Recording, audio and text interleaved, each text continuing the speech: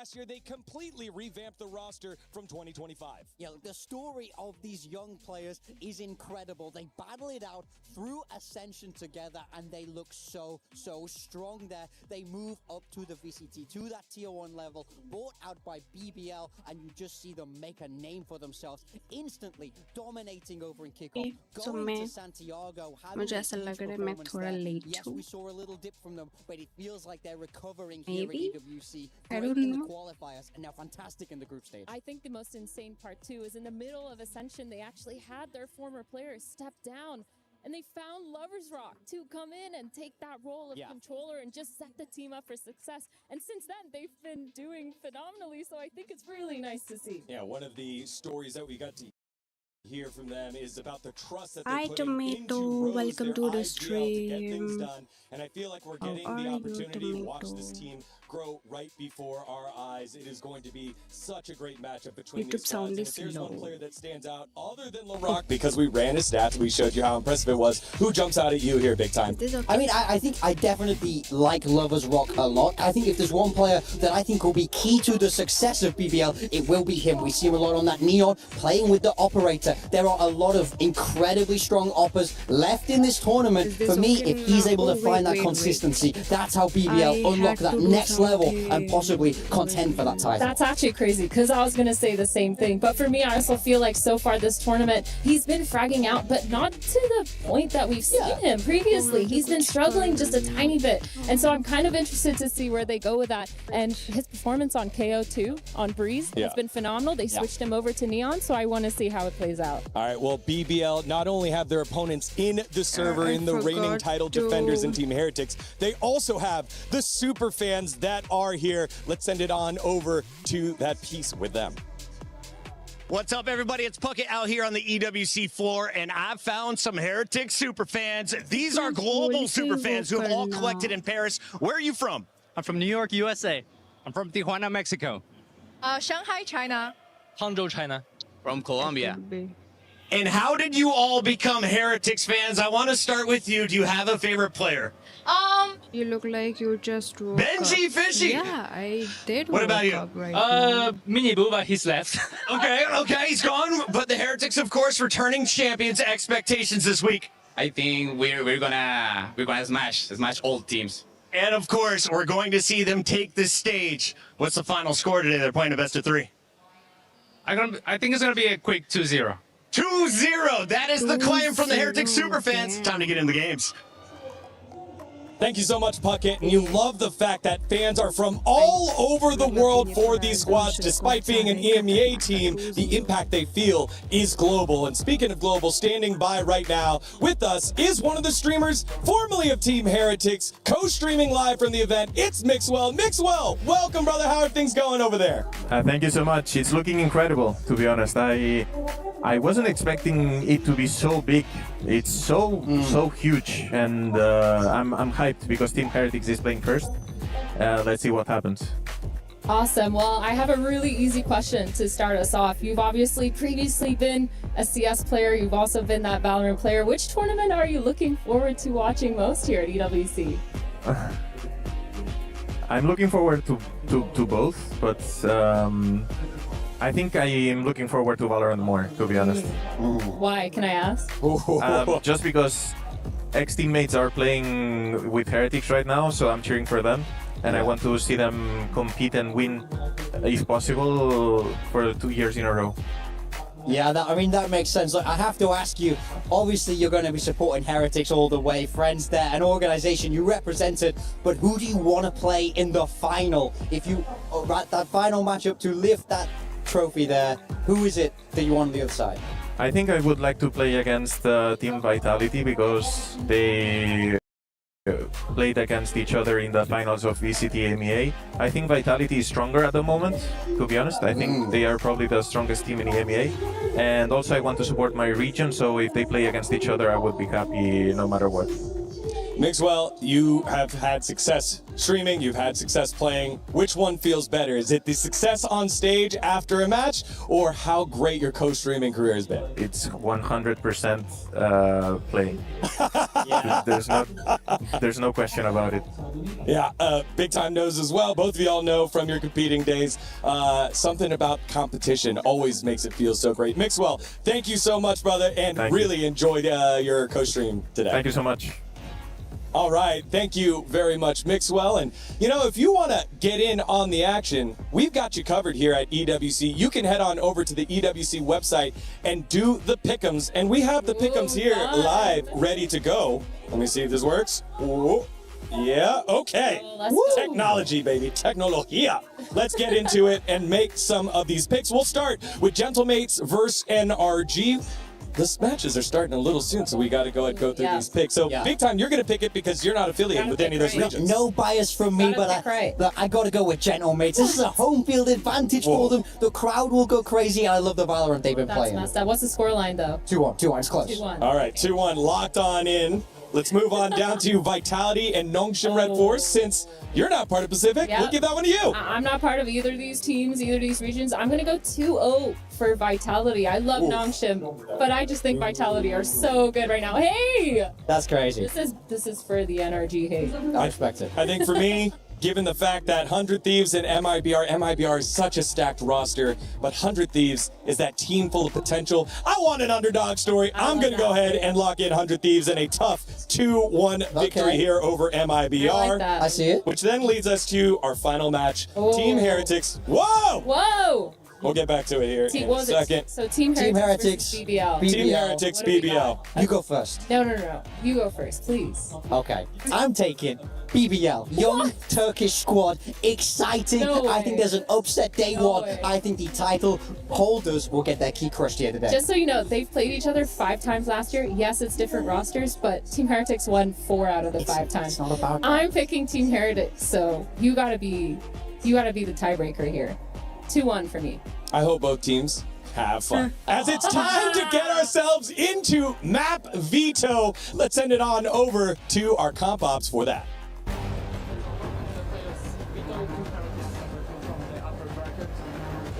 Have the privilege to choose whether they want to be Team A or Team B. Lectures. Team B. BBL is Team A, Team Heretics Team B. So you have the we ban Fracture. Fracture. Ban Split. Split is also bad. Okay. We pick Breeze. Big Breeze. Defense. Now We pick Lotus. Match. Brook. Side. Match चल रहा है बोलो Yeah, side for the Lotus. Pick up हो रहा है यार book में वापस भूल गए वो करना we pick attack. Delay And ban. What we left? You have Sunset, Haven and Ascent. Okay. Breeze और लोटस पिक हुआ है स्प्लिट We और ban फ्रैक्चर Haven. बैन हुआ है भाई कौन सा जूम है मैं कैमरा में इतना जूम कर दिया उसको हाँ Ban Ascent. So we have Decider as Sunset, and you have Haven और एसेंट बैन है और लास्ट मैप है Defense on Sunset. Defense and Sunset. Okay. All good? Yep. ये लाइन नहीं है क्या है but Discord में लिखा है. Thank you very much. Thank you. Good luck. Thank you. Breeze, Lotus, and Sunset are the maps for our first knockout match. Our analysts react. Yeah, I think this makes a lot of sense. The fracture ban coming in from BBL, that's Team Heretics' best map, 80% win rate on that right now. And then going into the split ban, I think also makes a little bit of sense. But that first pick of Breeze for BBL, both these teams, great 50-50 on their win rate on that. Yeah, I think that will be interesting. For me, it's all about that Lotus. It was Heretics who choose to take it, but we've seen BBL play this a fair few times now in the tournament. And my goodness, do they have the reps. A lot of rounds, a lot of OTs. I think Lotus will be an absolute banger. I also think Sunset's going to be kind of a question mark. We haven't seen Team Heretic Sunset yet. And I think for BBL, they've played it once, they've won it once. So this will be the real big question mark and makes sense why it's that third match. I mean, Heretic Sunset was so cool back when they were able to really hold their own internationally. Cast your mind back to Shanghai. They really defined that map. So as a map 3, that's incredible. Again, we've seen a lot of map picks go awry as well in this tournament. Teams have been getting the upset, but then not able to close it on out, and it forces that map number 3. In our first match of the knockouts, we have the all-EMEA affair. It is the firing guns of BBL up against the reigning title defenders, the only champions here of Valorant. It is Team Heretics versus BBL, as we will have that in just a second for you. As you can see, the Gentlemates fans are coming on in, and they've been fantastic. I am so happy that we have them all here and providing the excitement. We literally we had to let them walk by. We got to hear those drums going crazy. It's actually crazy. We heard that they were banging on the doors earlier when the doors weren't open yet, trying to get in, which is wild. I mean, I think the atmosphere is going to be insane. We are here in Paris, 2 French organizations playing today. Will that home field advantage come in? That is, of course, a big question here. Yeah, and again, the big storyline of 5 of the EMEA teams, 4 of them made it on in. With the Americas, there was 3 of them on in, and Pacific, only that lone one, it was Nongshim Red Force. They will wait until tomorrow. I'm just excited to see the regionality here finally step up. EMEA waiting for that opportunity to get one on the big stage. This is their chance to do so. This is what they did last year through Team Heretics and had both teams in the finals. I mean, exactly. Throughout the VCT, especially recently, EMEA has struggled, but cast your mind back to EWC last year. It was an all EMEA final. This feels like a tournament that they really have a hold of, and it was exactly that way in the group stage. Where will they be able to place them? That's the question. It's one thing to qualify, it's another thing to lift up that trophy. Yeah, and for me, when I'm looking at a team like BBL, I know how hungry they are for that win. They've been doing a phenomenal job with the firepower, with the confidence when it comes to playing on stage. And for me, I'm really looking at them to finally upset Team Heretics. They've done it once before in EMEA, but last time that they played them, they did lose another 2-0 or 2-1, I think. So I'm really interested to see what they can do today, or at least switch some things up to kind of play into the way that Team Heretics play. I mean, that's the thing for me, is I feel like this squad is at their best when they're the underdogs. There's no bigger underdog than playing the title defender in the very, very opening game here on the big stage. This is exactly why BBL like it. Especially given the fact that it was a 2-0 for Team Heretics, so they're continuing on that legacy that they created last year into this year. And with BBL, you saw the firepower early, you saw how good they could be, and they've been doing that with multiple pistons not working at the same time. Imagine what it's going to be like when they get all 5 players firing at the same time here. Yeah, this is actually the exact matchup last year that catapulted Team Heretics to win EWC. Quarterfinals versus BBL, it was 2-0 like you said, but of course that firepower is going to be the most important part. I think too, this team has done a really good job in terms of confidence, and I think as well, in terms of changing up their comps, they've done some sort of changes. They haven't stuck directly to that double duelist the whole time, but I really think that's where they thrive, and I wouldn't be surprised to see a lot of that today. When we speak about confidence, there's no bigger team in my mind than a BBL. We heard it in the group stage. You see them stand up, you see them shout, but now they're on a big stage. Now there's a crowd. I think if there's one team, especially a non-French team, that will benefit from a big environment, it's the BBL guys. They know how to work a crowd. They know how to play up to it. It's going to be electric. Now, it looks like we're going to take a little bit more time to get things ready on stage. Let's set up our second matchup here. It is Gentlemates versus NRG, the reigning world champions. And it's going to be an away game here for NRG, given the fact that we just saw all the fans join on in here from the mates, the super fans coming on in. Apparently, they had been banging the drums and doing the chants for about an hour and a half before the venue even opened. That doesn't even mean the STC Arena, like the complete venue here in Paris. Yeah, but here's the thing about NRG. They've talked about how they love to hear the boos from the inside. They thrive on that. They love the chaos of it. And the thing is, NRG, I mean, they're previous world champions. When you're looking at them, I don't think the crowd is going to be that big of a difference for them in their decisions and their confidence making. So I'm really looking forward to that match because, again, Gentlemates, man, they're thriving off of the regional matchup. They are. It'll be great to see the hometown power against the team that loves to play the rival. But it sounds like we are now ready to go onto the stage for the opening ceremony of the knockouts here at Valorant. It is the reigning title defenders, Team Heretics, up against the upstart from Turkey, BBL Esports. Let's send it on over to the stage. HR के लिए sponsor करेगा तो Where is Shironi? Shironi? कहाँ है Shironi? Chat में नहीं देख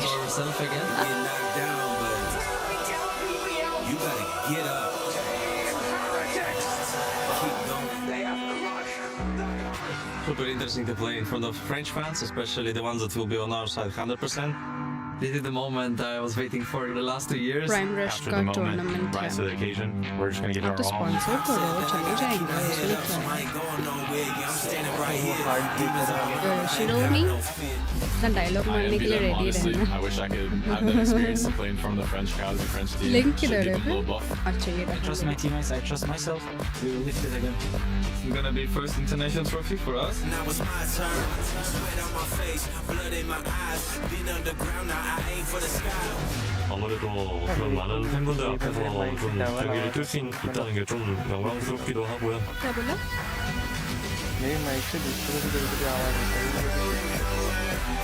अभी तो 7:30 का वेट है असैसिन क्रीड ब्लैक रिलीज हो रही है क्या एकदम फुल रेडी ब्लेड करेगा स्पॉन्सर ब्लेड कौन ब्लेड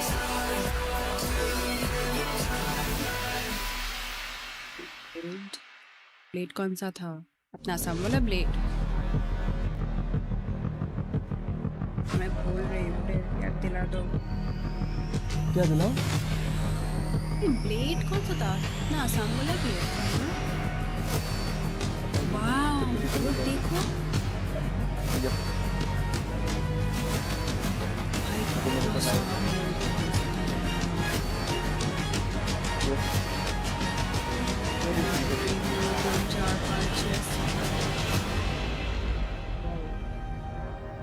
किसका मैच है आज बीबीएल और अभी बीबीएल और टीम हेरिटिक्स का है बाद में देखेंगे 7 बजे वाला मैं भूल गई हूँ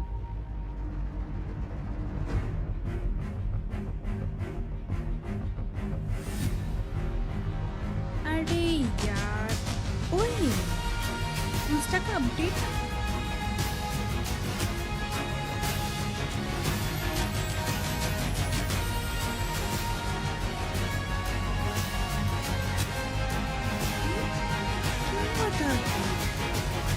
क्या हुआ भाई इंस्टा में जो ऊपर का जो नोटिफिकेशन बार है उस पर डबल क्लिक करते मेरा अकाउंट से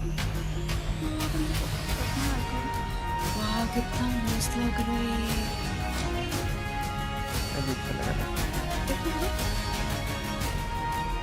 तुम ये स्ट्रीम की बात कर रहे ना इनका जो बजा रहे हैं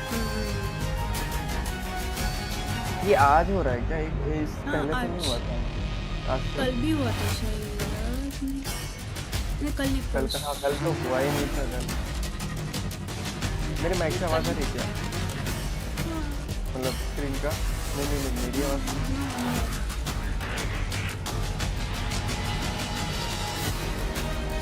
तेरी इंस्टा अपडेट नहीं किया अभी अचानक क्या हो रहा है इसका शायद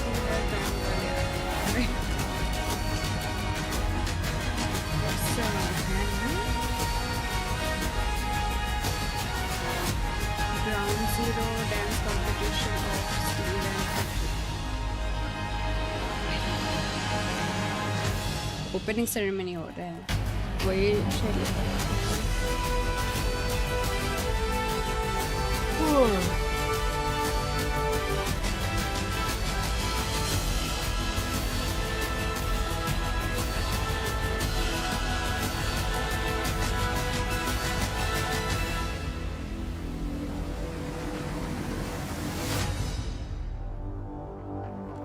Mesdames et messieurs, quel plaisir, quel honneur pour moi de vous retrouver ici à Paris, à la maison, pour célébrer l'e-sport ensemble. Quel plaisir d'être ici avec vous. Évidemment, ladies and gentlemen, what an honor, what a pleasure for me to be here with you guys here. Welcome you at home for me and soon to be yours in Paris for the 3rd edition of Esports World Cup 2026.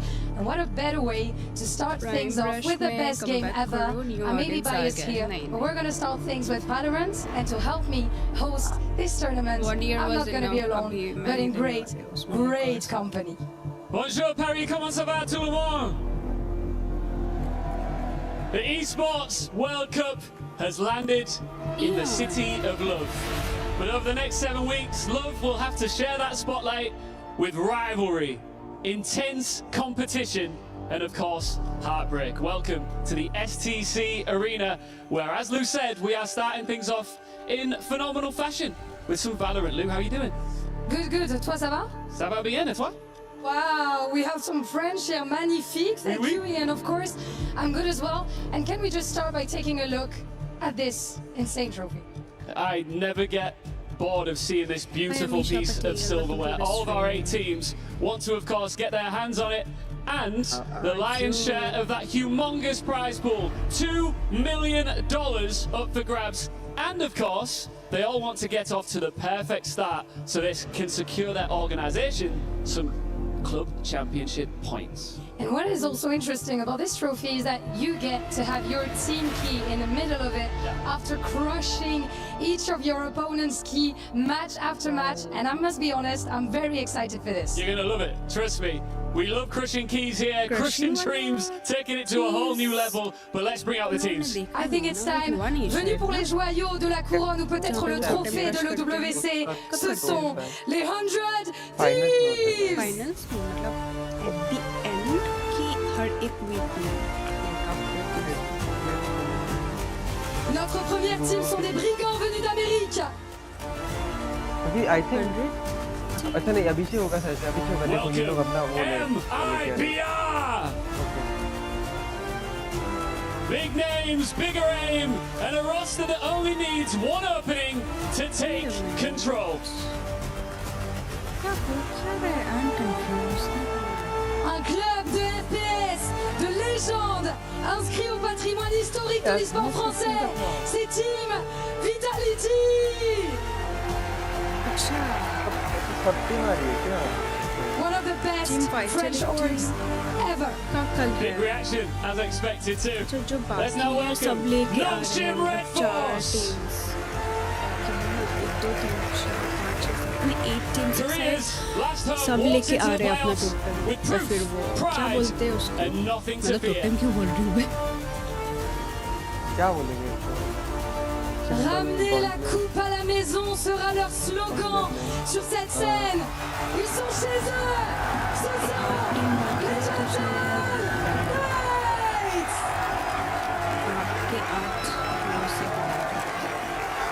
Big reaction there, as you might have expected. The crowd's favorites. Let's now welcome NRG. They have been pushed, tested, and dragged through pressure, and they are still standing. Some boos in the crowds, but NRG are unfazed. Young Turkish blood, talent, and trash talk. These are BBL. 5 jeunes pépites turcs, spécialistes du banter comme les gentlemates le savent. Un name qui n'est plus à présenter, et ils viennent pour le trophée de l'EWC. And finally, your title defenders, Team Heretics! The crown is still theirs, the target is on their backs. Team Heretics return to defend what everyone else came here to take from them. S'il y a bien une équipe à faire tomber, c'est eux, les piliers, les rois de Valorant à l'EWC, Team Heretics! The teams are ready.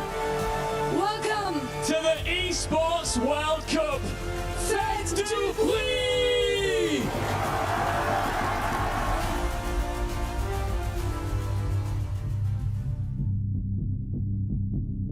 I'm really excited. I honestly don't feel any pressure. I don't connect it that like we were the last champions and we're gonna play again. So I just play.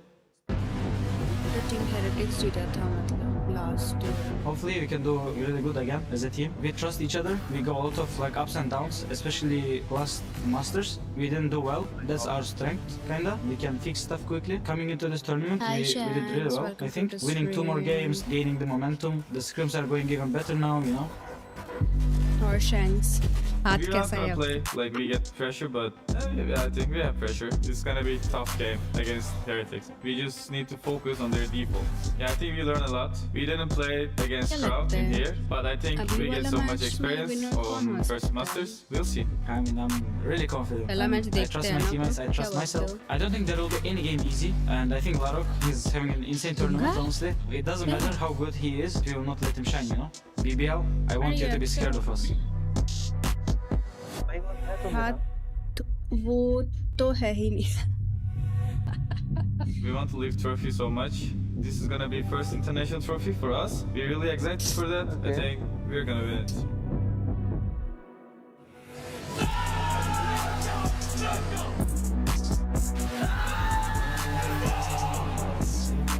ये तो उस दिन का था. कितनी देर है ना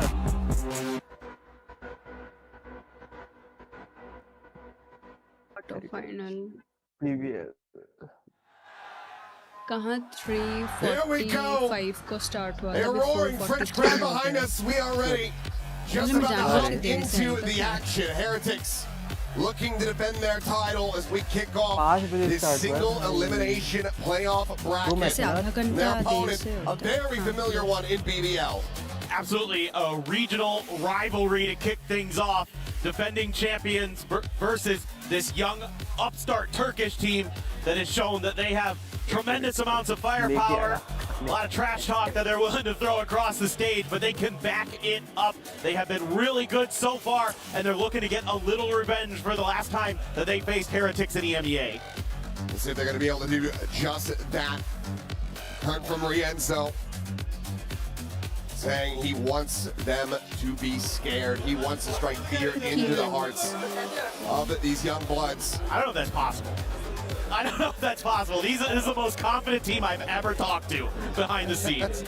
Very much so. And I know that they are also just chomping at the bit, trying to get themselves into a position to play against Gentlemates in front of this crowd, because BBL loves to play the villain. They want to be public enemy #1 here in Paris and take them down. I mean, you guys heard them on the walkouts. How many Mates fans are here, as well as Fort Vitality. This one, maybe a bit more neutral across the crowd as they come up here to the venue to enjoy some damn good Valorant. No doubt. I mean, it's going to be an awesome day today, especially if you're an EMEA fan. A lot of great teams going to be going at it. See if they can get a little bit further, because here in the playoffs at EWC, this first round, you only get one shot. That's it. No other recourse, no safety net. Lose here, you're out. Your run comes to its end. So for Heretics, it's got to be 3 consecutive series victories if they want to lift that trophy for a second year in a row. And they're starting to look better and better as this tournament goes on. I mean, they kind of feel like one of those teams that's on the upswing here, that's really starting to make gradual improvements, like starting to fix some of the problems on some of the maps that they've had. I had a lot of fun talking to Wu behind the scenes a little bit about how they're starting now to mix in some more aggressive plays. You know, they're a team that's really well known for their super defaulty style. Like, they're going to try to drag the round out a little bit, play that EMEA Valorant that we've all kind of come to know and love. But we've also seen them kind of choose their moments when they're going to turn up the tempo on you and come right at you. Yeah, they are more than willing to scrap at every twist and turn. They're going to be running at you. They're going to be looking to try to trap you. You have to be ready for anything between these two teams. We talk about that familiarity. I think that we're going to be seeing some new stuff pulled out here to try to catch each other off guard. And I think that is going to be so damn impressive. But of course, we just have to zoom a little bit more in on BBL, because this guy's been absolutely on fire. Larok in particular, front runner for MVP of the tournament if they can make the run. Yeah, he's literally leading every possible category there is for duelists, especially. Like he's dominating the scene right now, and you know, normally, like when you talk to a player like LaRock, you'd say he has irrational self-confidence, but that's not true. He has rational self-confidence because he's that good. He can back up the exuberance that he has. He loves to play. He loves to be the best. He wants to be the best, and he's out there proving it so far here at EWC 2026. So Breeze will be our first map as BBL elects to go there.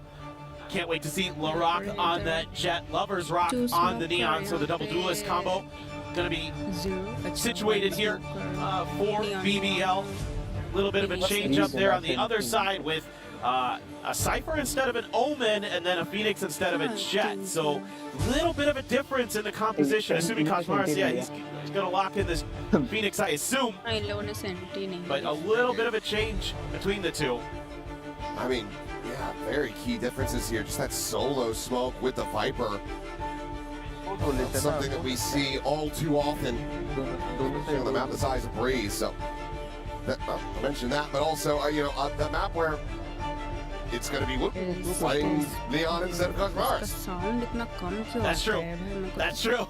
Yeah, I mean, it feels like ᴍᴇᴅɪ괜 loves to get himself onto the Neon as often as he possibly can. That's very true. So it is a little bit odd to see the flip. Might be one of those maps where because you're going to play the Phoenix, you feel a little more comfortable with him on that. He plays it on Haven, so maybe it's just a little bit more of a comfort thing. Bit surprised that we aren't seeing Mood on like the Jet here on Breeze, but I think, you know, BBL, I feel like they're targeting one of the weaker maps in the pool for Heretics to start. Maybe feels like, I don't know, I feel like BBL probably pretty confident with how this map veto went through. Get Breeze, you get Lotus, Sunset the Decider. I think that's very much in their wheelhouse. They've been playing a bunch of Lotus against EDG in particular, with some absolute madness occurring there. But it's a team that, again, gaining confidence, gaining some important reps on stage here, and they look like they're ready to rumble. I mean, taking a glance back, this is a 3-2 map in 2026 for Team Heretics, but it's been a lot of different compositions coming through as the meta has shifted around. Their initial bounce on it, dominant. 13-4, 13-4, 13-1. One of those teams that they took down was BBL. But then back-to-back losses versus Vitality. They were still running that solo Viper, but there was a bit of an alteration. You had the Chamber, you had the Sage into the mix, so it feels like there was ultimately a bit more control. So while you didn't have the smokes to go along with it, you did have stuff to slow things down and really dictate and get information around the map. Now, going to be a little bit more missing for them.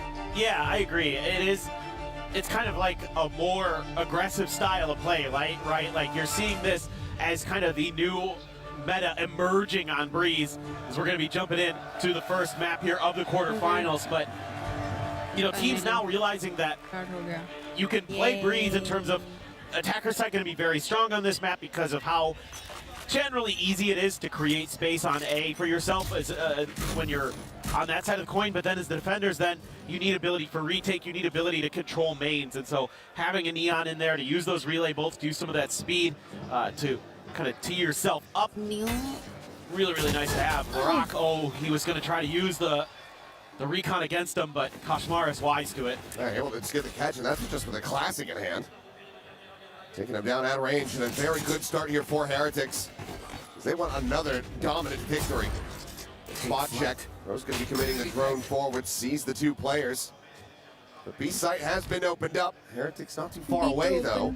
The double explore down through elbow, and this might be a hell of a lot faster than BBL could anticipate. Some glimpses behind, so cognizant of this, but now deep exploration out towards the defender's spawn and a backside plant, so BBL crossing their T's and dotting their I's, making sure that they have coverage. It's going to be a question of, is Rose going to be a thorn here? He's about to be making footsteps here, the audio range. Yep. Stick around from Booze, able to find that kill. Now looking for another one, but Lovers Rock will be able to hold his own. Takes out the enemy Viper, but still going to be a player disadvantage for BBL. It's Benji bounds on that. Loida now eliminated. Slide the back of sight, Credit able to find the one, but cannot get the follow on Benji will strike him down, and Lovers Rock tag to 17. Has to do it all, and he cannot.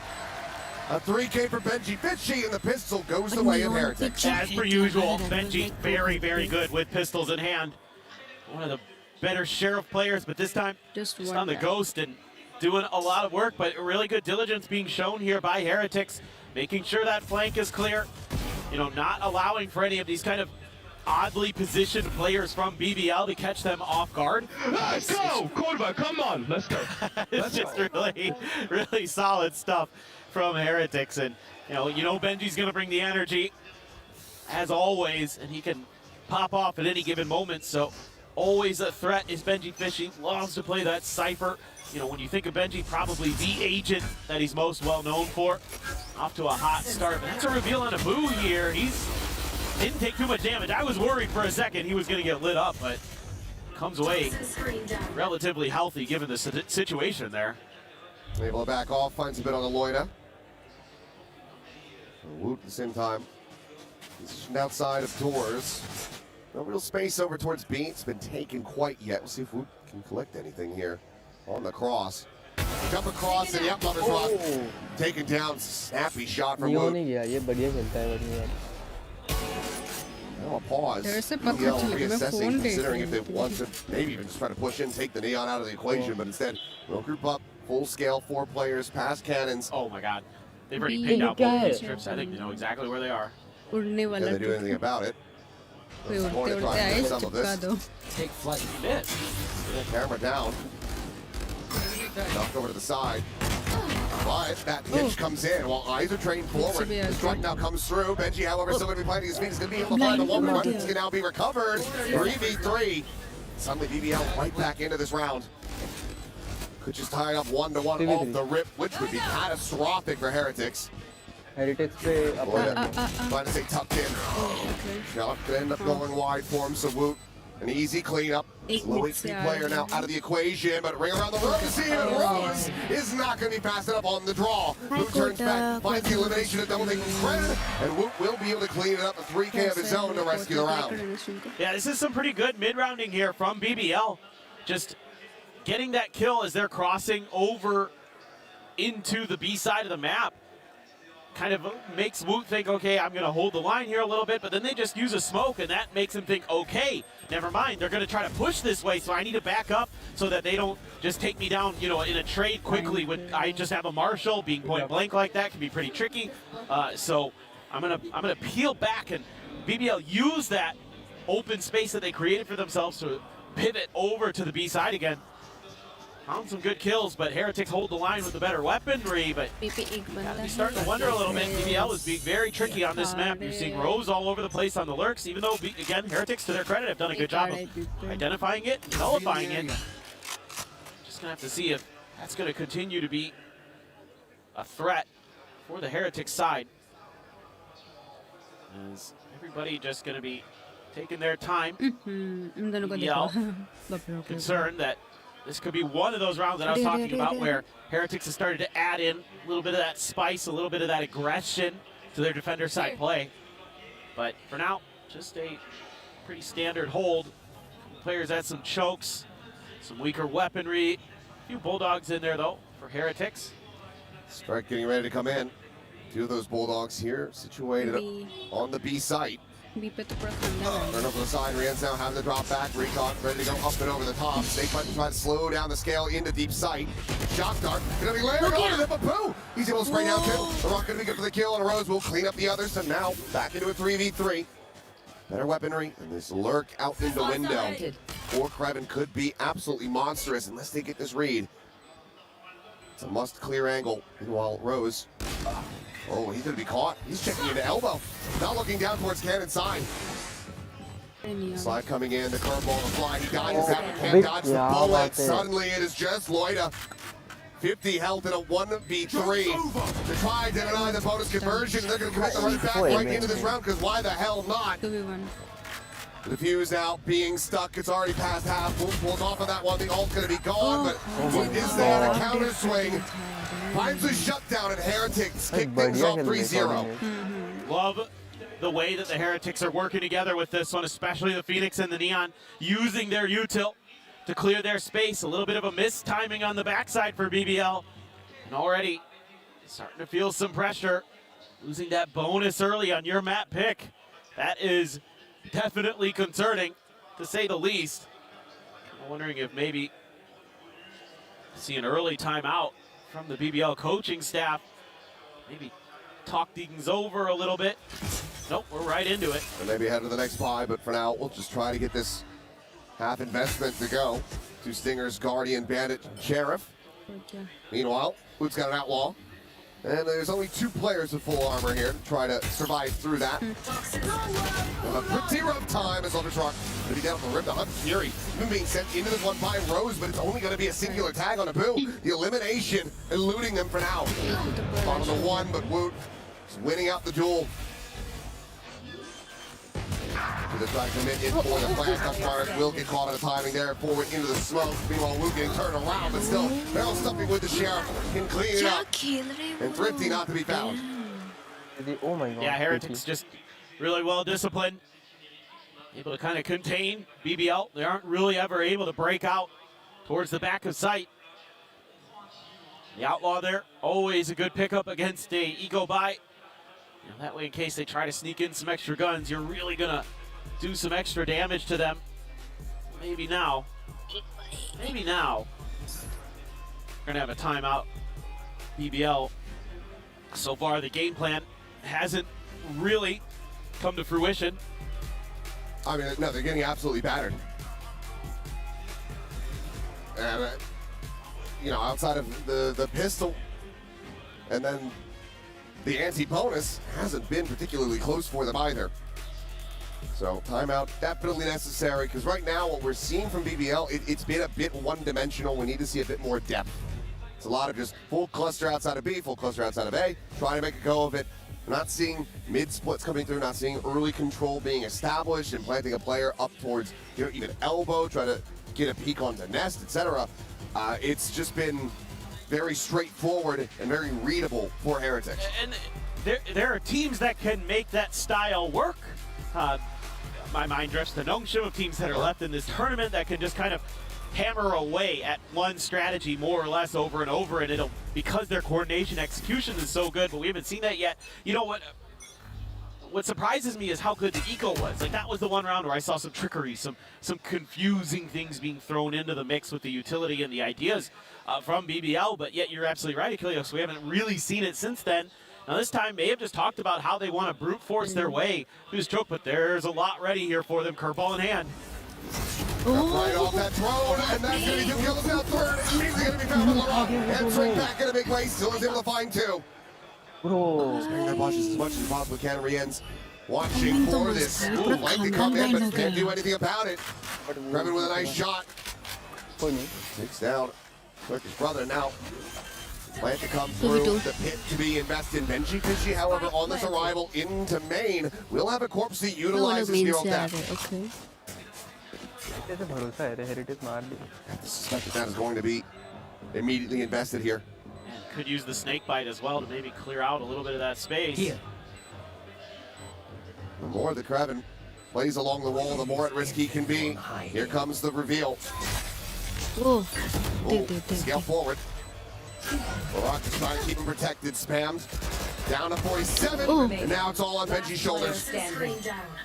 Tap of the defuse, trying to get a rise out of him, trying to get him to spam, trying to figure out exactly where this enemy Viper is, but he's already ensured that the defuse is not being stuck. One HP forward, Kreven will be able to take him 1.4 down. nice.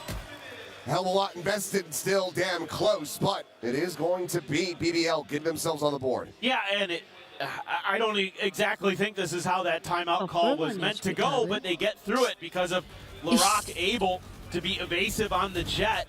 They're able to get that stun in there at the last second as well from the Neon, so Lovers Rock sparing them, I think, in this round, and then getting that a little bit of an extra angle. Kreven just comes in through the double doors. That's exactly what you're looking for. A little bit of extra layer to what BBL wants to do. This time, they're going to leave Larock in towards mid. Just watch to see if there's any kind of aggressive play, but Loida this time baiting out the curveball. They realized last round, you know, right at the door were a couple players of Team Heretics, so trying to get a feel. That's going to continue to be the case. Kashmara's thinking about the second curveball. Can't really get much off of it. In fact, Lovers Rock responds, takes down 1. Yeah, Rien's having a rough go of it so far. Kashmara's cannot get out to safety. Overdrive able to find a second victim. He tries to see if he can find the punch. The jump spot's going to be good now. He's going to be guarded up. Sliding over to back orange, and Benji Fishy dead, trying to get going on that flank. Just a bit too smart. Spike planted. Krevin, right place, right time. Comes away with that kill. Woot nearly having him lined up, but they're giving him one by one. You can't be doing that. Able to find another elimination now. All eyes on Boo to see what he can do. Right of the wall. Push past, swing of the corner. Got himself over the backside. They fight gonna go over in. Trying to cut off any deep flank from coming through. He's gonna hold it up to half, eats an immense amount of damage. Alara will be able to run him down after all. Now you're starting to see some adaptations from the side of BBL. You know, Rose starting to kind of get a feel for this defender side of Heretics and how they want to kind of play some of the mid to late round. Obviously, this is just a counterplay set up at the beginning to wait out those curveballs and then make a reactive play off the back of that with your Neon. But the other big thing is that they're sending a player out to try to intercept Benji Fishy early. Benji's kind of had some free reign to make those flanks. They probably noticed it in the last round as well when he came out through A main. That's where he used his ult, and they were like, okay, so he's willing to take those aggressive early maneuvers out from the B site. So we need to put a player out there to kind of sniff him out, see if we can just deal with him early before he becomes a threat. These few rounds surrendered here by Heretics. Seemingly enough. Get a timeout call of their own sent through. You know how much of a momentum-based team BBL can be. Trying to ice them here before they get heated up. It's a damn good idea. And see if it ends up working. Yeah, I mean, I think it's the right time. The more rounds you can get on this defender side, like the more confident you're going to feel going into that second half. Again, generally on Breeze, because of the comps that people are playing, it is a little more attacker sided usually, not always, so you never know, but that's kind of where you're looking to do some damage. So as Heretics, you're already feeling really good. You've got 4. That's a pretty solid defender side. If you could get 2 more and make it 6-6, even better, 7-5, then you're going to be feeling really damn good. Anything above, 6 rounds here for Heretics is absolutely gold. So love the call, love the timeout. I think maybe just being a little bit more cautious. Wait for, I think one of the things I talk about here as a coach is wait for BBL to commit to that A hit out of the choke before you layer in the util to try to slow him down. That's just a tag there onto Wu. He's only got the stinger, but he's got the overdrive behind it, so not the end of the world, but not ideal. Will just be a slow creep back over. BBL again looking to successfully avoid the heavier side of the map. Looks like Koshmar going to get in transit though. Shifting over. Trying to reinforce this position. Weaponry wise, you do have 2 of the rifles here. Now a 3rd joining. The back not quite going to be available though. The Benji able to find one Trevor's going to be taken down, but Lovers Rock and Larock will be able to find a kill apiece, but Koshmar shutting down 2. Swing of the corner, the short is there, and Rose has him absolutely destroyed. Oh, devastating and ill-timed. Overdrive, however, is here for Wu. Over on their tunnel side, nothing to be spotted. 12 seconds remaining. The spike is not yet planted. They have to go for this. 10 seconds left. Trying to find any save that they can possibly get. Relay both going to be connecting onto the one, the other going to be spotted. Lord able to find that elimination. The line swing out. Rose trying to find the reset, but Boo hounds him down eventually with that Guardian. Interesting little use of the Neon ult here to just buy some extra time, buy some space to put BBL in a bad position in terms of where the clock was at. Not even just where the map was at. That's cute from Woot. Really nice stuff from him and the IGL. Boo, man, Boo. Sturdy with that Guardian once again. I mean, there was that play he had earlier in the qualifiers with the Guardian on Lotus. That was disgusting. A 3K. Absolutely ridiculous. So, you can at times bring it out. I don't love the call there from Koshmar to go for the Phoenix ult, but that's, you know what? Sometimes you just in the heat of the moment, you feel like, I got my ult. I could do this. I just got to get this one guy around the corner, and then it's fine. Unfortunately not to be, but still able to rescue the round from there. Ping reveal out from the Lover's Rock, and Benji Fishy is tearing them to bits. Gets himself a third. Finally, be sat down. These kills in exchange to try to find some stability here. Who's got a judge? A judge and the front of sight covered. Blue watching, making sure that they can't go and rotate out. And as they rescale back towards the front of B, that judge increasing in potential value. No. And there's the first, looking for the second. Yep. Gonna make use of it after all. 13-4-4. An electric performance from him thus far, and Heretics shutting down these thrifty attempts. A lot of talk about Larock coming into this match with how good he's been here at EWC. Another player who's been really, really darn good is Woot. He has been incredible on the Duelists and showcasing that he is no slouch on the Neon. Love the patience, love the call. You know, obviously the money was a little bit weak for Heretics there. So Woot had to go for the judge, but it worked an absolute treat. Now you've got Benji's ult again. Boo has the pit. Doesn't opt to invest it early. Weak buy. 3 sheriffs. Just a couple classics. Echo हो रहा है तुम्हारा वो double song आ रहा है मतलब overlap Really fall here on the corner. We're able to find one. Lover's Rock going to be taken down. Kashmir is trying to keep them at bay. Curveball will connect. Throw it over the top. Onto the east side. Trying to get the spot out. Won't quite be able to see anything, but this is still Heretics able to keep their players slotted where they're at. You're like Jimmy when NRG lost that time and he was like pretending to Oh. तो अच्छी है game का आवाज weird आ रहा है. Well, pivot now over to the other side of the map for BBL. Didn't like what they saw. And they're going to try something a little bit different. Boo. There, deeply held position for Rian. 1 kill with that. Okay, well, what in the world is that, Boo? Just dove him through the smoke. Yeah, just no hope. Doesn't want to give them any inkling here that they might be able to get this round to go. Rian's postured up on bridge. Finding another now. It's Krevin and Larock.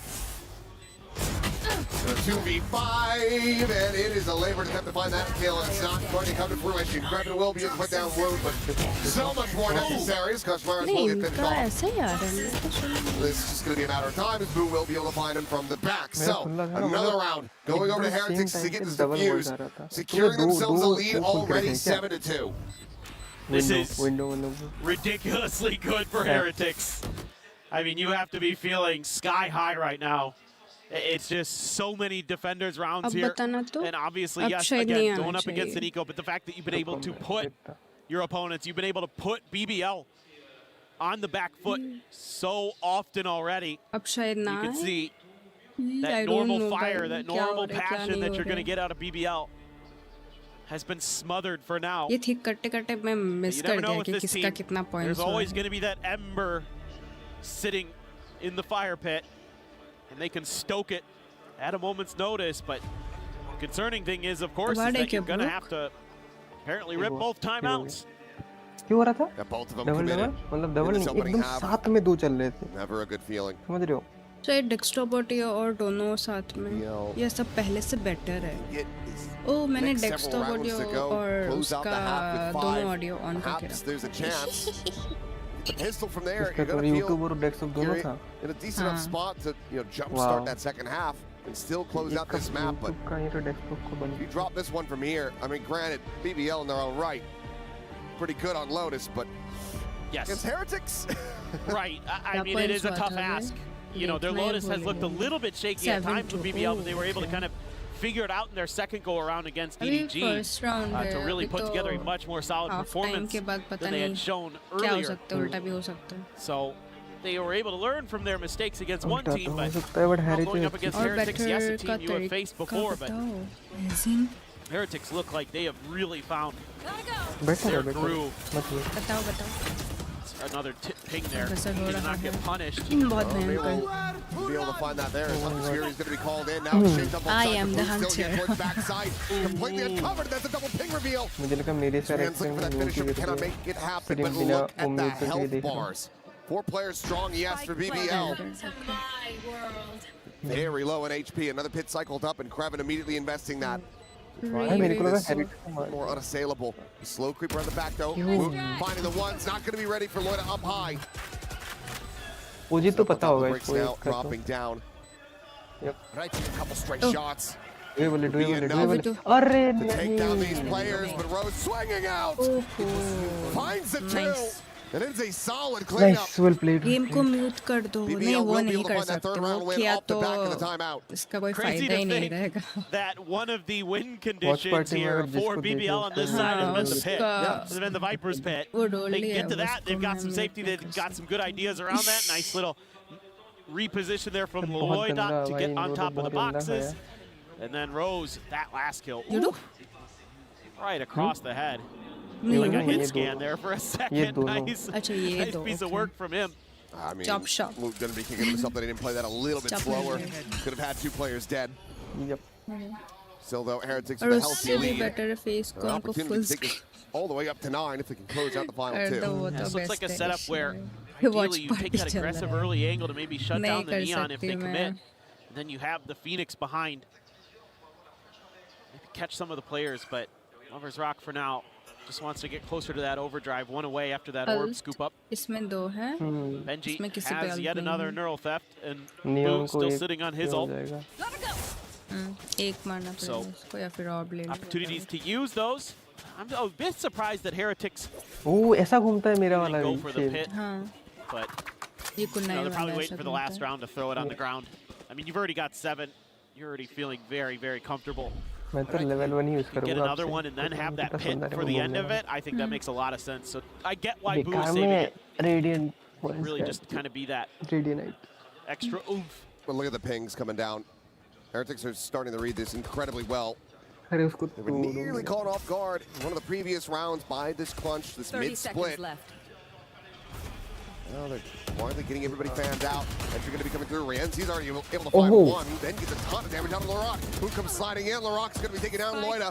Trying to find some more values. Kashmars will get caught in mid. Kreven again being the danger man here for this team. But Rienz holds his zone, and that's going to be the round done. Spike down. There's no time oh to try to make a play of it. And no idea where Boo was going to be anyway.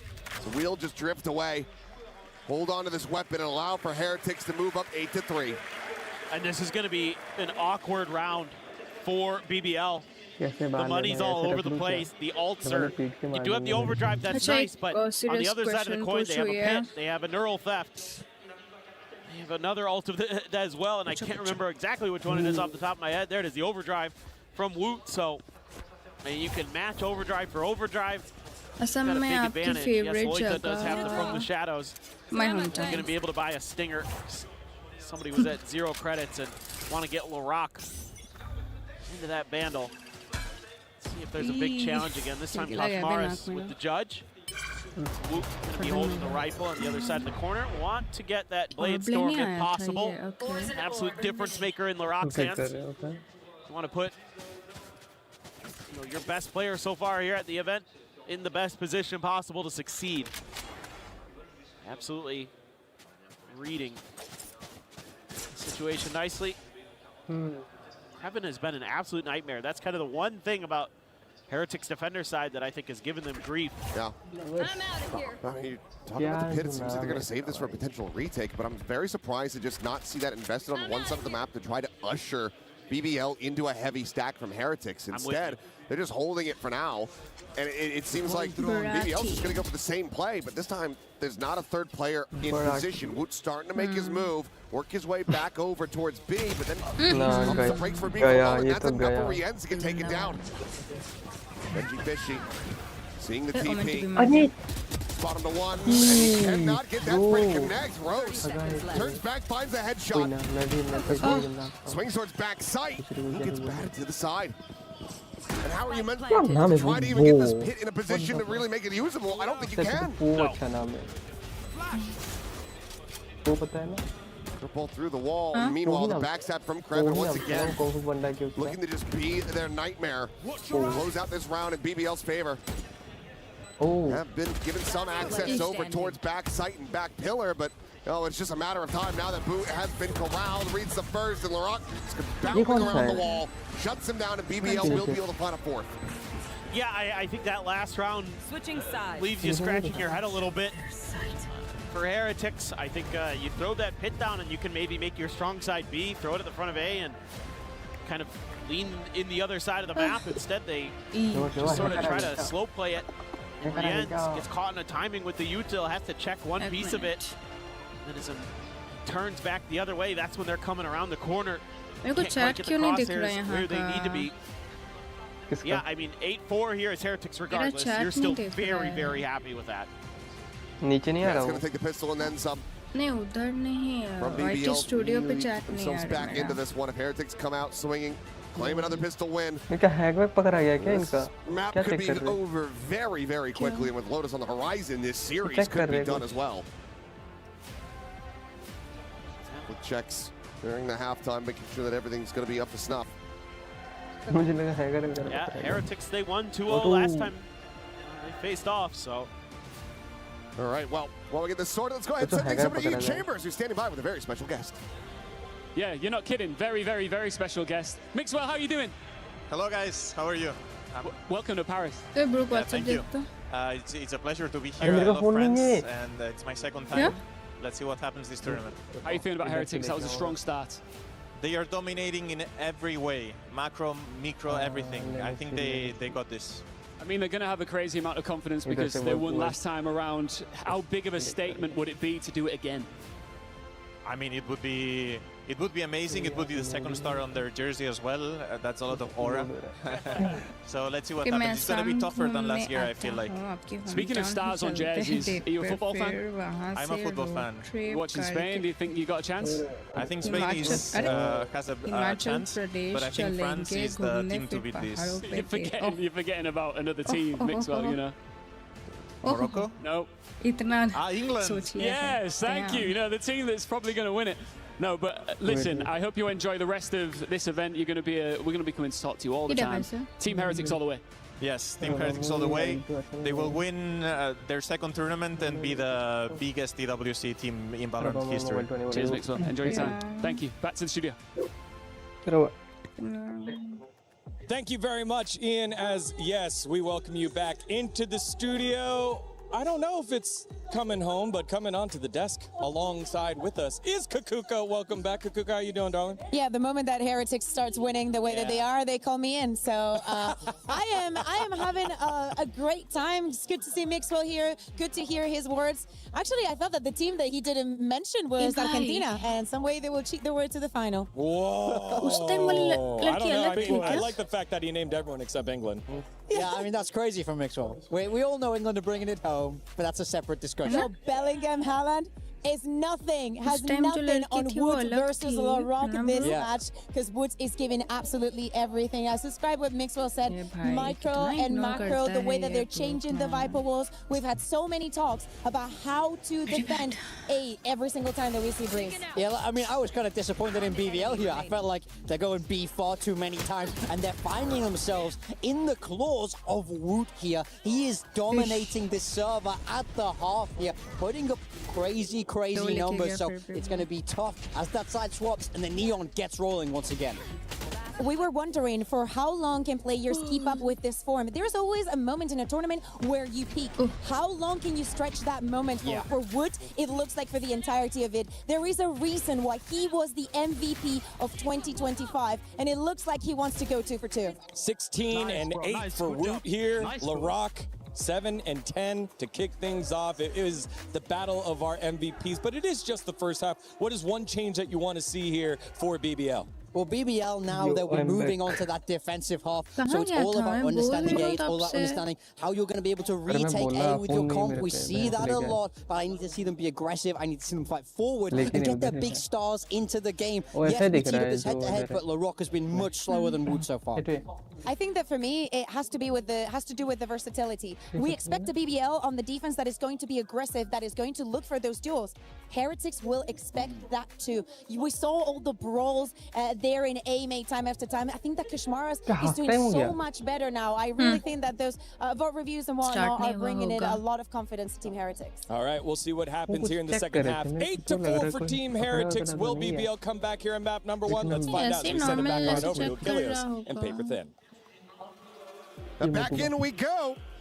See if they are going to be able to run this back into their favor, or if it's just going to be Heretics continuing with the dominance. 8-4. That massive start. Very the bonus, then some on top.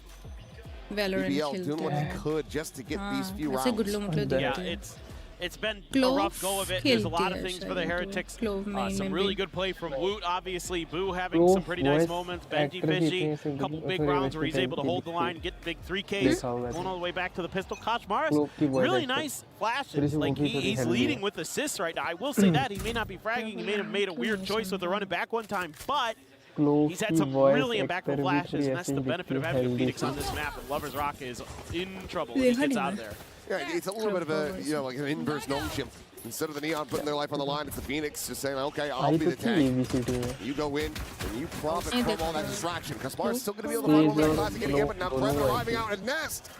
Kashmaras will fall, and it's Benji and Boo. A 2v4. Trying to see if they can rescue this, and the spike has been stranded. Poison orb emitting. Boo needing some assistance, but he's able to find the first. Welcome to the stream. Well, it is just Benji. Trying to stay dialed in on this angle. Collects A head. Will be able to get that first little burst towards the neural theft, but BBL, they find the pistol that they so desperately needed. Yeah, it's a nice little catch here. BBL has their pieces in place to sort of use the Neon as a bit of a bait to lure Heretics into a trap, you know. They get him caught with some of that early util. Lovers Rock goes diving back into B like he's panicked, like he's in trouble. Turns out there's a few other players around there for BBL. And it catches Heretics completely off guard.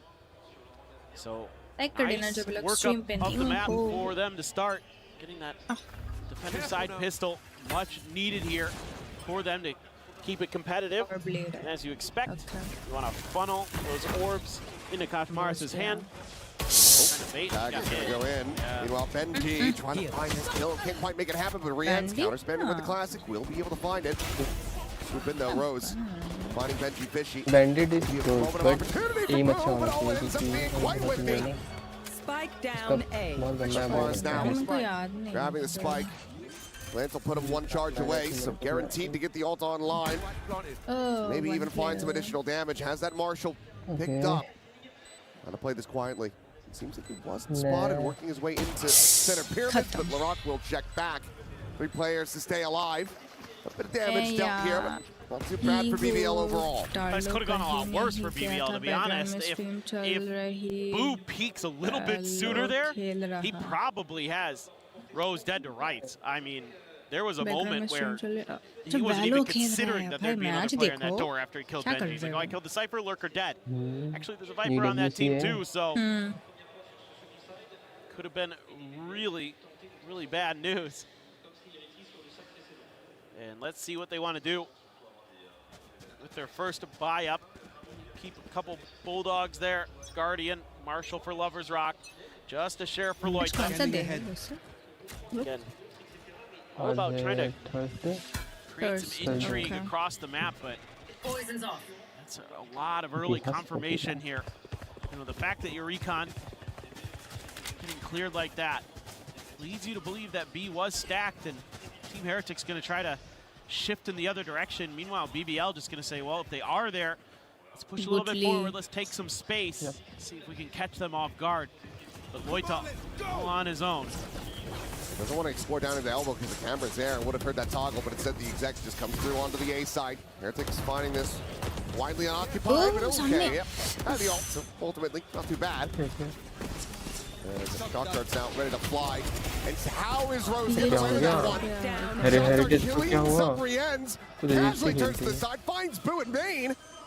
And suddenly, bonus conversion for BBL is very much on the table. Defence अच्छा होता है किसी का attack अच्छा होता है अबे oh my God ये जेट भाई क्या बैठा था वो तब से बैठा comeback What in the world happened here? Incredible stuff from BBL.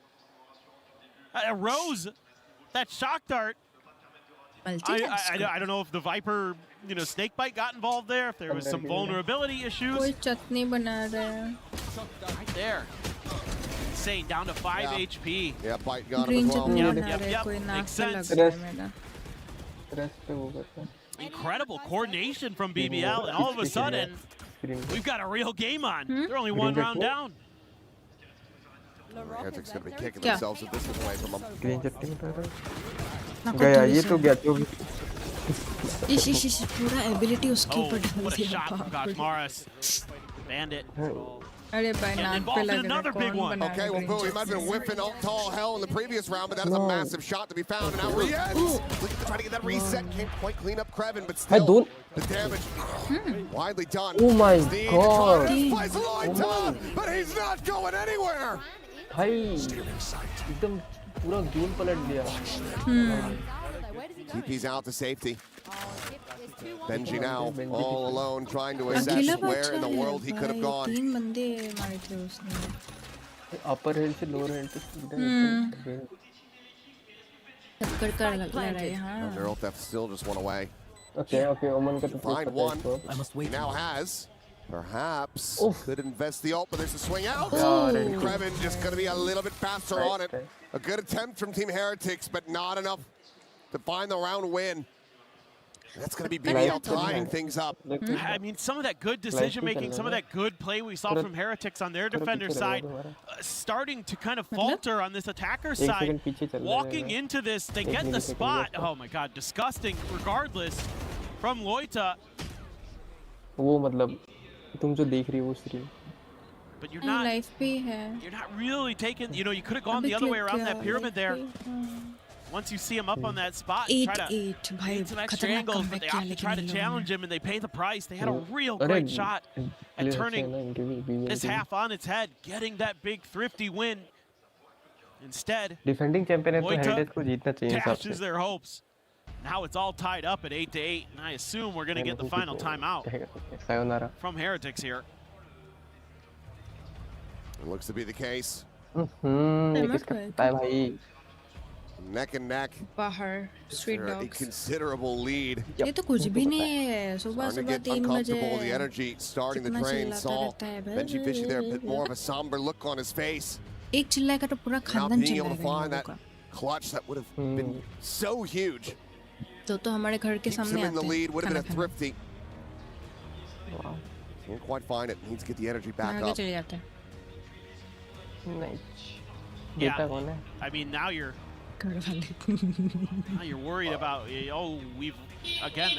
talked about that ember, that spark that's always going to be burning just a little bit for BBL. No matter how bad things get, once they get that momentum, once they get those bellows blowing, the fire will be roaring in short order.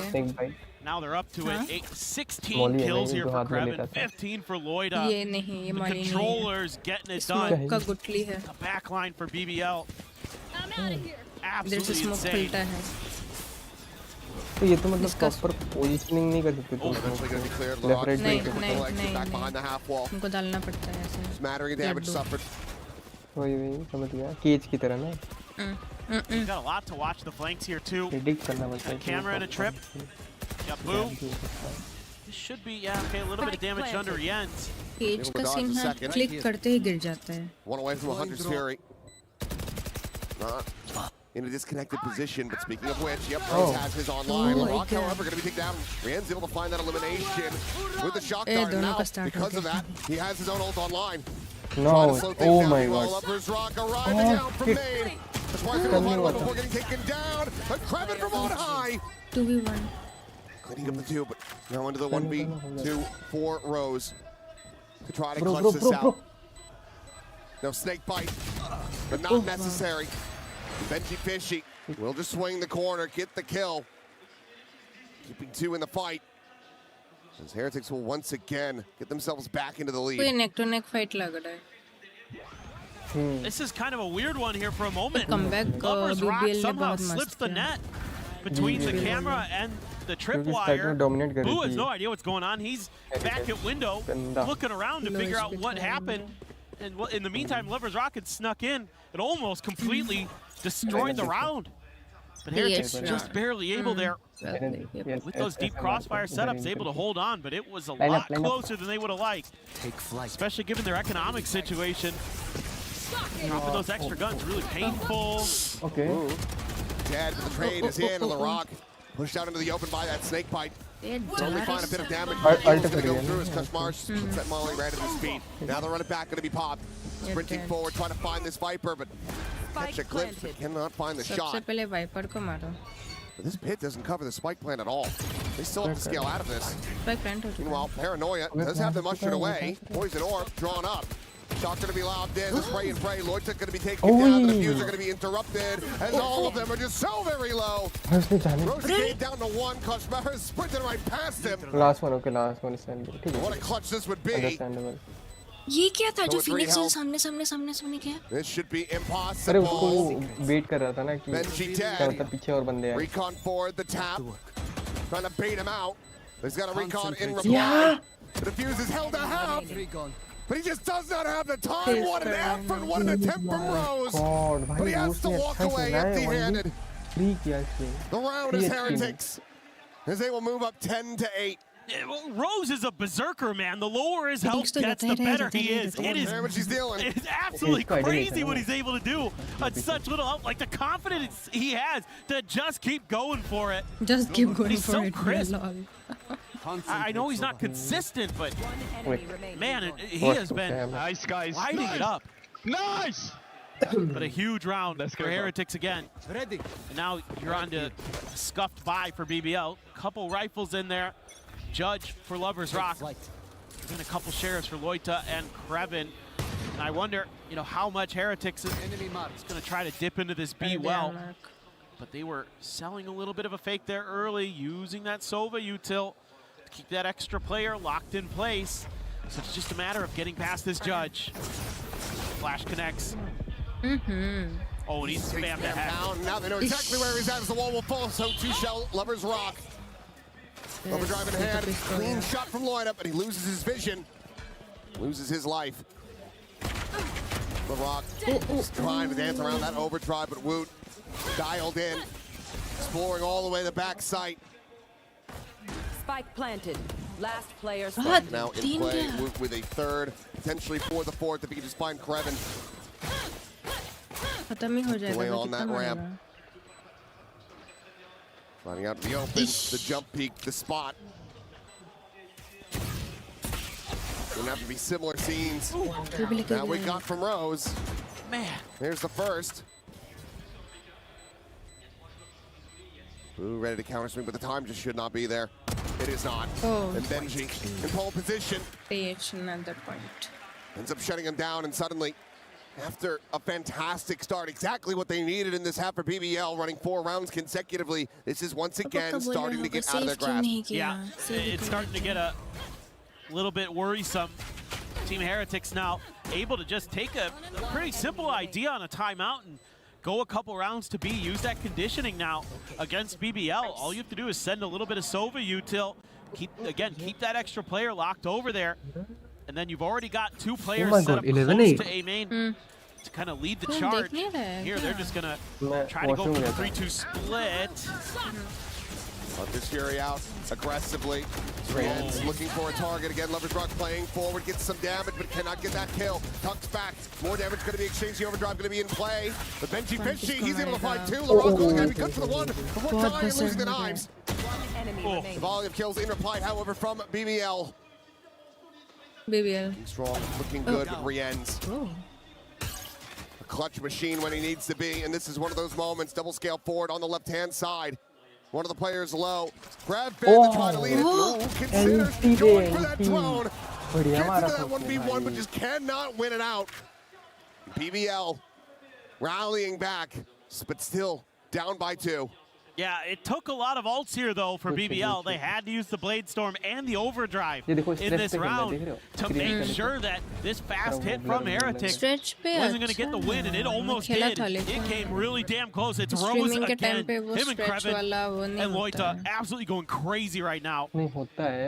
And Rienz, yeah, almost had it. He had a real shot. Able to get that first kill, but the quick trade. Attempt. Lovers Rock now with the operator. नहीं लगता है, but मैं जब stream पे वो लाती हूँ ना OBS पे, तब stream पे आधा screen दिखता है. आधा नहीं, कुछ black आता है side. हाँ, side में black आता है इसलिए तो control panel से करना होता है. It's a quick scale up, a camera to watch. The flank as well. I think Benji's just going to stay tucked here. वो game का kind of the last possible minute.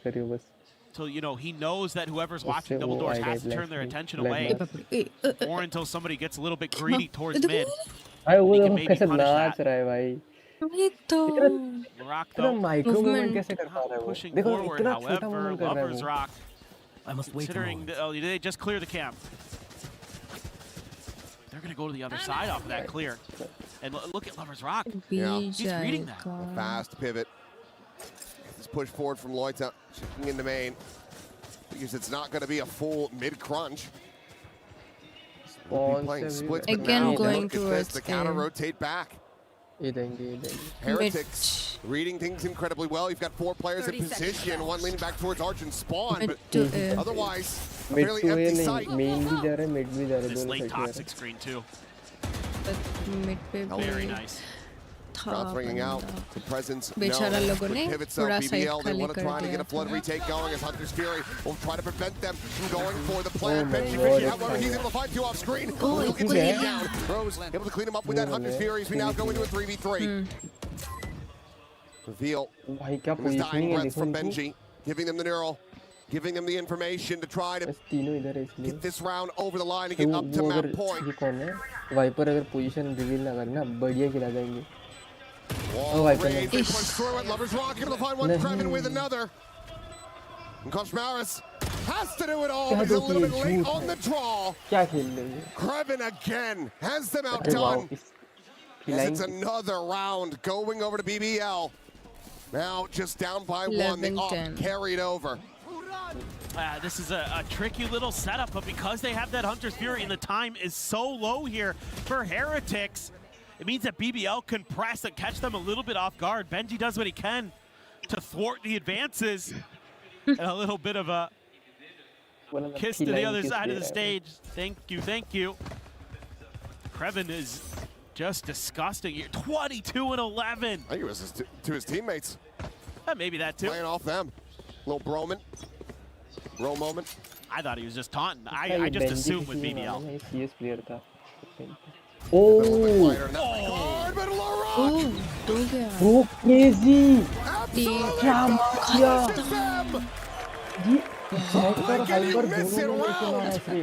Flawless from BBL. They tie it up. Oh boy.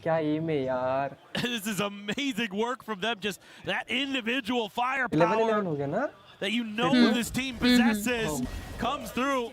Snake bite at the door too, and Heretics decides, well, we got to make a go for it, and it ain't going well. Wow. What a read. That's got Rose on his feet. IGL knows that he had that round sniffed out well ahead of time. Team Heretics have allowed it to get tied again, 11 to 11. Shmaris and Boo both have their ults. Benson going to be popped as that comes in, and Wood is able to find one. Loita eliminated. Lovers Rock. Gonna flex him out. He's trying to get that molly at the back of Orange, but the ult ends up expiring a little bit earlier. Still will have that in the back pocket, but now throw over the top.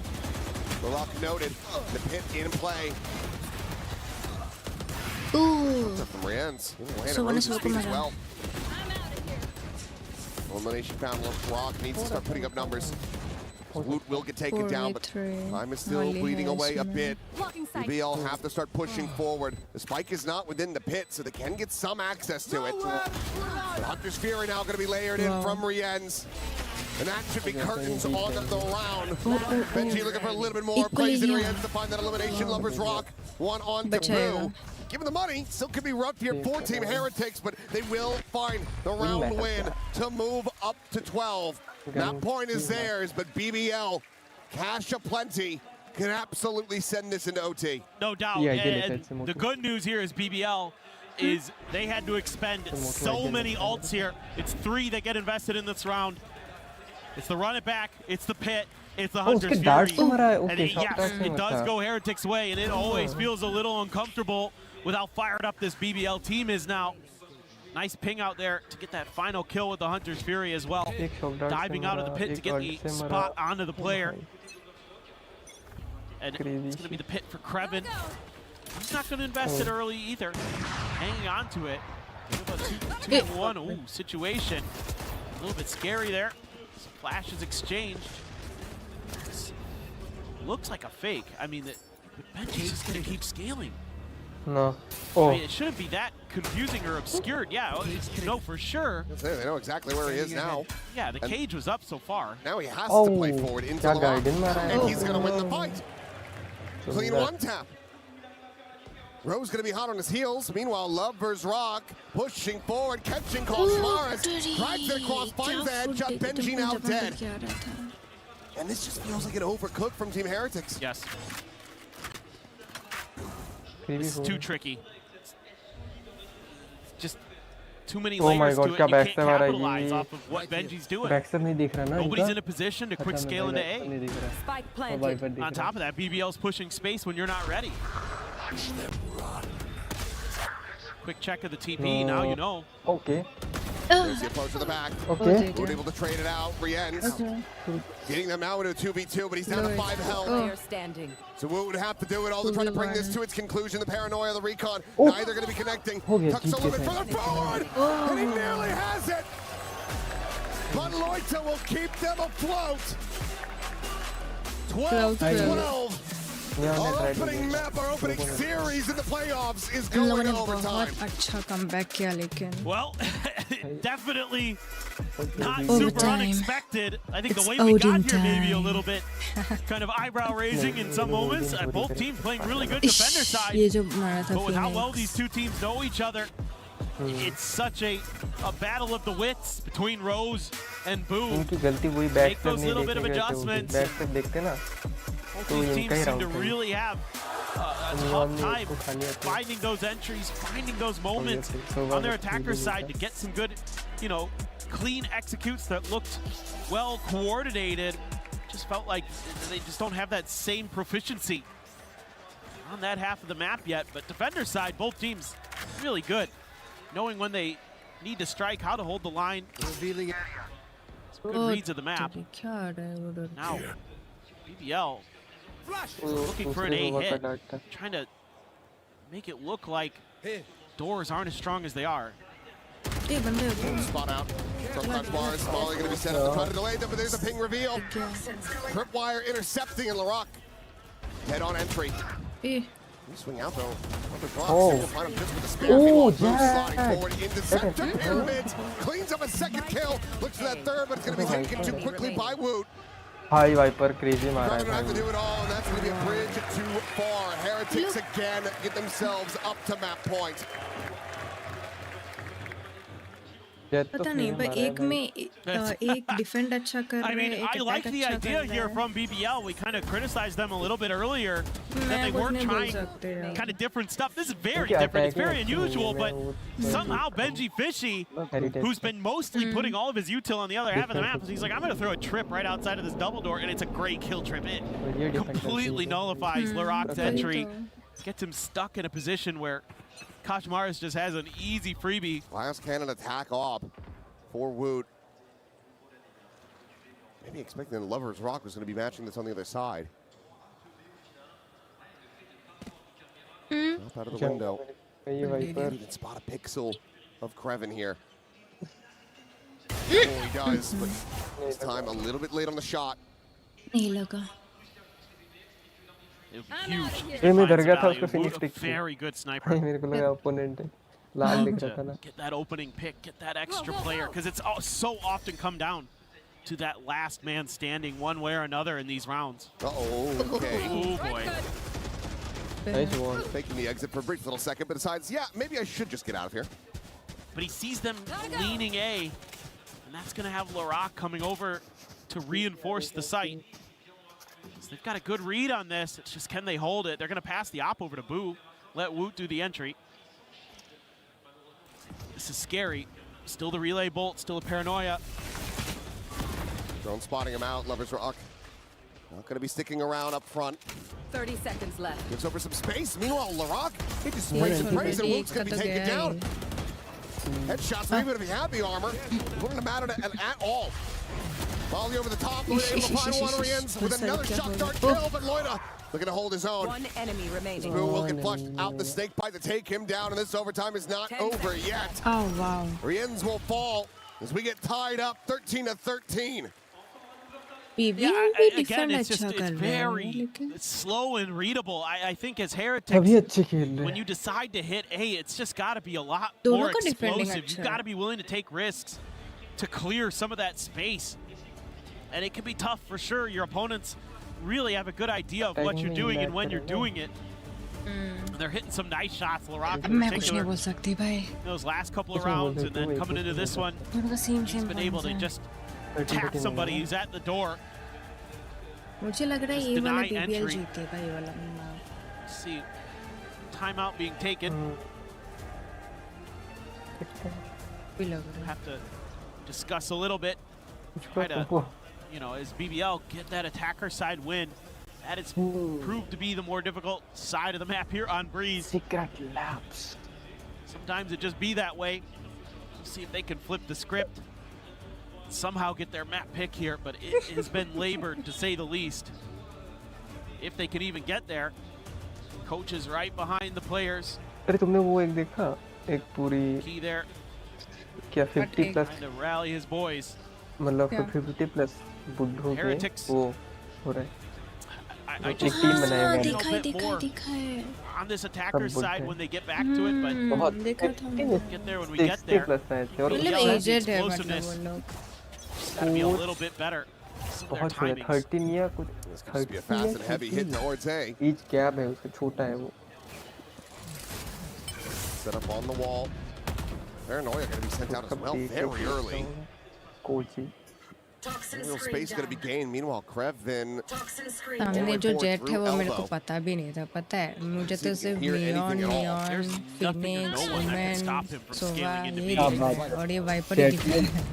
क्या मतलब jet ने जो मारा है तुम वो भूल गई. भाई सब जेट को मैं भूल ही रही हूँ. बस सबको ये लोग मार रहे हैं. Oh, just finding B side में crazy a very lucky one through that wall. B side में जेट और वाइपर ने Rock now dead. वाइपर दिख रहा है. Viper Stun is out though. Moog going to be isolated, picked apart. Loida able to find that elimination, finds himself a second as Woot will get taken down as well, and suddenly they're right back into this. Looking for the backstab, and Krevin now arrives. Fishy dead in transit. Koshmar is only able to find the one. Tries to leap forward, but to no avail. 13-14. It is now BBL with the upper hand, one away from taking their map pick. Yeah, this round, Heretics off of that timeout, thinking that maybe because, you know, BBL is taking one, they might go towards that B side. They might have some kind of, you know, set play ready to catch us off guard. And so they shift their strong side away, and they never really get a good read on this. Even when all that util sent early, they kind of think, well, maybe that's just a fake. And then Krevin again. Using that space that he's given for free so well. Nobody on Heretics had any clue he had tucked in that far up on the map. Going up. They're ready to try to counteract this. Push forward past the Blaze Wall, but nothing to be found. Well, this is all just a play for a pick from Heretics. The spike is still sitting back in spawn, so they weren't even really going to try to scale into B. Just keeping BBL a little bit honest with that mid space, making sure that it's, at least for now, somewhat under their control, gives them a little bit more breathing room. And if they were to pivot towards A, they had opened up a lot of space. We're on the pyramid side, but again, BBL trying to read that this is going to be a mid-re-hit that's thwarted, if there was any thoughts about it from Heretics. Three players on this side, this is all a big fake. You have so much that you're going to try to use to sell this. Paranoia, hold them back for now. Molly clearing out a forward angle. So far, all of BBL still believing in this, but now realizing Kushmaris, he's going to sprint through shop door, taps that one.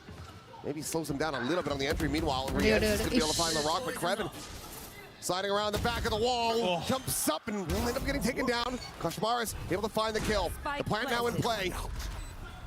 A 2v3 as BBL try to bring this map to an end. And Heretics try to extend this for a little bit more. Swing it back pillar. And Wood has Loeta dead to rights. Nice.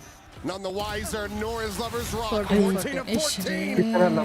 We keep going. I like this. I like this because BBL hasn't really been biting on the fakes that you've been trying to sell with just like re-ends or just one player. So they add that extra layer in with the Phoenix, and that forces BBL to have to respect it. Opens up that space. Now that being said, you're going into Kreven's site, and that is scary the way he's been playing so far. He's only able to get one before he's dealt with, but for a moment there it looks like even though it's good macro from Heretics, they might lose the round anyway, but they hang on. I'm excited. मुझे जानना है कौन जीतेगा इधर भाई. A lot of force here. Stacked up in front of B. Crazy match. Benji Fishy, a deeper trip right towards the front of those stairs. Gets the first kill. Nah, bro, Swing out, move suddenly, firing on all cylinders.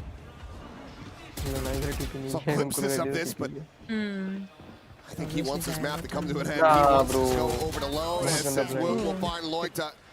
And it looks like Heretics are going to find themselves back up to map point, potentially in flawless fashion. Benji will fall, but it's going to be Boo.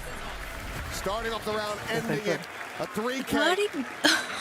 Now, 15 to 14 the score. It's a couple things in this round, but the big thing is that Benji just outright wins that 1v1 against Lover's Rock. I mean, if he doesn't win this, then there's not that extra layer of safety on site with the Cypher util. Blue, that is disgusting. Ridiculous stuff from the IGL. Shown up big time at times for Heretics. Come into the unknown. Wood up to 28, Kreven up to 28. Both those players have stellar maps. Very different play styles, but get the job done one way or another. Fast hit again here from Heretics. Paranoia stalls it for a moment. Rose, however, going to be overwhelmed. Gets a good amount of damage off that shock dart, but I don't know if it's going to be enough. Might just be the end of this one here on base. Plant onto the corner. 5 players strong. Cam going to be cleared out. LaRock needs to do something incredible alongside Kreven. Ball set to try to delay. Relay ball going to be lobbed to the backside. The slide pull. Lover's Rock will get taken down. The Rock dead. And now it is all on Kreven. He's been no more. Team लेकिन before half time team heretics ने 8 कितना किया था 8-4 किया था शायद 8-3 या 8-4 but दूसरे टाइम क्या था BBL ने जो कमबैक किया It's a fantastic start here to our playoffs. It's an overtime banger and the defending champions barely hanging on. BBL giving them a lot to deal with, but they're able to rally back in overtime. A lot of back and forth, a lot of great stuff. Kreven, disgusting for BBL. Woot, so solid again on the duelist for Heretics.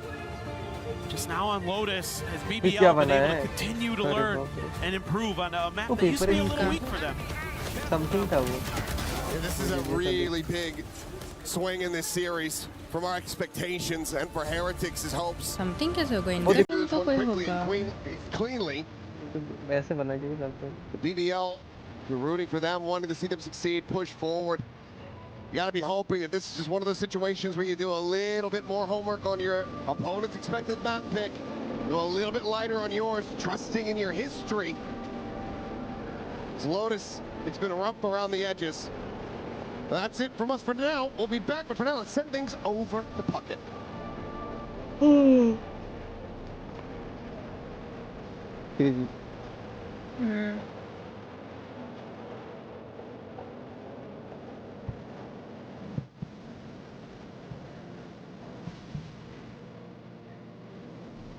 क्या next map से पहले थोड़ा time देंगे?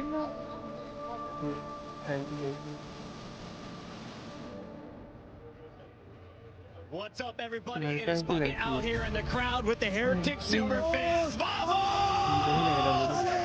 I ran into Ari from New York City. Ari, such a close game. We went to triple overtime. Who are you most excited to watch tonight?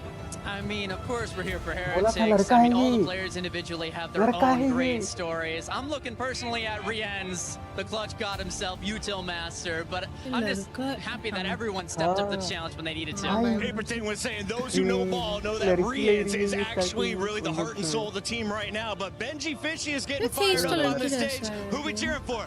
Benji is the number one. I love it. Benji, I fucking love it. We love Benji! We gotta vamos this thing back to the studio, guys. Back to you.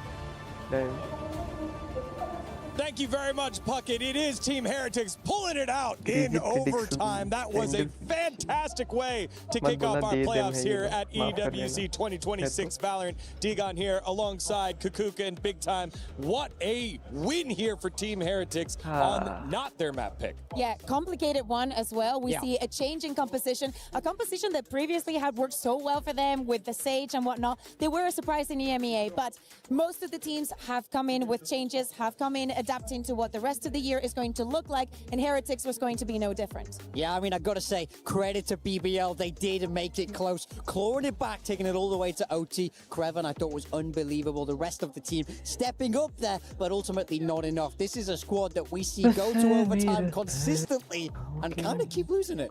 Yeah, the surprise here for me was the fact that this was such an attack-sided map during our group stages. It was 57% rounds going attack. And here it was 8-4, 8-4 defense. It was just like, wow, a complete different from change from our expectations. But it's still such an interesting fact that you are bringing that up, because when you think about Team Heretics composition, having the Phoenix, we saw Kushmaras just gathering orbs across the map and trying to get that ultimate. Getting the spike down was definitely #1 task for the side of Heretics. But we found a BBL that was so ready to just wait until it was time for the retake. They knew that they will have to fight fire with fire if that was the beginning of each of their rounds, and they were not down to do that. They would rather wait much more. As you say, in Kreven, I think that Loverstruck had a couple of rounds where he got in their heads as well. Very well played. Definitely deserved a minimum the overtime. I think when you speak about those strong defensive halves, for me, guys, why are we going B? Everyone's going B non-stop. Yo, it's Breeze, guys. You know you can go A. You know you've got to be retaking. We were not making fun of you. We were just highlighting that you were seeing what we were seeing. I'm just saying it's no surprise. This is the most B plants we've seen and the strongest defender halves we've seen here on Breeze. Yeah, and to catch back in on our topic of the Crunchyroll story of the day, the battle of the MVPs. It was a Larocque versus Woot. Resounding round 1 victory here for Woot. He was fantastic on the side of Team Heretics. And for Larocque, he was a little bit more of an afterthought there. This was Kreven holding them on in there. Rose having a couple of moments there. Didn't see too much Larocque. Yeah, I saw moments of him, some nice impact kills, but he's not taking over the server, which is a little bit disappointing considering his group stage performance. He was the guy for them. He was the one getting them through these tough games, and when a game is OT, when it's so close like this, you can't help but feel like an extra 5% would have gone a real long way. All right, well, Team Heretics are up 1-0 over BBL here at the STC Arena, but standing by at the Lenovo Legion Gauntlet with Dota is Ginny.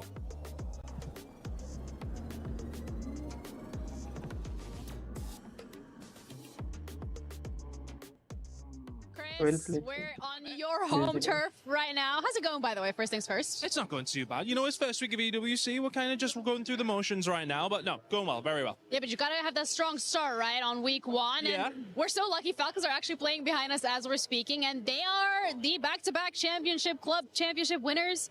So how's things looking up for them in Dota? Yeah, pretty good, to be honest with you. They started really well, but that was kind of an expectation that they would be getting through that kind of stage. It's group stages right now in Dota, though, and they go on all week. So right now, they're just getting themselves through the group stages. Okay. It's pretty much the same for a lot of the other teams who are going to be vying for that club championship spot. Next week is when it really does kick off for Dota. But right now, we are just we're just kind of moseying on a little bit. Are there any teams that you think for the club championship points specifically, anybody should really be keeping their eyes out on? I think Team Liquid didn't necessarily have the hottest of starts. Like, they're fine, but it was one of those they were expecting a little bit more from when it has come down to Dota 2. But realistically, as I said, we're in the group stages right now. Still early doors. We've got until Sunday when we're going to be going. Then all day, all week next week as well when we go to knockouts. So we have got a lot of group games to go. Right now, everyone's still in contention. But for Team Liquid, not as clean of a start as they would have wanted. Then I'm going to have to ask you something by putting you on the spot right now. Is your club championship favorites for Dota at the very least? I would go as far as saying for Dota, it would probably be the Falcons side, but you could probably say Liquid as well. But again, for both these squads, it's hard to say right now. But that's why we love it, right? We come into this, we still don't really have a clue which way it's going to go for Dota. But then that's what it could be. It could be one of those wild cards where somebody comes in and gets a really important win early doors. You never know. That might lead them onto some momentum in the rest of the games. All right. Thank you so much for the little bit of a breakdown. I appreciate it. We'll be seeing a lot of you, and that's it from us.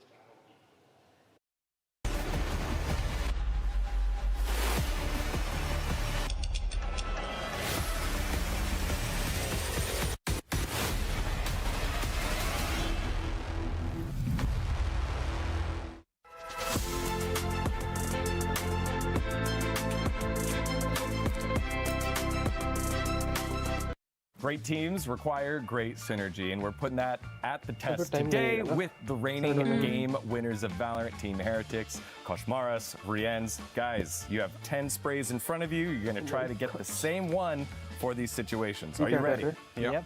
All right, perfect. Let's get to it. Fun games. You lose a 1v1 against the opponent by 1 HP. Bro, this is hard. Okay. Okay, I pick this. All right, and 3, 2, 1. Go ahead, show each other. Yeah, let's give go. me fist bump. Nice. When you win, a 1v4 clutch. This is easy, Enes. Bro, there is 2 good. No, no, 1. Oh my god. Okay, show camera. Oh. Don't look yet. Let's go. Nice, bro. You guys are correct. All right, 2 for 2. We're good, bro. Keep it up. When your teammate whiffs an open kill. Okay, I think this is also really easy, honestly. Let's go. And 3, 2, 1. No, what do you mean? But your eyes are like burning. Like, you know, you wanna get your eyes like off the No, you don't, face. bro. When Sage resurrects you directly in sight of multiple opponents. No way you missed this, bro. If you didn't pick this one, you're trolling. All right, show camera. Yes. Yeah. Nice. When you face Paper Rex in an international grand final. I'm gonna choose this one. I don't think you will get this, honestly. Pasina, Wait, that was actually a good one. It's my bet, honestly. You have to sweat, you know? Yeah, to yeah, win yeah. against them. That was actually a good one. When someone asks you, how many hours of Valorant have you played? Usually, if someone asks you that, they don't play Valorant. So. Yeah. Okay, I picked this. All right, 3, 2, 1. No, bro, you should have picked the same one. Like, Yeah, think bro, about it. I was actually like about to pick this, but I picked This Sova one, because this is the only one that makes sense. no, but bro, whoever asked this question, they have no idea about esports, so I'm like sweating. I have to explain everything, you know, like what is Yeah. esports, like all this thing, you know. When your teammate farts in the middle of the scrim room of your practice room. Oh, like this one you can choose a lot, no? Yeah, bro, I will just come on, you can do it, Kosh. What? Okay, 3, 2, 1. Oh. When a teammate asks to borrow money. If we get this wrong, then yeah. Bro, if you get this wrong, you have some No, if problems. you get something Wait. wrong. Oh, okay. Go ahead. Yeah, Wow. Nice, bro. Okay, easy. Nice, good job. When you win EWC. Pick this. I think this. Oh No, shit. bro, you're just Bro, happy. no, but it's easy, you know? You're being like chill about it, you're easy. Yeah, but you don't have to be, bro. Like you can be cool and like, you know, nonchalant but during the look, tournament. But when you win, you have to This be is like. definitely you when you win. At the beginning, I You thought we left were gonna do us like insane, you silent. know, because we did like 3 out of 4. But then, It was okay, it was okay. yeah, it's fine. All right, thank you guys. Great job. Thank you. ये ओमन वाला है ना कि नहीं? अच्छा नहीं, वो तो VCT वाला था।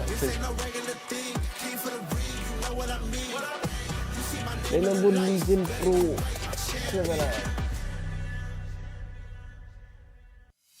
ये इसमें खेलते क्या ये लोग? इनको प्री-बिल्ड पीसी मिलता है क्या? Valorant has exploded into a global phenomenon. Spike planted. 16 teams vied for the crown, but now only one. तो last year का paper X था. Watch their dreams shatter before them. Was built to move, not trapped at a desk in one singular posture for 12 hours a day. It's time your chair evolved. This is Secret Lab Titan Evo. Yeah, Infinity Castle अब आ रहा है. Ergonomically engineered for you. Gamers, hybrid workers, trailer है तो artists, backing your every move. Black वाला ज़्यादा अच्छा.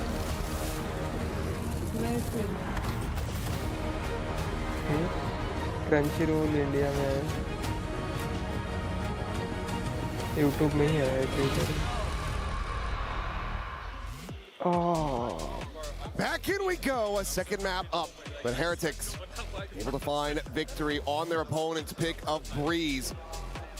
Lotus now getting ready to be loaded into. They're suddenly very favored to be able to take this potentially in a 2-0. Yeah, you would think that that's going to be the case, but, you know, we've seen it a couple times this event where both teams have lost, you know, their own map picks, and it's gone to that third map decider. So anything is possible here. You know, BBL started to find their footing as that map went on. They got better, they got sharper.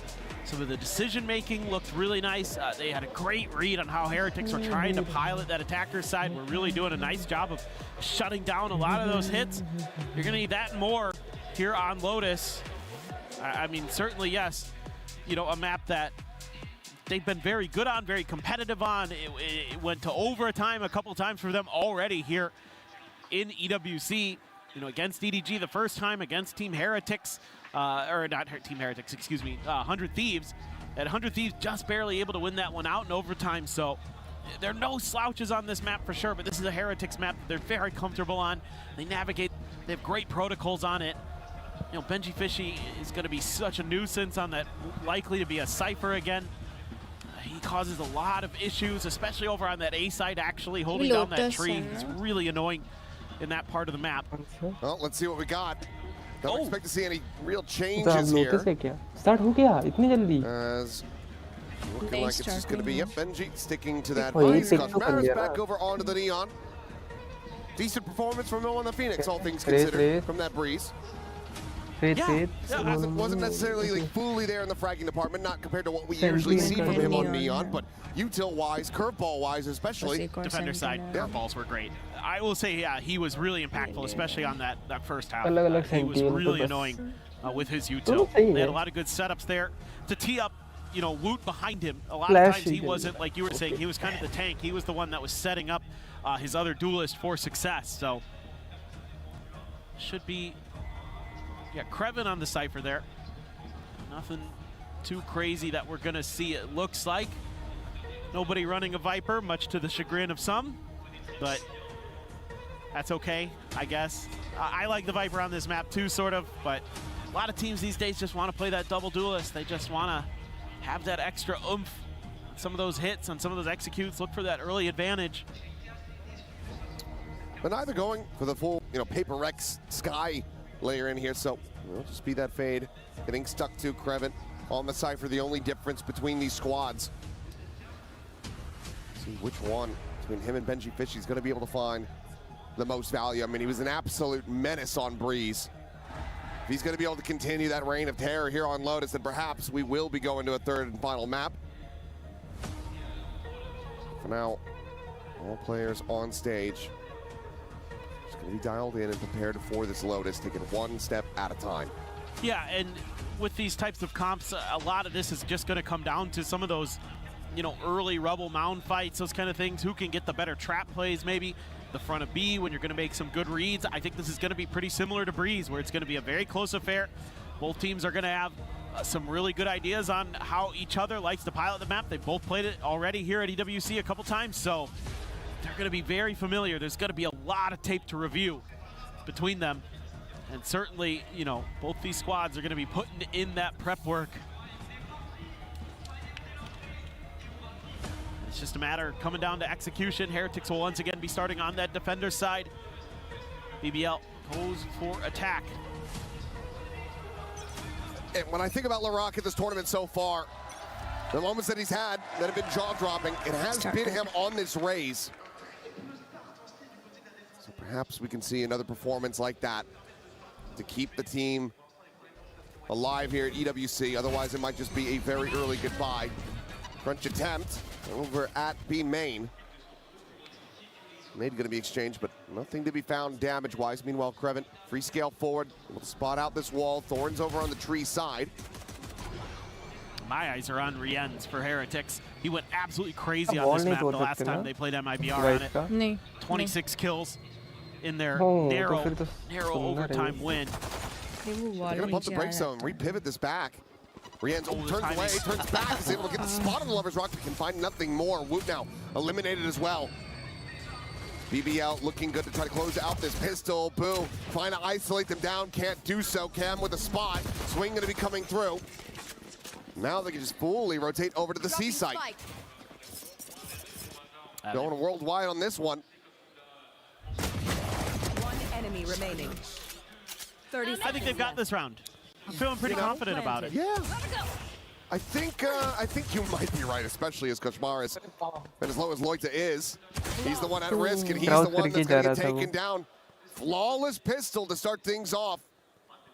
A big boon here for BBL. Yeah, just able to create some space at the front of A, have that extra player waiting right there to deal with Rienz, and that opens up so much of the map for them. And again, they're going to have players waiting to lurk. Krevin again, absolute nuisance. So as Team Heretics, it's probably going to have to be pretty quick adjustments that you're going to need to be finding as this one rolls along. You know, they started off so hot against MIBR on their defender side. Looked like they were going to cruise to an easy map win, but then they dropped like 6 in a row or something like that. A lot to get MIBR right back into it. So Heretics going to be on the back foot this time. All classics. Not really much to speak of in terms of buy-up. Yeah, easy kill for Lover's Rock. Yeah, nothing more to be done there. Outlaw will find it, quick pivot, A side's empty. So fast plant here for BBL, and all of Team Heretics about to get the bad news as they start rotating out of C. Well, and now you're going to be able to max a little bit towards Larock's showstopper. Get him an orb, get him a charge from the spike. Maybe try to send him out and get a few kills. Only got that ghost in hand, so you'd expect that he's going to want to go hunting, and I think Heretics pretty aware of that, the way they're set up right now. Bit of a crossfire here towards spawn.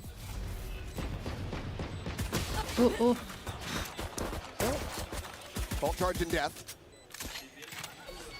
Halfway to that showstopper now, but it looks like the rest of Heretics happy to just go down to the spike. Don't want to give over any other key advantages here. Lover's Rock, however, should be good for this one, and he will. Quick peek towards that overdrive now, as Boo is going to have his work cut out for him here. That should be an elimination going over. So, yep, Krevin a second charge towards that neural theft. Rienz trying to just tap away, see if he can find anything. He does. Rose will fall, and the other two will go down to the spike. Okay, not too bad for both teams, but a little bit better for BBL, I'd say, in the long run. You're kind of funneling in some of those orbs towards the showstopper. The good news is Heretics is they're not going to have that showstopper anywhere near ready for this bonus round. So you don't have to fight against that. Very potent ultimate. ᴍᴇᴅɪᴜ only enough for a Guardian. It's because he bought into some of the util there, I guess. Meanwhile, Rose going to be the only one without a rifle on the side of BBL, so very powerful bonus. Ooh, Rose stuck in place there for a brief little moment, got decayed down. ᴍᴇᴅɪ괜 able to find that kill quite easily, but now the trade back looking good as Lover's Rock gets the spam, the drag across, and Woot will fall. I got spiked. What a monstrous bonus conversion this would be. As Benji Fishy up, swing at the corner. He's lucky to drift away unscathed. Completely rerouted though. Spike can now be planted. I'm out of here. Or they could just pivot. Yeah, they could cut in towards A here. Oh, it's They're gonna be gonna hurt. try, but yeah, Boo is here. He finds the first. The Spike now down. Paranoia, worried about a quick scale forward. They try to cut him off. Instead, it will be that blast pack out. 2v2. इधर क्यों plan कर रहे हैं लोग? Only back into a 2v2. Maybe a bit of an overheat here for BBL, but still in a decent position and already significant damage dealt, even if they can't convert this bonus. 3 से देखने के लिए शायद से. Definitely a real chance for Heretics now. Man, do they feel a lot of pressure to convert this one. Can't be too quiet about where they're coming from. अरे नीचे कूदा है वो. The flash drop down. Saw the retrieval on that arc rose. Knows that they're going to be playing over on that side. Boom. Not counter swinging fast enough. Larocque is able to find that kill. Some spam forward and oh no. Okay, he's not going to go for the knife. Shit, yaar. Will just show some mercy. Takes him down nice and easy, but that is a hot start now for BBL. Yeah, this is really good stuff. They're just doing such a nice job there with the haunt, clearing so much space. It locks in the players of Heretics over by the baby door. That means they can't get into that rubble fight the way that they'd like to. Sayda aldık ya. Bombayı kuralım, kaosa girmeyelim. Oman'ı da bilmiyorduk ki, o yüzden diyorum. Create that extra little bit of a layer. No ults just yet. Boo's one away. Okay. Okay, Koshmars, that's not good. 10 HP. Fortunately, did have the full armor. True. So a chance to still yet find some damage with that Marshall.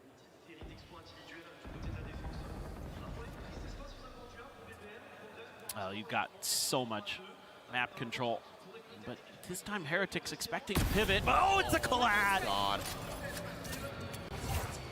Any hope of really trying to convert this one quickly going to be destroyed as Lover's Rock is on for an ace. Can he find it? Benji needs to die one way or the other. Footsteps had been heard, and it looks like Larocque will just go ahead and take that for himself.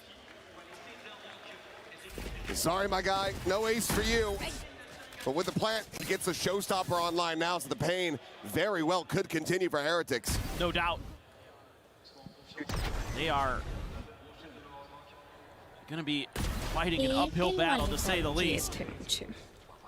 I mean, there's a couple also, the overdrive and the showstopper. So it's like there's a lot of opportunities here for BBL to, you know, even if they start off the round in a deficit, to turn things on its head rather quickly. And that's, I assume, going to be a pretty quick timeout from Heretics. Yeah. Lot to talk about. You know, usually pretty decent on the defender side of this map, but so far, BBL has been very, very good. I mean, taking a lot of space. They're winning almost every one of those battles at A. All of them actually, basically. Heretics, a lot of the rounds, other than one, has played to give up that space. Now, yes, 2 of those were ecos, so it kind of makes sense, but at the same time, like, you give BBL that little bit of breathing room. They're so good at punishing it. They're so good at understanding, okay, they've given us, let's try to pivot. Okay, we don't need to keep going. We can, let's send out one player to explore A, and oh, okay, they got 2 kills. That's cool. Easy maneuver for us. They're really good at always having that player who's going to be watching the flank, a player who's going to be creating a flank potentially. And it really Woot has to find value. 800 something. Oh no. Grabbing front of the one, but nothing more off that. A little bit whiffy on the spray. Meanwhile, Showstopper going to be locked out. Rock's looking for a target, but sends it in towards backside. Koshmars avoids taking damage. He's able to tuck back. But now it's a player advantage for Heretics. Hilts out of the equation for BBL. Oh, he's pushing aggressively. It's a decent bit of damage. Kitsuku has Larocque. The stun. Well, shrugging that one off. Finds the kill. Woot now dead. Suddenly, Player advantage. The swing in the corner. Rose still going to be good for another. Rien's just not quite fast enough to find that punish. Now the backstab is in. Wow. And the timeout leads to absolutely nothing for Heretics.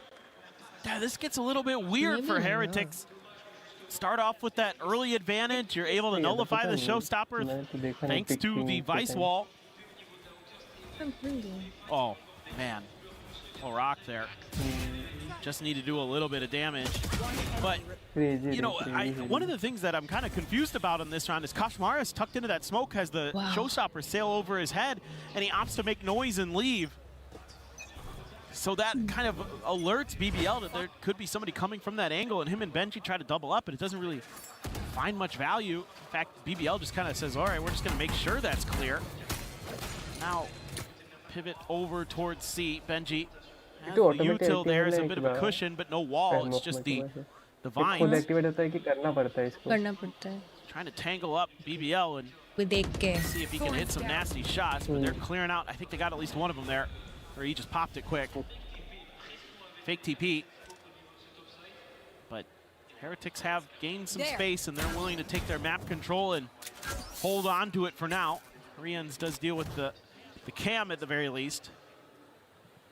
Oh my god, fielding set. Hoping that this could be the round where you turn it around, get this thrifty to go. Got BBL walking into the stack. Potentially.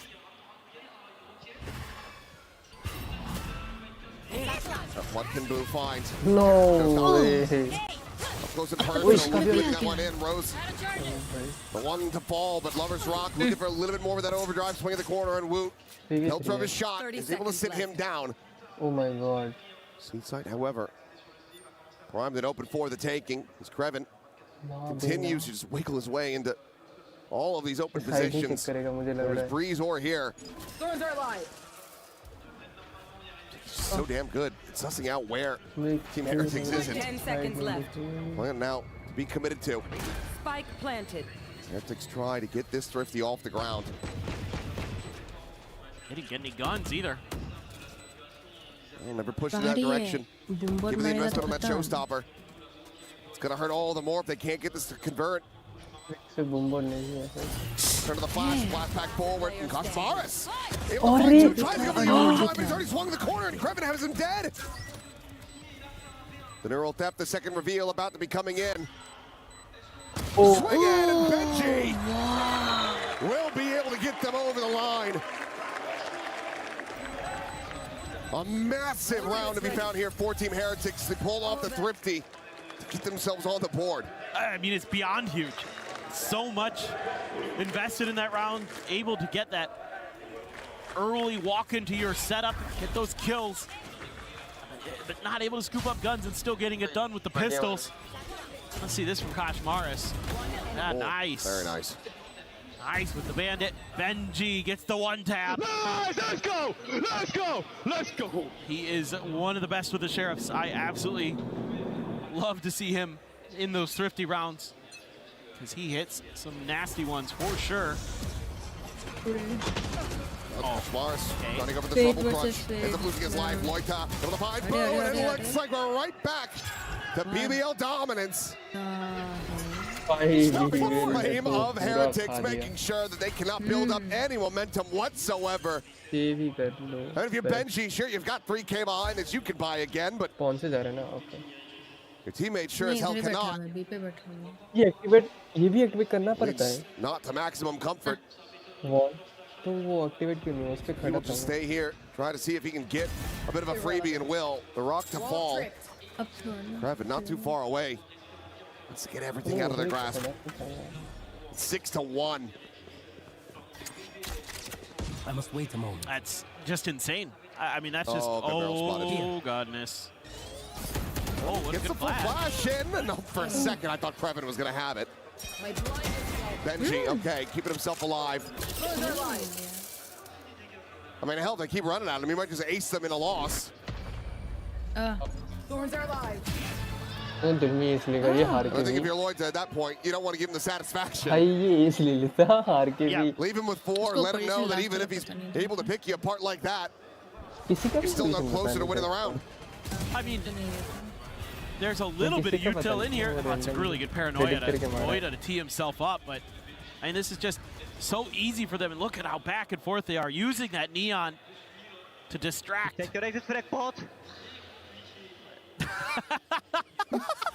think he's frozen. No.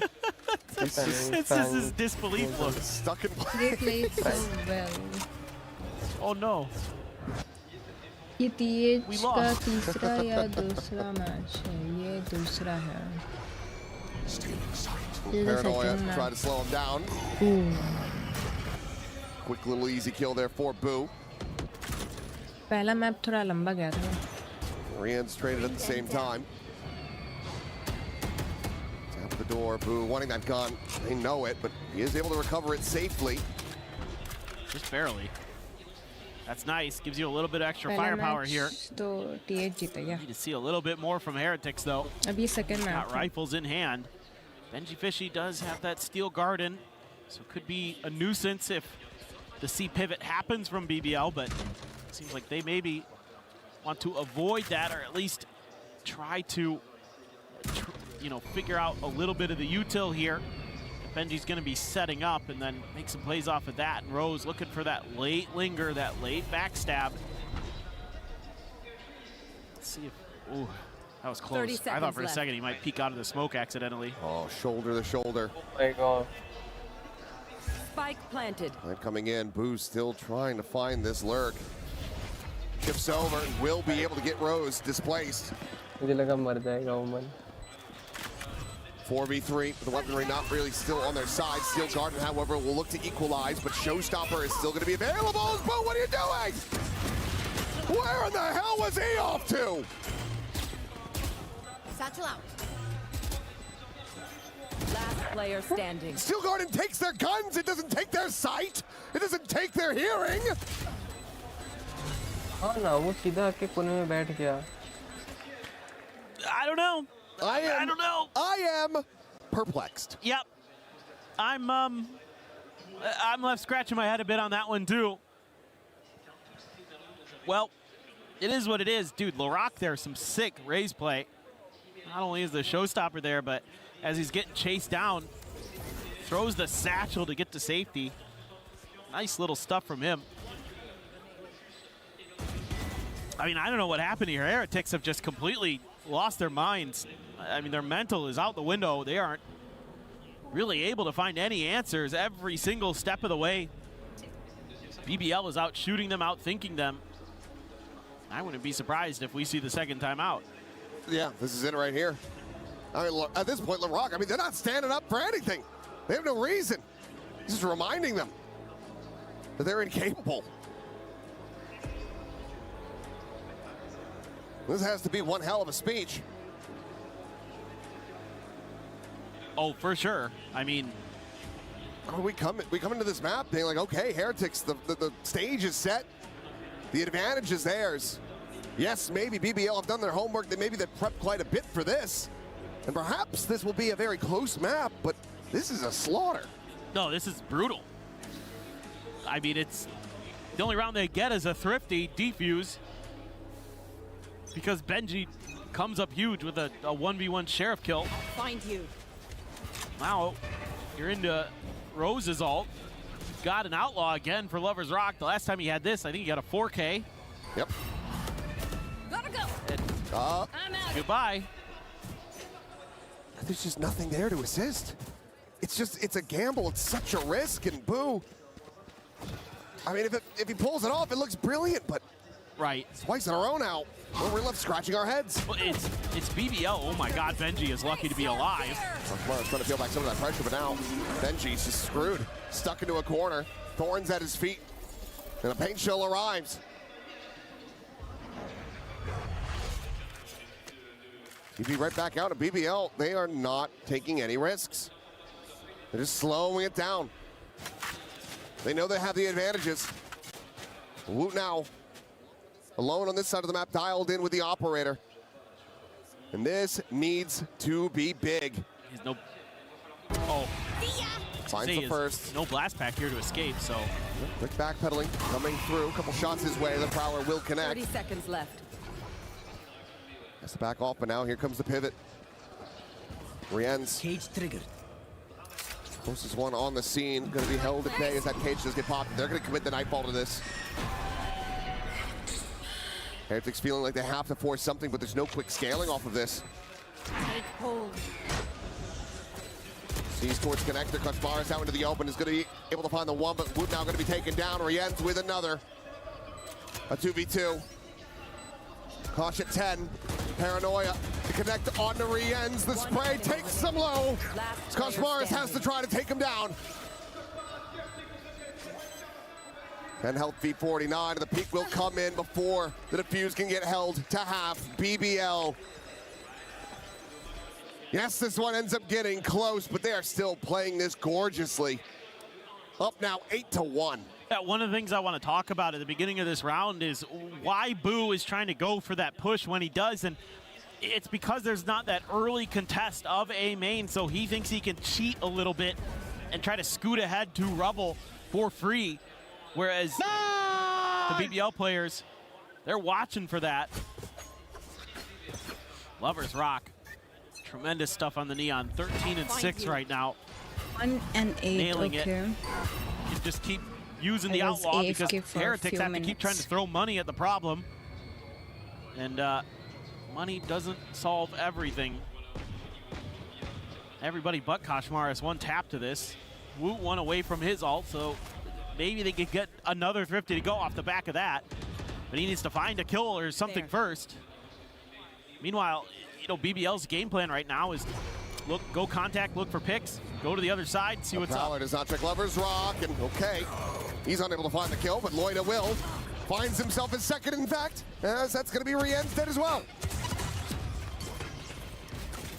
Woot now forced away.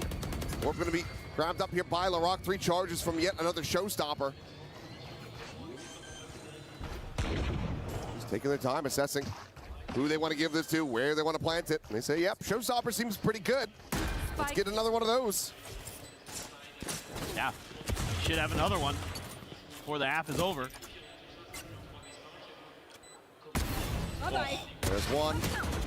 Hits ⴍᴍɪ괜, takes him down to 10. Straight through the wall, and Larocque, but one way or another, he's getting that showstopper. A flawless round. As they are just running away with this map.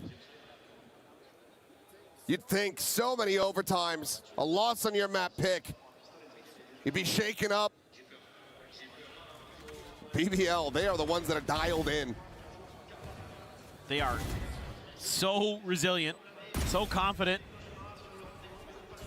This is excellent work from Larocque. They're like, we know where they're at. You can come get some more charges for your showstopper. Dinner's ready. It's been served on a plate. Lovers rock. Okay. Clean shot from Woot. A lifeline. 14 Heretics.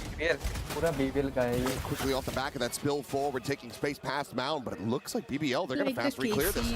They're more than willing to take the fight. TP going to be used just to try to instill some doubt. Larocque is able to find ⴍᴍɪ괜. Now suddenly that 4v4, the showstopper still in the back pocket. That's what you're looking for. Ooh, looking for timing. We'll be able to find it all. Meanwhile, showstopper's going to be exchanged. Chucks it in though, and boom. He's still playing forward. He gets caught. Meanwhile, Woot comes away with absolutely nothing. That felt so early from Woot there. I guess just the pressure. And he's just trying to stalemate Larocque, but where are you? Because Boo is just trying to hold that corner, he ends up getting taken down. Right. Now it's Benji to try to hold the line. Against Rose, he's just trying to... 30 seconds left. Maybe even it's still a little bit of a fake. Ball gets popped. Push forward into B. No util other than the C's in hand of the ball man. And Larocque has them basically lined up. It's an ace. His turn now to be on for an ace. Okay, ace hoga. 10 seconds left. The spike planted in Benji. What are you meant to do? Can't try to go for this. Gotta save. Just has to back away. But he has no idea if he has a safe angle, a safe place to really tuck back. Right, you know Larock is thirsty for that ace. Well, he's thirsty for that ace, and Rose had also tripped the wall. He doesn't know if he's really slipped the net. Either way. यही last बच रहा है बेचारा. Looks like Larock not going to go hunting super hard for this one. यही बचता है last. Continuing to play it wisely, cautiously. No reveal off that haunt. ये गया. Mike now detonating. Benji should be good to hold on to this. No, he's not. It is just a wide swing into the spray down. Nothing carried over. And nothing going Heretics' way. Oh, man. This is where you got to be concerned if you're a Heretics fan, because BBL is activated, and if Larock is online, yeah, he'll be doing a lot of that, waving goodbye to his opponents, because he has been so good here in Paris. Now you've got Kreven's ult. Kind of close to Lover's Rock's ult, maybe. I mean, Kashmaris does have his. Look at this read. Yep, they know. Line for this clutch. Paranoia, however, is going to be a little bit late, and it does not connect on the Riens. Okay. Suddenly, even though they had the right idea, I have the spike. they just can't connect the shots. Rock dead too early now. It is all down to Rose to see what damage he can get, but last round of the half, not going to be able to find a round win here. So 10-2, BBL still looking incredible. Yeah, this is insane work from them against a team that's generally pretty darn good on their defender side of Lotus. That is, yeah, all Riens can do is laugh here a little bit. He at least had a crazy good last round there, but pretty much the rest of that half, I have to forget from everybody on Heretics. Yeah, I mean, at this point, I think you're just trying to focus forward for Sunset. I mean, there's not always an opportunity, but for now, let's send things over to Lou. Thank you, guys. And what would be EWC without its super fans? I'm now joined by Otto and Gio, super fans from Heretics. So I'm going to ask you boys first, where are you guys from? Where did you come from? And how long was the trip to Paris? Okay, it took like 2 days to come here. I'm from El Salvador in Central America. Yeah, it's a really amazing experience to be here. Yeah. It feels great to have you here as well. Gio, where do you come from and how long was the trip? I come from Mexico. It was around like 14 hours to get here. That's passion. We can call that passion. Donc, d'où est-ce que vous venez? Comment était le voyage, etc. Ben, on a un fan du Salvador et de l'autre côté du Mexique. 2 jours, 14 heures pour venir supporter Heretics. On espère qu'ils vont se porter mieux sur cette seconde map. And how does it feel, you know, traveling throughout the world to like watch esports, House Paris, etc. This is not a tricky question. You can say your honest opinion. It's incredible, to be honest, to be here watching Heretics with my friends and also with all the staff from Heretics. It's an amazing experience. To be honest, at the beginning, I can't believe that I'm gonna be here, but it's okay. Insane experience, insane surprise indeed. And what about you, Gio? It's such a dream come true. I feel like I'm still sleeping. I'm going to wake up tomorrow or something like that. But yeah, being able to experience the whole event, seeing the players like this close, it is just crazy.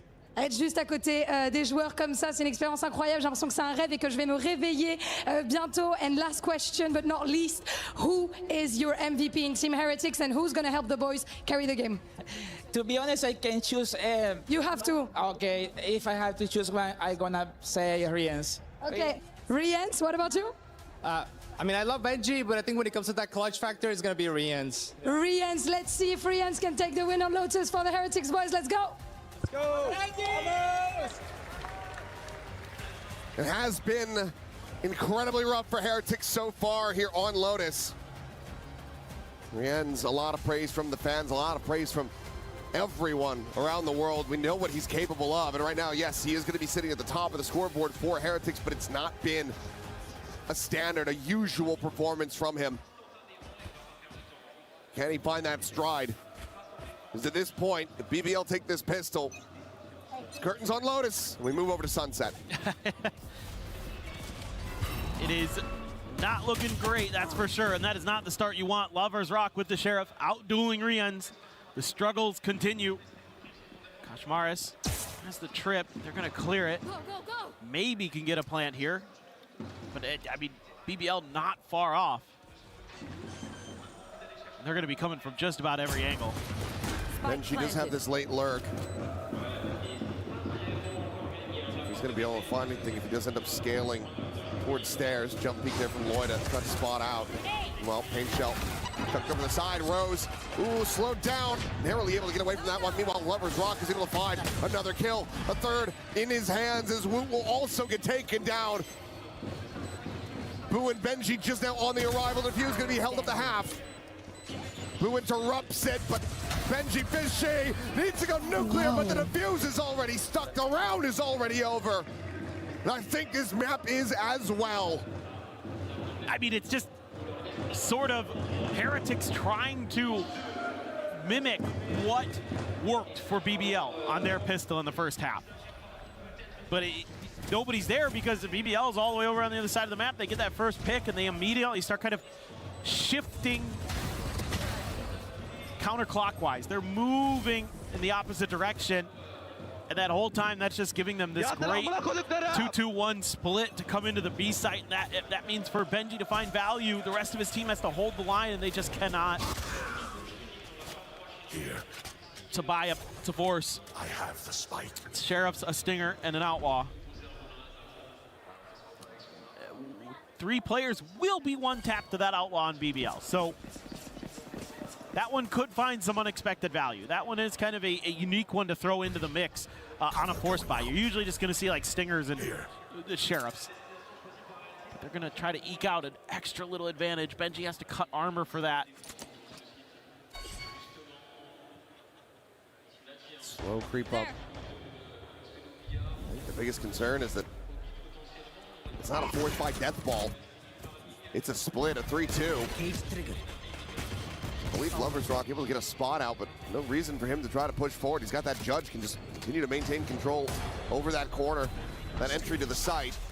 Some interest drummed up though, as we do see rotation coming in, and Benji, okay, belt over shot. 6 down Lover's Rock on that slide. With that kill, they're now going to try to just pivot everybody back over to A, but look at the time remaining, 25 seconds still. 2 players here, and another not very far away. So Rock, ready to join in on the vector. Shin. Okay, Rose, not able to find much of anything there. The Loita could still be their demise. 10 seconds and left. Benji both going to be struck down. The wallbang shot takes him low, but cannot find the elimination. Boo surviving. 3 HP in the regen armor. 3 HP. This is still decently winnable though for BBL as Loita and LaRock. They find more, and ᴍᴇᴅɪᴜ can find nothing. 12-2. We have only seen one comeback of that caliber at this event. The hands of Nongshim Red Force. I just do not see it happening again here. It doesn't feel like it. It feels like BBL is winning in every aspect of the game on this map. The firepower, the teamwork, you know, when they need an individual to go big because it doesn't start off, you know, the way you would want in the round. This time it's Loita.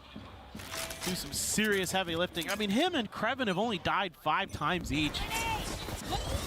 We're into round 15. It looks a bit big. It looks just ridiculous stuff. They gamble stack over at A. They were looking for the knockout blow. They went for the haymaker, and it's gonna miss. So gonna have to go back into the jabs or something a little bit different, because they're gonna split their forces. Ares for ᴍᴇᴅɪᴜ.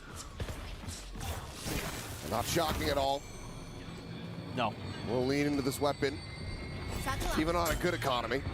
Meanwhile, look, Rock is just up and over the top, and Boo none the wiser, not here in the blast pack. He gets himself a second before finally being traded out. Kreven on the push, 2 kills gonna be found. That Sheriff is singing, and he is looking to silence Heretics, and they have.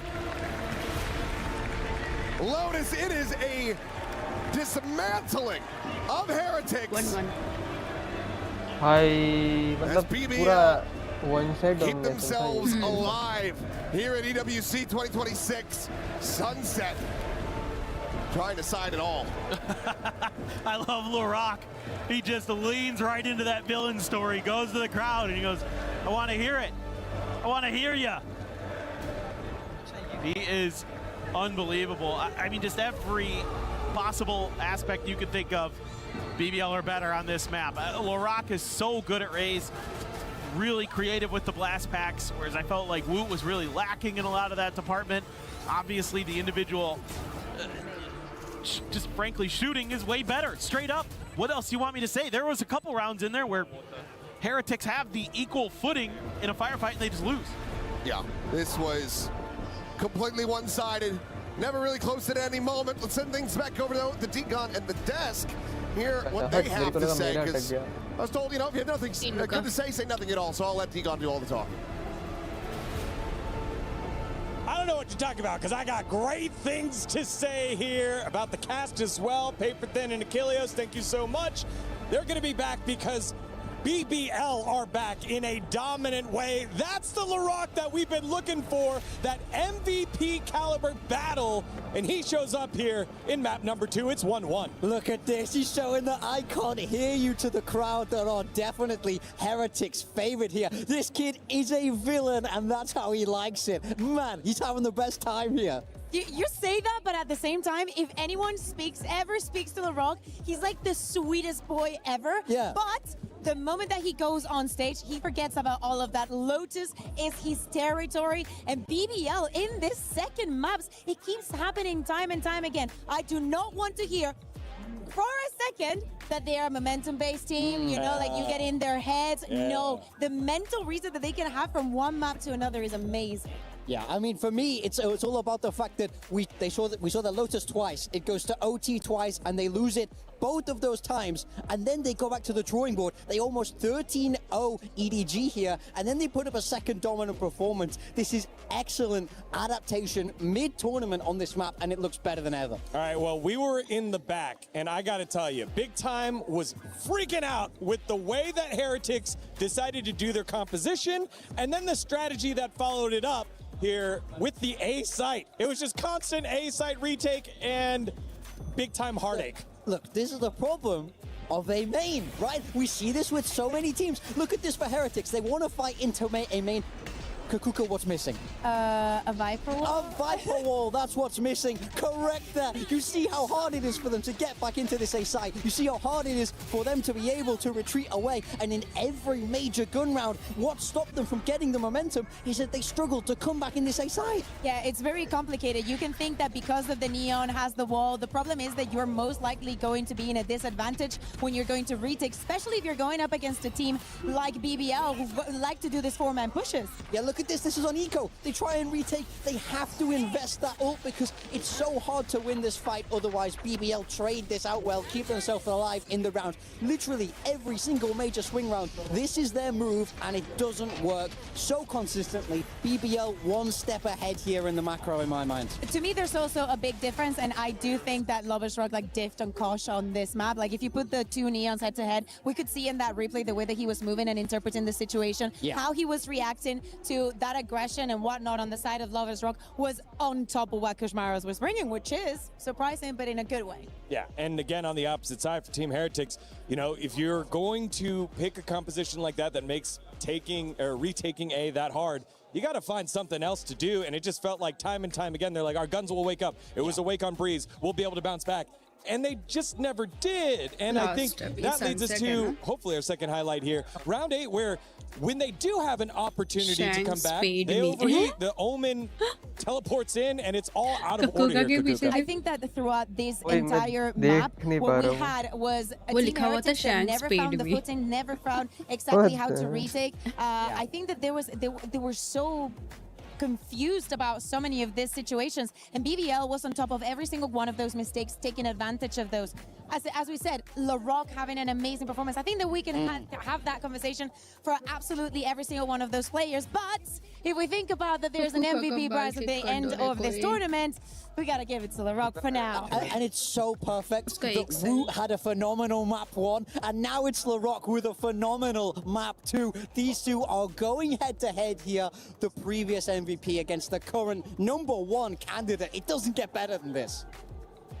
Again, LaRock, this is the type of performance that we thought he would have. Above 300 ACS, just making play after play, and even that final round going up and over the box, picking off one in a 1v2, still trading out. He was just always taking down at least one, if not two. I mean, the thing is now for me, can he keep this performance up on Sunset? That's where we're going to next. That's our map 3 decider here. And this is a crazy map for it to end on, because Heretics, they were so good at this map. They were so well known for this map. I saw everybody in the game copy their Sunset. Have they been able to figure out the map here at EWC when it's back in the pool? And we have already seen BBL win in this map, doing it dominantly so against EDG. And as you're saying, it's not only that Team Heretics had a great Sunset, is that no team in the competition has been willing to go to Sunset against Team Heretics. That means it's saved until this very moment, and it's a big question mark, because as we said, BBL has done such a good job in perfectioning these compositions for the maps, moving Kreven around into what position he's going to be playing in and with what agent. But for the side of Team Heretics, I feel like they need the reps before they feel comfortable in the map. The question around Koshmaras still stands even to this day. Yeah, final thoughts here, big time. I mean, I think Heretics need a bounce back after that. Nobody was firing. They didn't have any magic there in the server. BBL ran away with it. I need to see them wake up. It is 1-1 with the next map win. You move on with the next map loss. You are out of EWC, Team Heretics and BBL. And for more on the journey that Team Heretics has taken, let's take a look at this video. In last year's finals, we were in a tough situation. I think a lot of different words were said, different tactics to wake up, maybe some harsh, maybe some inspirational. I think all it took was winning that third map to give us that big amount of belief in ourselves that we can do it. Even though it was so bad, we still inside believe that it's possible. Can't stop believing, because if you stop believing, then that's it. Friends on 78 HP! He did the ultimate, but so much crashes! The trophy felt unusual. I mean, it was my first Valorant trophy. I think for all of us as well. Especially, you know, thinking like 2 hours ago we were in the worst position possible. It felt amazing. It felt like a moment of finally. I think I kind of knew in my head that we would win it, just because it's really hard for them to be mentally strong, being 2-0 up and then going to 2-2. Like, there was no way in my head that we were going to lose that last map, just based on knowing what mental state they're in and what mental state we're in. Yeah, I mean, this year, Minibu is not in our roster. I mean, obviously, I would have liked to play with my brother, but it's, you know, esports, it's competitions. Koshmaras and Minibu are very similar in terms of playstyle. Of course, they have differences, but I think as a team, we're very similar to last year. I think there's a lot of good teams here, but we're here to defend our title. We're gonna try as hard as possible, and teams will remember the form that we were in last year, and hopefully we can replicate it this year. We're here to defend the title, and good luck to the teams trying to take it from us.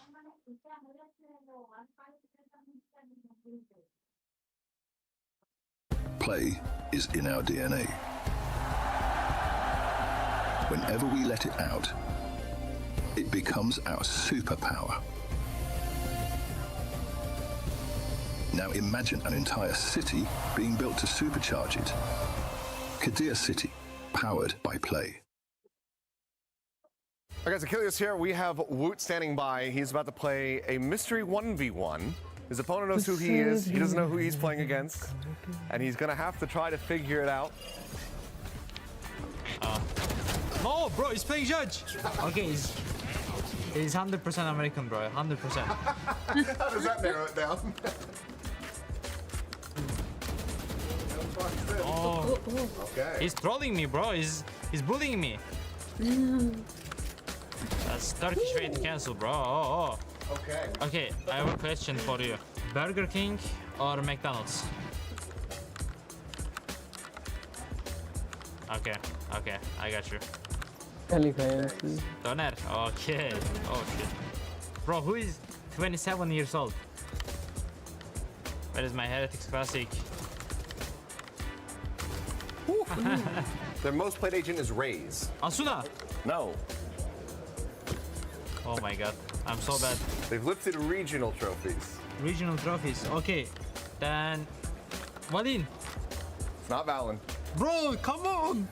Oh no, it cannot be Raze actually. ᴍᴇᴅɪᴜ. Ding, ding, ding. Yes! Oh my god, why did I say long, bro? Bro, I'm sorry. ये वो है वो KO याद है जो कुत्ते की तरह मारा था सबको. Wait, you wanna see boxing? You gotta honor it. Ooh, it's a boxing gloves. Bro, when did you put that? It's a nice ball. Oh, it was one right. Oh, let's go.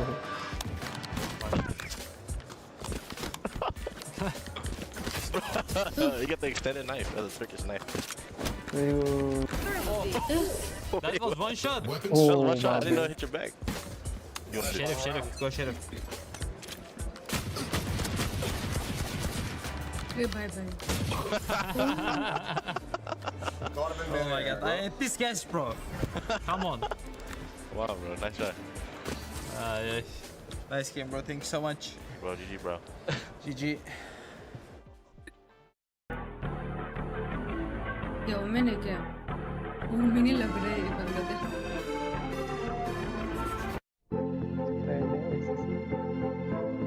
This is not a game. This is not a game. Then what it is? This is Valorant.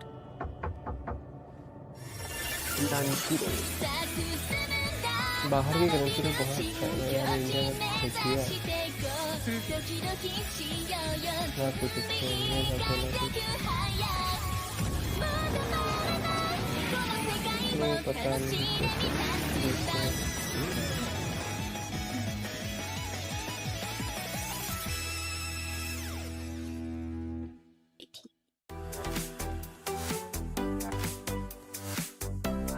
Crunchyroll का subscription था ना. एक महीने का था खत्म हो गया. एक महीने का था ना खत्म हो गया. घटिया है भाई मैंने बस लिख के क्या कुछ काम का ही Hello everyone and welcome back to the Esports World Cup 2026 Valorant. After this map, one team's dreams and key will be crushed and will be going home. It is 1-1 BBL and Heretics as Team Heretics suffers one of the biggest losses here in the tournament, tying global esports with that 13-2. Yeah.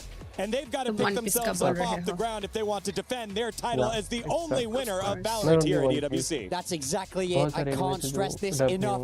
There is no double elimination here. You lose this map 3, you will be going home. Your key will be crushed. You will not be able to defend your title. BBL looking more confident than ever after that last map. Two very different stories. We have the title defenders in Team Heretics, and we have a group of 5 youngsters that just ascended into VCT. This is their second global event ever. They were lucky and strong enough to, at the beginning of the year, be the first winners in kickoff EMEA. Had a quiet stage 1 and now bounce back to be in this form. We've said it. We have already seen their sunset. We have seen how crazy it can get. The Rock playing on that deadlock. Let's see how prepared Team Heretics is for this. Again, the youngest roster in the tournament is BBL. LaRock, that MVP candidate, the second youngest player in the tournament. And fascinatingly enough, after 2 maps, LaRock, Loida, and Lovers Rock all tied at the top of the ACS leaderboards with 251 ACS on the dot. Yeah. They are firing on all cylinders now after that second map. I mean, this is a scary, scary squad. We talk so much about the Rock, but really, this is all 5 of them, top to bottom, able to excel here. As we have our Agent Select coming in now, Kosh Maras on that Neon. That's what I wanted to see. It's old school. It's double initiator here from Heretics. And at the same time, we were wondering what Heretics was going to change from years prior, and it doesn't look like it's going to be much. Concerns that we had on this sunset for them was that Wood sometimes was not on point with the KO. Koshmaras, I think that this is the moment for him to shine when we're speaking about the one-to-one. One thing I want to talk about is Benji Fishy on this Cypher. When they were at their best on this map, he was astronomical on this agent, especially around that B side. And I always remember those B side post plants. Yes, the map's changed a little bit, but look for that same style here from Heretics. I know that we've been highlighting the players in BBL. To me, the difference maker still keeps being, is Lovers Rock turning up today or not? And to me, even on that breeze, he perfectly did. He's able to keep that up, especially with the defenses that BBL has been giving us throughout the entire year. He should be and could be the key to shutting Heretics down and ending their dream of doing it again. The burden of being the title defenders here at EWC is upon the shoulders of Team Heretics, but the young squad that knows no better, they only know forward, is BBL on the cusp of knocking out those title defenders and making history. Let's find out as we go to map number 3 with the Achilles and Paper Thin. Sunset to decide it all. His third and final map is BBL absolutely battered Heretics on Lotus. Can they maintain that form? Can Heretics regain theirs and stick around in this tournament to defend their title? In back-to-back years, it's a single elimination playoff format. No second chances, no reprieve. Loser here. Their run comes to an end. You just gotta wonder, is that momentum gonna be able to carry over for BBL? You know, sometimes in EMEA, they'll have one of those maps where they'll blow an opponent out of the water, and then the next map they'll be kind of shaky again. So just looking to see if they're gonna be able to maintain that form. You know, Laroc going on to a very different role, a very different agent of Deadlock. Gonna be setting up some of those sonic sensors early over on the B site.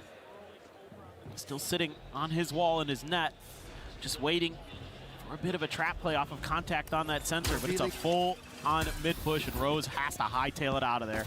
It's a different role that he did play incredibly well versus EDG. Trevin going to take that first contact, but it's going to be fully flashed up. Now having to backpedal away.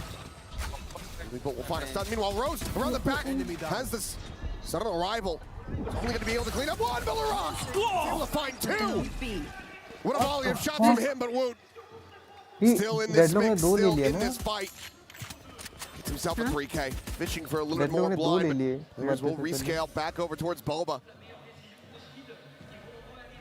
Looks like they might just be pushing. They have another, they have time for another pivot, and Loida's somewhat aware of it. Rock, he's quick on their heels, though, in around the back.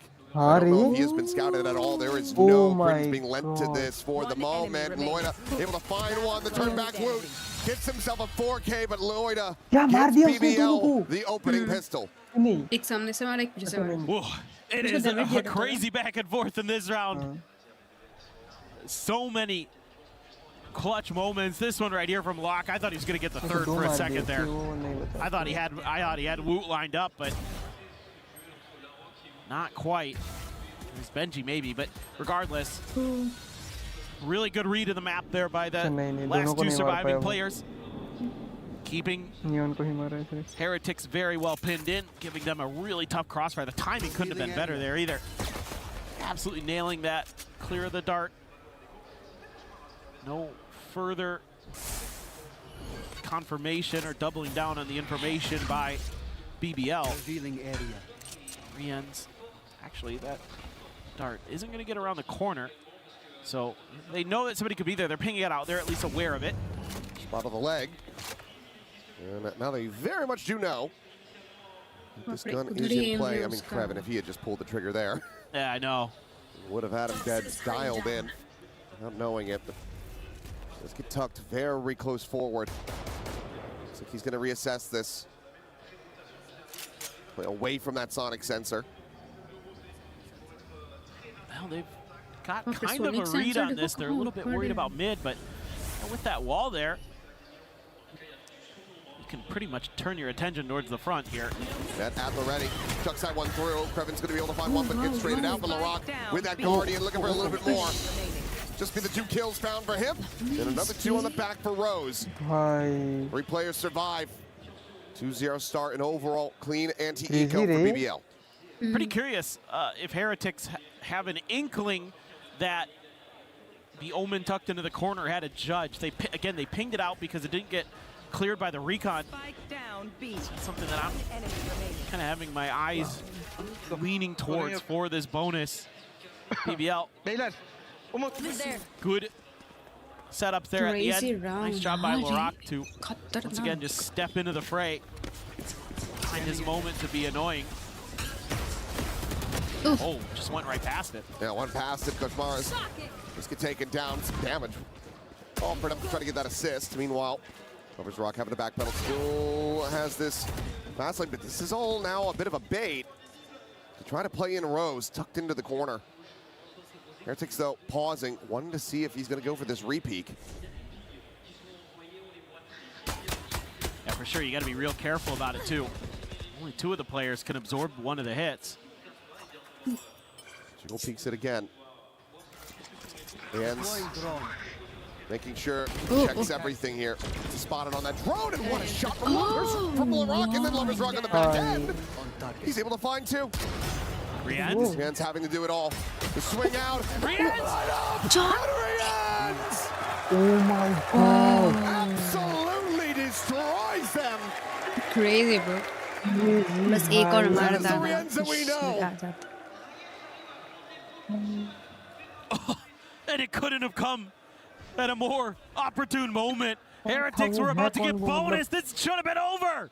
It should have been done. But no. Rian's. Crazy. Absolutely incredible. Destroyer, yeah. The coaching staff as well on their feet off the back of that play. What a bailout.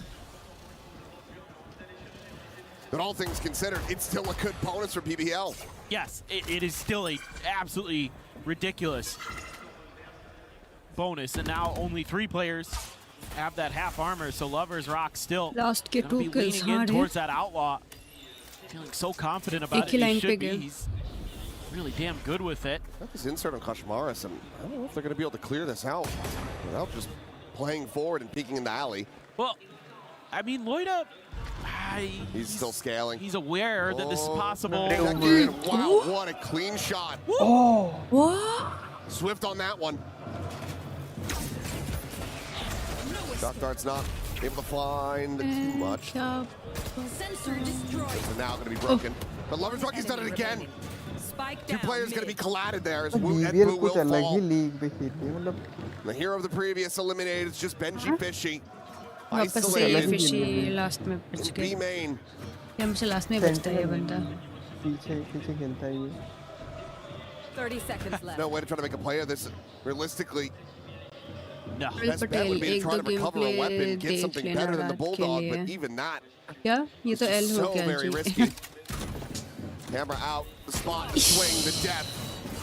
As BBL get the flawless off the back of a very close bonus, and now they're up 3-1. This is going to do a lot for BBL's economy. They were getting pretty low in the bank account coming into this round because they lost that bonus. So this one, pretty important for them in this defender side. And this is huge because they're going to be able to just keep all their weapons. They have an outlaw already in the mix to deal with the eco round. This should be them looking pretty good to go up to 4. I mean, if worse comes to worse, you have lovers_rock's overdrive. No Rose. Forced away, but Loida, he's got him covered. Ping reveal now out, spraying right through the box, just looking for some damage. He's up a little bit shy to the mark for lovers_rock, looking for another kill with that outlaw. It's just gonna be the one. Still damaged out, and all of Heretics contained in alley.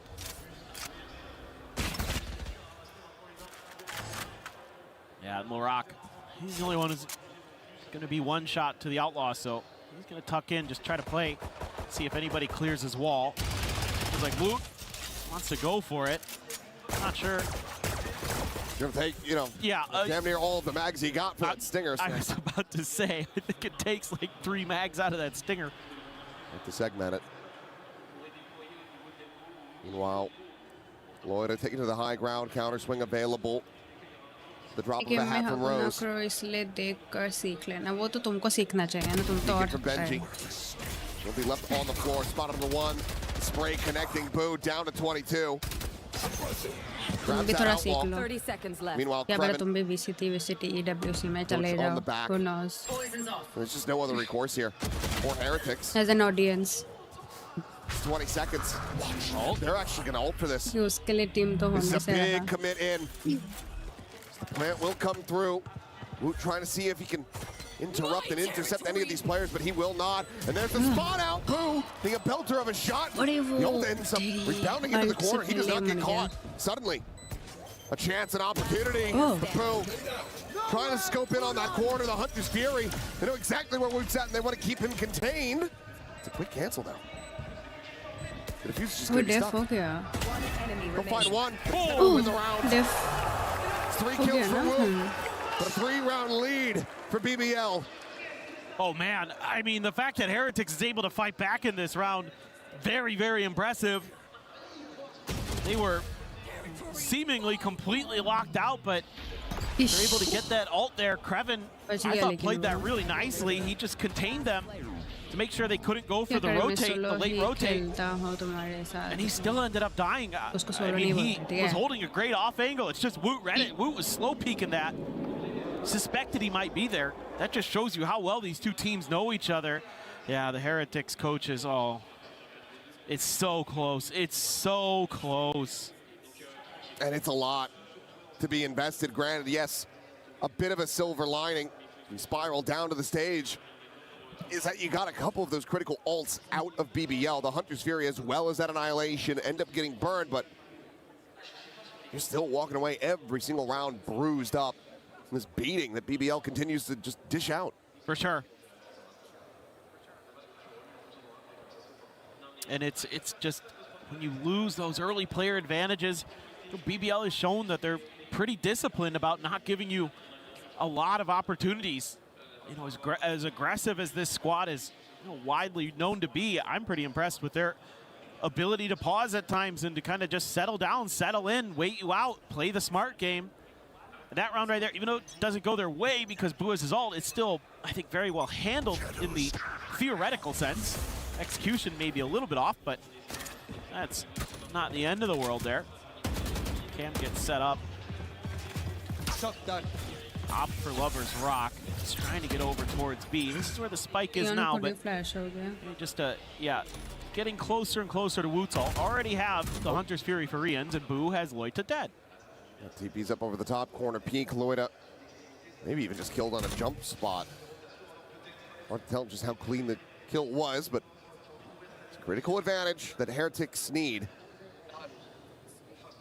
Well, Benji is stuck here in mid, trying to find that timing, takes the armor away from Lover's Rock, but cannot get that elimination through. Repivot back over to B, though, from both of the teams is BBL starting to realize that it's not going to be hitting on A.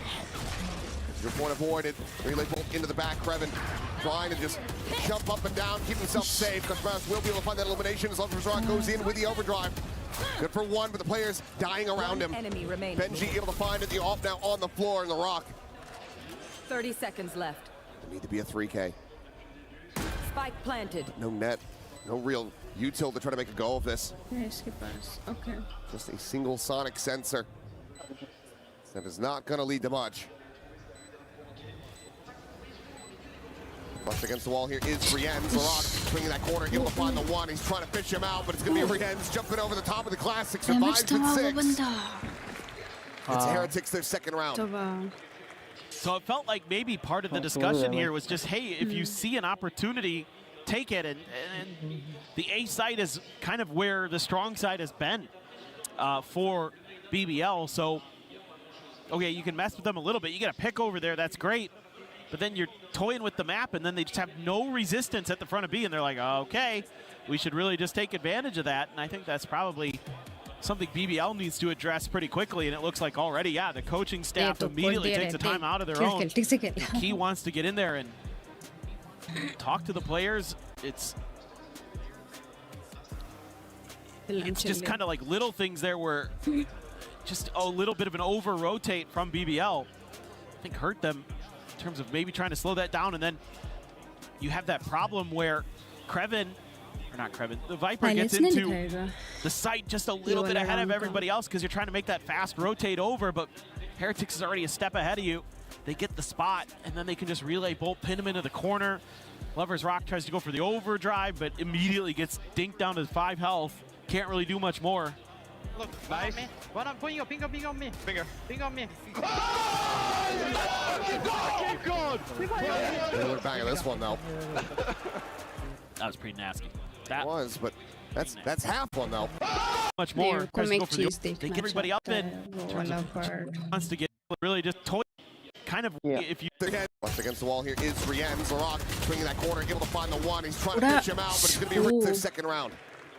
Rose tagged down, not quite dead. Rose managed to survive. Well, didn't last long. Lover's Rock. Vandal in hand, able to put some good use. What a shutdown from Loida. Bro, Absolutely crazy destroying him with bandit. a bandit is Loida. Gets a second. Will finally be taken down, but it's gone into a 2v2. Able to survive. है? उसने stun पे मार दिया हम लोगों को नहीं लगता है उसका लग गया दोनों को मार दिया managed to scrape मुझे लगा ये BBL का है He got hit by that stun. केओ ने देखा क्या मारा तू That is crazy good stuff from Boo. Look at this. Bink. Oh my goodness. The second bullet gets in there and finds the head, and then the stun wears off, and he's good for the final. So now it's Heretic's turn. Start streaking some rounds together. Lover's Rock goes back to the op. He's going to be under pressure early. Has to tuck into the corner to avoid. Recon just looking then. See if there's any follow-up behind it. I wouldn't expect Boo to try to aggressively challenge that, but he's going to hear these footsteps. So this kind of gets a little bit concerning for me for BBL because the IGL now has maybe a decent idea. Not sure if Loida made any noise over there.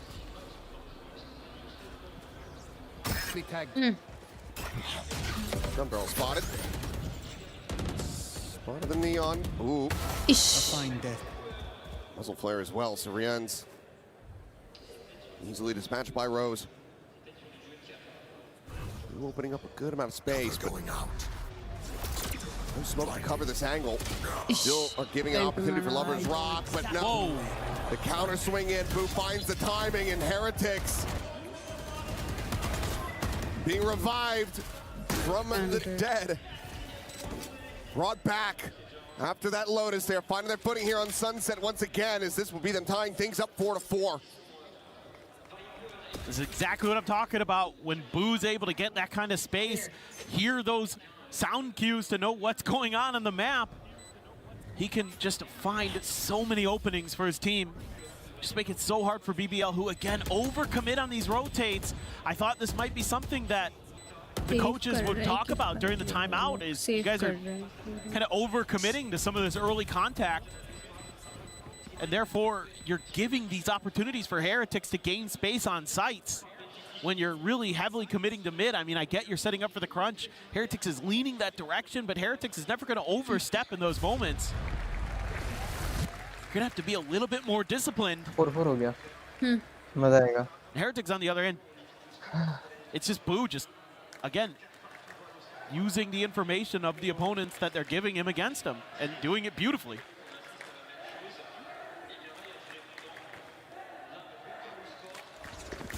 Well, round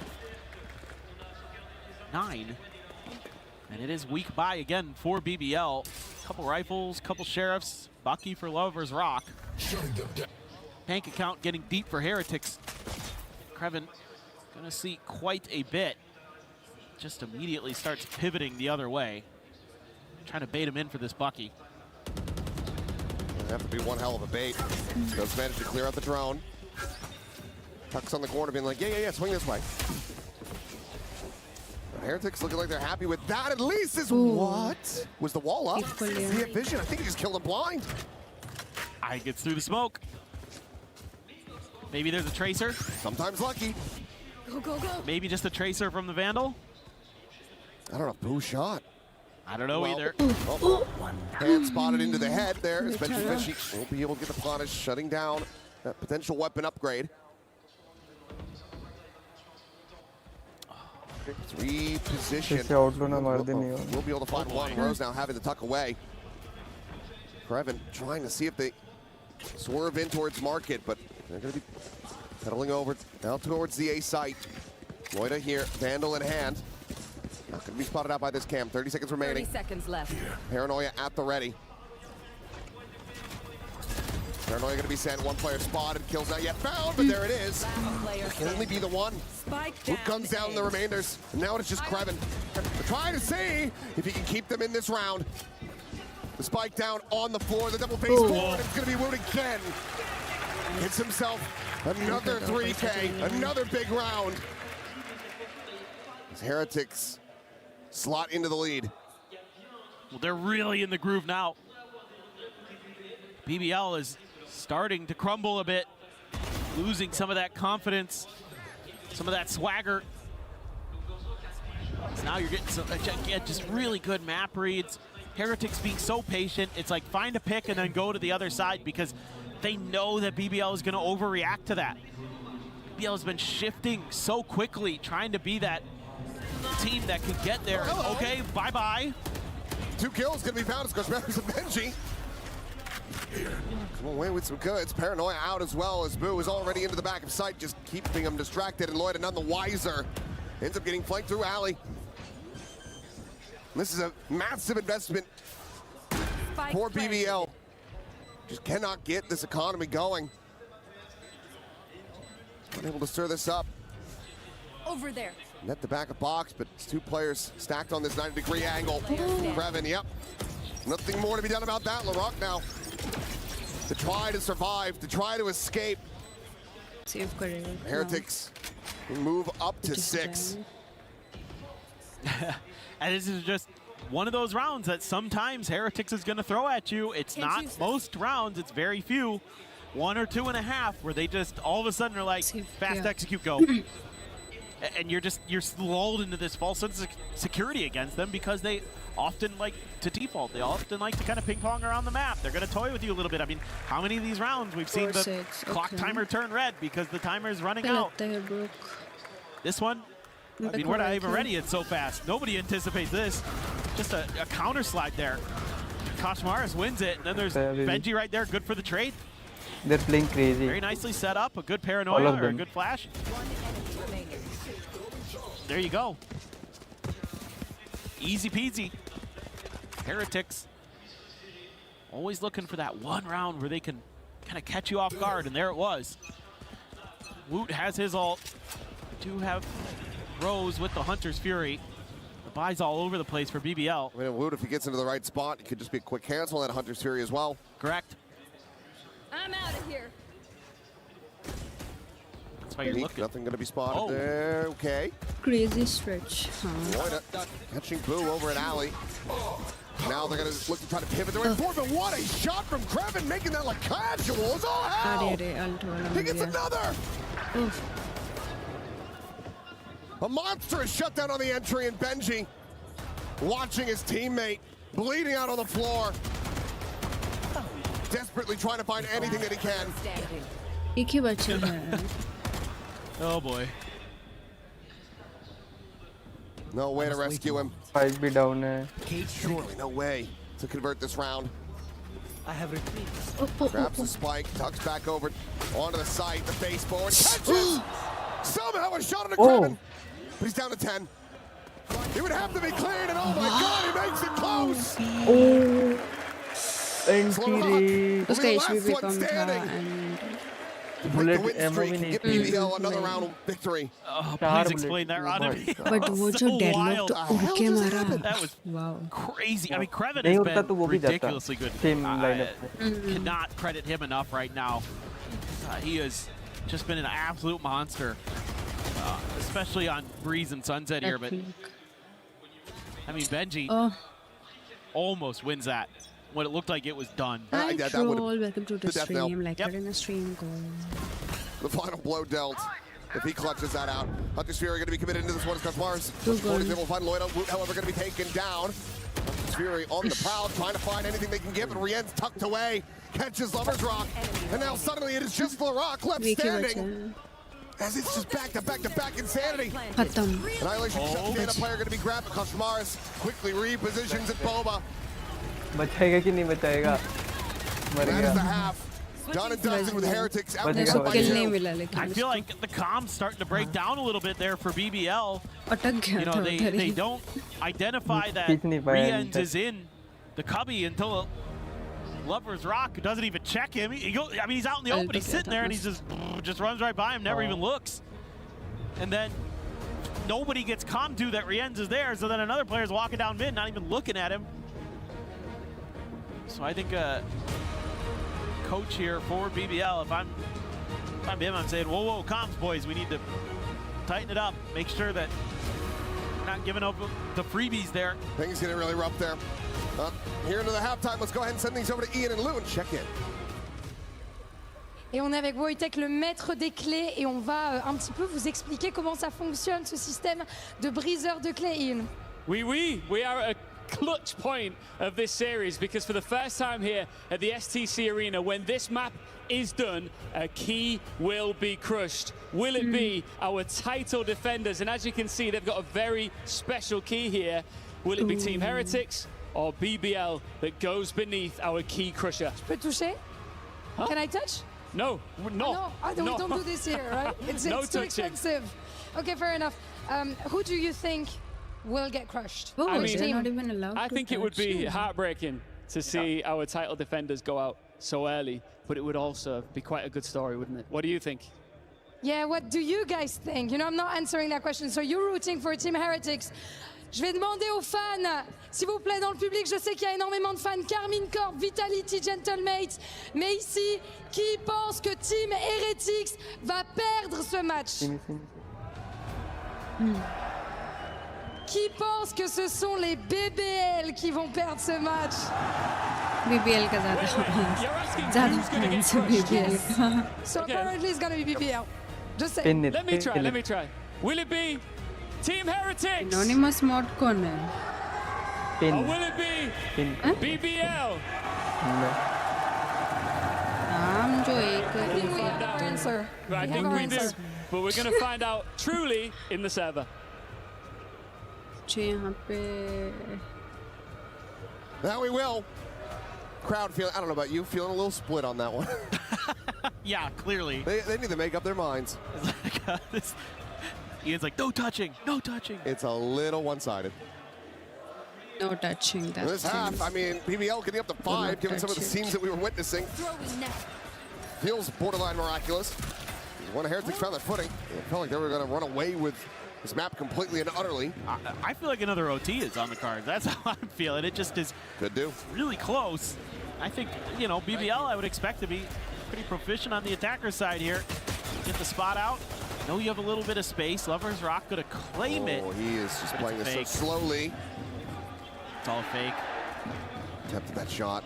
So going wide. Jump up. And this is all, as you say, to draw attention. They now have to try to re-clear the site. Get him flushed out. Meanwhile, Boo.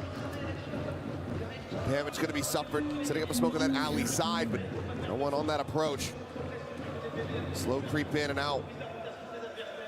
Lover's Rock situated in mid. We'll try to find some damage. We'll just drift across. Very casually, but he's ended up eating quite a bit. 43 health remaining on him. Team effort. Clear out that barrier mesh.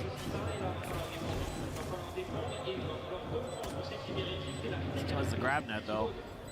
Okay, ये भी aiming है सब. Fragment over the back of sight, and Larock gonna be taken down. Looting will find Kreven as well. Throws, trying to capitalize off that blind, but he just can't make anything happen. Rien's now able to find one with that frenzy, and Loida has to do it all. The right click, gonna be good for one. Gets it into laundry on the defuse.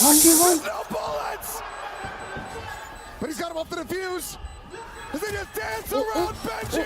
He's got a sniper. He's got चाकू मारने का plan कर. What a bad shit clutch. हे पुटके switch कर लेगा. क्या बताऊं?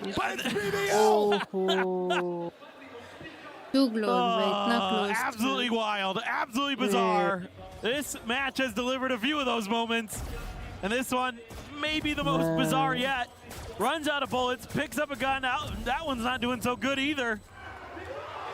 But oh my God. I thought Heretics had this one. They were steamrolling through that. A 1-1 to start things off. Going into the next round. Benji dead. Lovers Rock traded. Mars again going for a bit of investment, having the stinger in hand. Needing to find value is Woot. Getting tagged up. Sliding it. Oh my God! Oh, I love it. Oh, I mean, that is disgusting. More of that. If you're cheering for Heretics, but that is absolutely gorgeous. If you're in the BBL camp. More of that, please. That is so sick. I mean, it's just incredible how these players will just hit these grooves on either side. A lot of different players today. I don't know that there's much Woot can do about this. Caught by the grab net and just has to peel away and preferably find a way to die to a spike or something. Boo will find a stinger out in the wild. So let's see if there's anything further that can kind of materialize in this round for Team Heretics, or if it's just going to be a die to the spike. I mean, the deadlock wall is here. I don't know why in a million years you'd ever even bother to challenge it. Just hide behind it, kind of wait it out. In theory, wait to the spike, and we should be good to go for another one.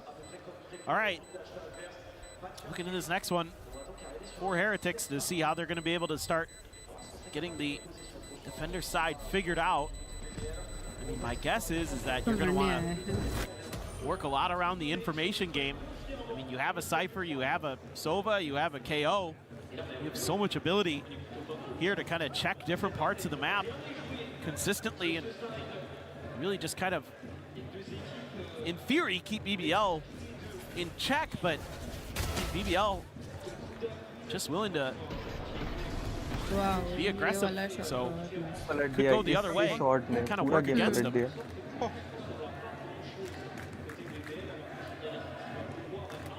Now, Beyond spawn से जाता 7-7. BBL looking for that bonus conversion to try to put Heretics 6 feet under. What a amount of firepower still available to them here. Okay. Task it would be. Using some of that util early to buy a little bit of space. Rienz with the free fire. Suspects they might be coming. So sends out the recon. It's cleared very quickly, and Lover's Rock already has Benji Fishy dead.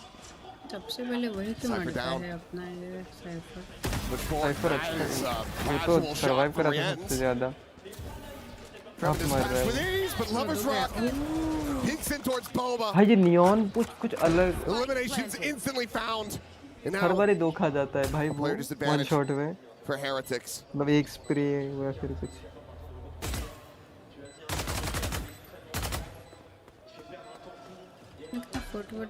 Oh, timing on that dart a little early. One Rienz. Oh. 3K form. Back now into a 2v2. Barrier mesh.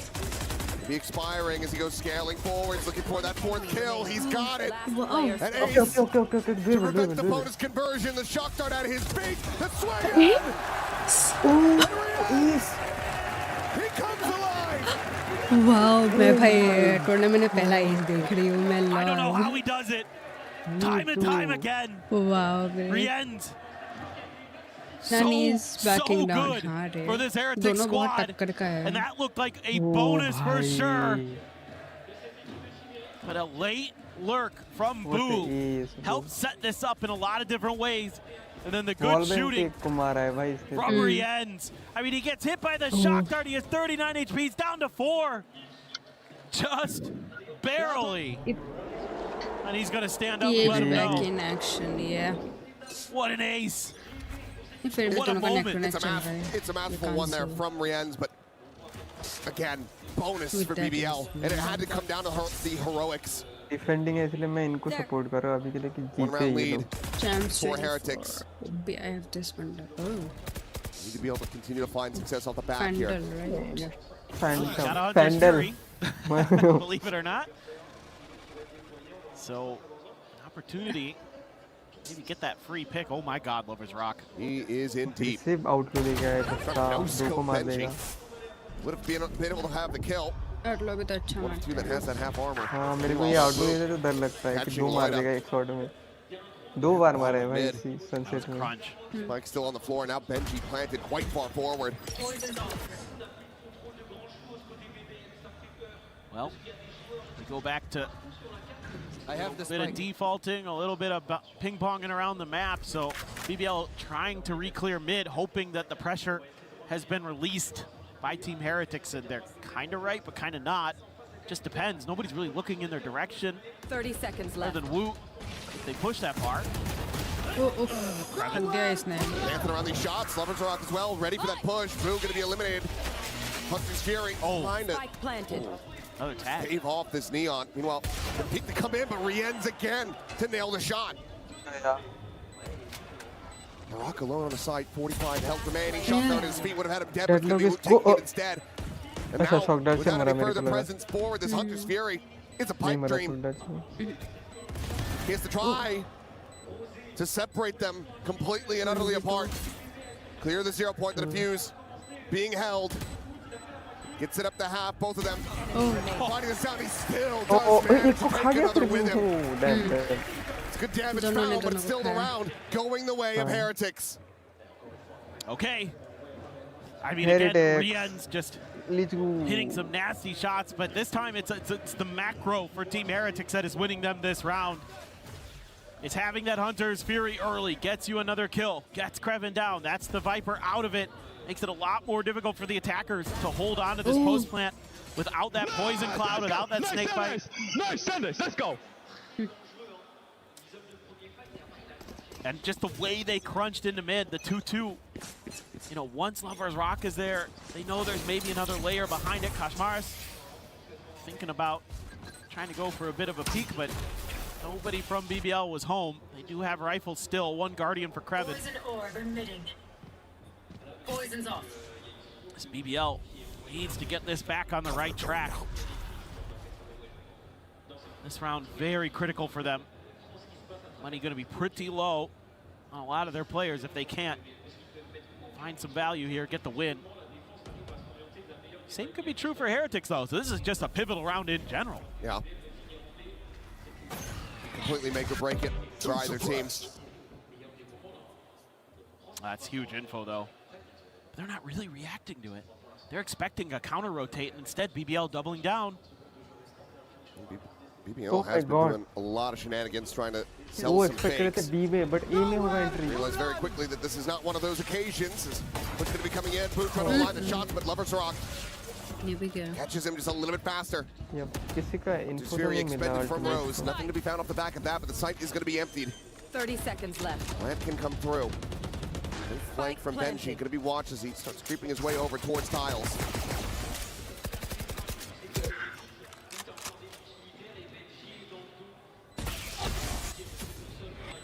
No escape. Grab that around the corner. Trying to slow them up on the approach. Fragment as well, going to be lobbed in. Rose, his attention now tied over towards Street, but BBL there coming out on top, and now suddenly it's just Benji Fishy remaining. The 1v4. BBL managing to fight back, denying Heretics from getting up to double digits.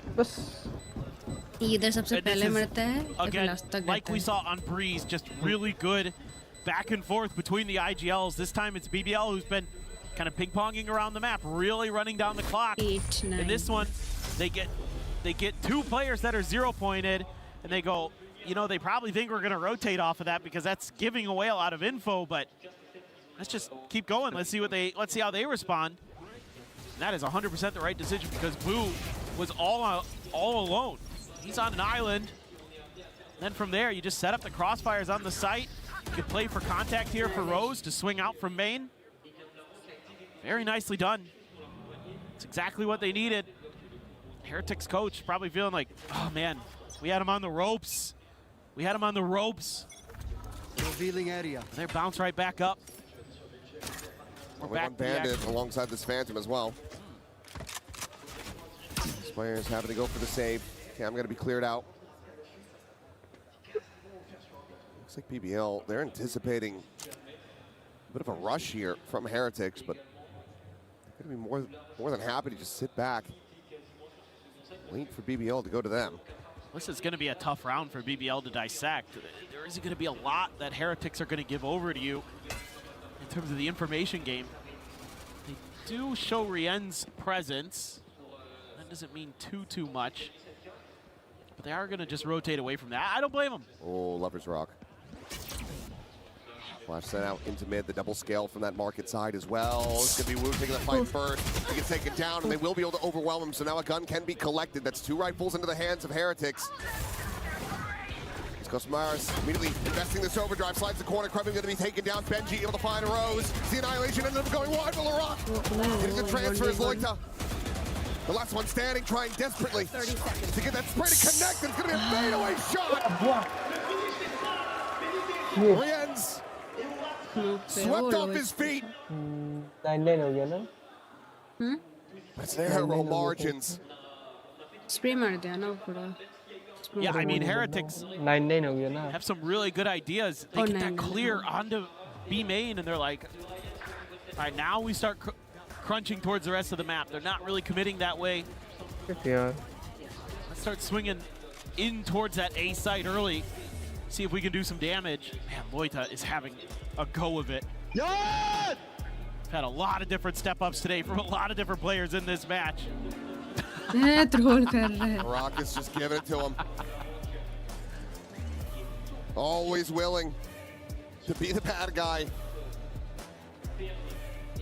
And this is now Heretics very much feeling the pressure. The trash talk is there, but still a scary position for BBL to be in. They're running this back, they're tying it up. They're not out of the woods yet. No, not at all. And now you got to think about, as Heretics, is this your moment to go for some kind of strike, but you have that KO ultimate, so you know you're probably thinking more retake, more counter, execute than you are just going for some kind of big quick hit. But we'll see. The way they're kind of lined up here at A main, no, they're going to back off. Ooh, okay, I was going to say the decent damage is going to be out, but Ooh, still able to find that kill. This has to be so fast from BBL. And now they're scared because of that cam. It was actually free. Benji and Market, can he hold the line? Looks for one, gets himself a second. Rien's in the fray. As Benji stands up and says, I'm not crying. Shuts them down on entry. Oh my god, bhai.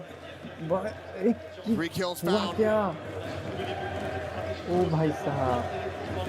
Fans here in Paris, they want to see Heretics carry on. Oh my god. Take that next step. Oh. Krevin goes jumping in there. Like, I'll save you. Oh, nope. Oh my god, such a fuck up there. Absolutely love the back and forth. Mute ho gaya on their bhai. feet. I mean, again, these two teams, no strangers. I love the back and seems to be the case. Ah, okay.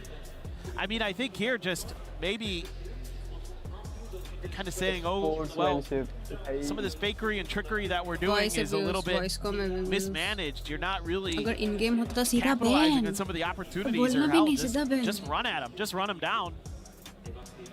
Don't give them time to react and kind of read the map. Coach does something cheeky there. All of them having a bit of a giggle. Round 20. 9, 10. I mean, oh, Rien's one away from another Hunter's Fury.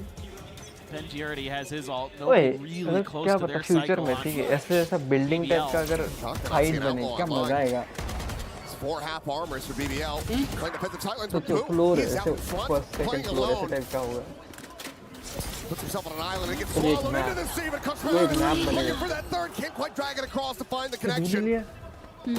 Still gets him right back in. Beautiful flash from Woot. I assume that means a change of ideas for BBL in this one. They're starting to work their way over to the other side, and no real easy target for the Neural Theft for Benji here. They're pretty far forward, so maybe if they just kind of clear forward a little bit, they'll use it, but it might kind of be for naught.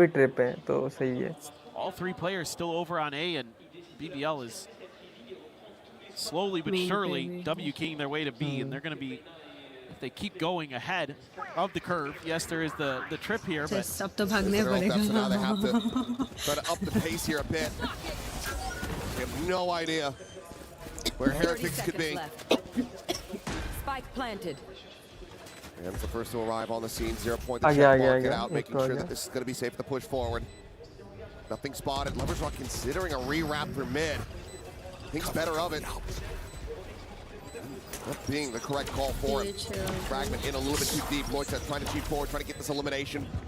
On to Rienz, but Rienz takes the fight, takes his life. The Hunter's Fury immediately. Okay. Lovers Rock dead. It's all on Rose. No way. Okay, Destroys them both. The recon lets him isolated down to one side of approach. The time is just not there. Oh my god. Rienz will be able to find that kill. दोनों side पे था. He takes it close but not close enough. 10. They get the clutch and they tie it up. I mean, it is crazy how rounds can come down to someone not just turning a little bit one way or another. And I thought for a second Rienz was going to outdo Rose in the clutch. But it's Rose this time who learns that he just needs to wait a little bit longer. ये Cypher ना सच्चे पागल है भाई. It ends up too deep in the cubby. Yeah. He's got just enough space to tuck away, but they think it's cleared. So they don't check the corner. And Rose gets away with murder. Very much not. Much not clear. That's a huge round here for BBL. Now they're going to be into an ult cycle. Whereas most of Team Heretics is away from theirs other than Boo. Can be very impactful with it, don't get me wrong. You're going to be getting real close. Pit, Annihilation, Hunter Fury already available, one away from the overdrive. Get this round. Mars, he gets the kill, he gets the tap. Lovers Rock down to 10. Hunter Sphere going to be sent down, and Woot does get killed. Meanwhile, Lovers Rock is just trying to scale off there. This man's going to be good for one, looks for a little bit more, but it's just tiny little lick damage suffered by Kreven. Rienz and Benji have to try to bail them out yet again. It's PBL. Regaining the lead. Kreven. The damage suffered significant, but Benji now dead on the flank.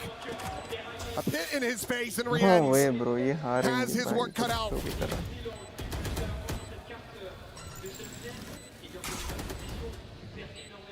Have to lock him into position. The decay all the way down. Lusova just on the other side of the wall. And ultimately, Rienz has to make the call to let this round go, to let BBL move up to 11, as he just looks to hold on to this weapon. The money just isn't there.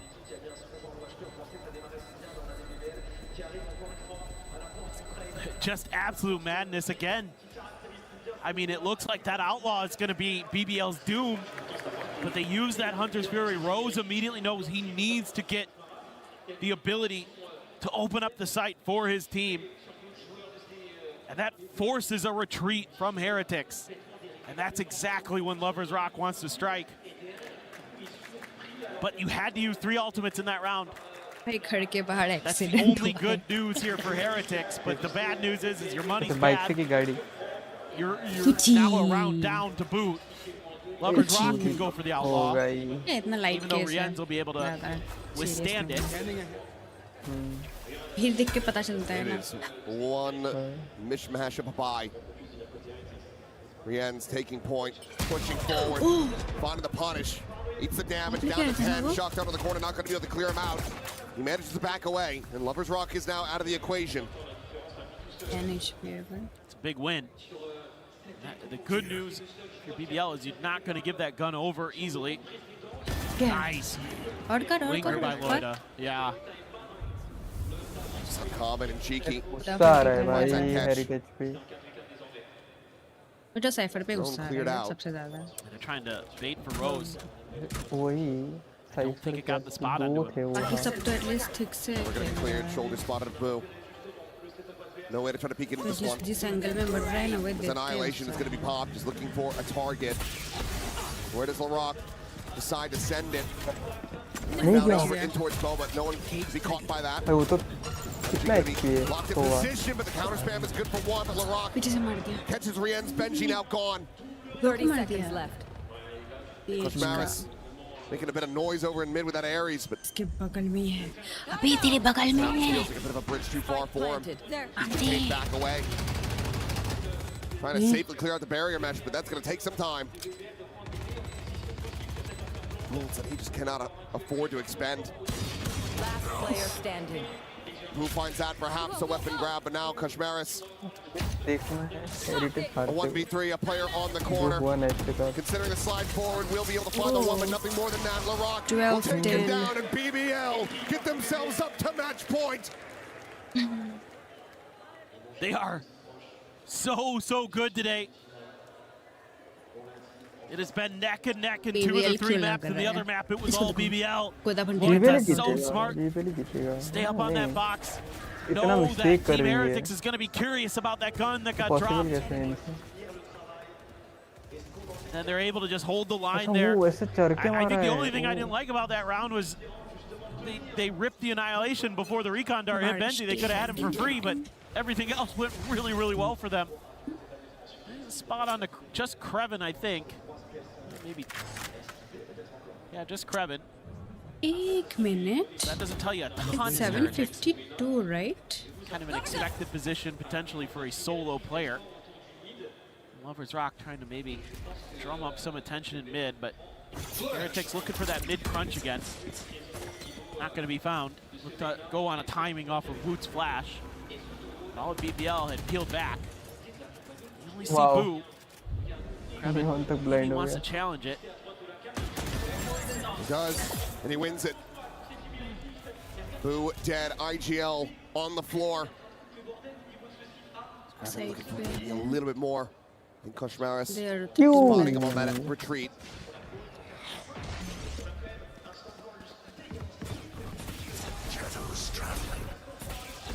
On the market, Benji and Rien's again, the ones being put under the pressure. Looking to try to succeed, and Rien's nearly gets that second kill, but LaRock taking down his backup. The rival now, however, ʻŌșmaris is only going to be good for the one. Woot, a 1v3, a swing! BBL, so good, man. Back to back! The title तो इधर ही बच गया है. As BBL will advance to the semi-final. अभी तो की crush तो बाकी है, फिर नेक्स्ट वाला गेम तो बाकी है. Next to you know clubs का. वो तो पता है. भाई क्या किया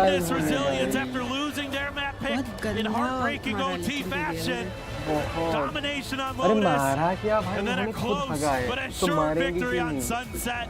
This young They were Turkish squad dominating. absolutely can fry, and they have done it on the international फिर stage. भी वो वाला सीन मतलब ध्यान दे रहे थे जहाँ पे साइफर और An incredible performance from them तो to ब्लंडर take किया this 2-1. वो अपर हैंड में आ जाते हैं अगर वो जीत For जाते. Heretics, no repeat victory. अंधे भाई उनको थोड़ा चश्मा वश्मा दो, थोड़ा पहनेंगे. An earlier exit than they defending would have liked. Champion है. क्या किया ये? But for BBL, an opportunity to achieve greatness here on the EWC stage. And an opportunity to crush the key of one of their European rivals. A well-earned, well-deserved bow. Coach तो वो लग रहा है जो काला पहना हुआ है. After that Lotus in particular, I think again LaRock right back into the mentions of MVP.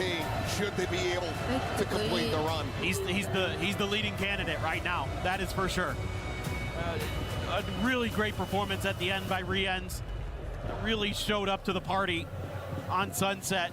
A solid effort from Heretics on that map, but a map that used to be good for them, not so much this time. Well, much to the chagrin of the crowd.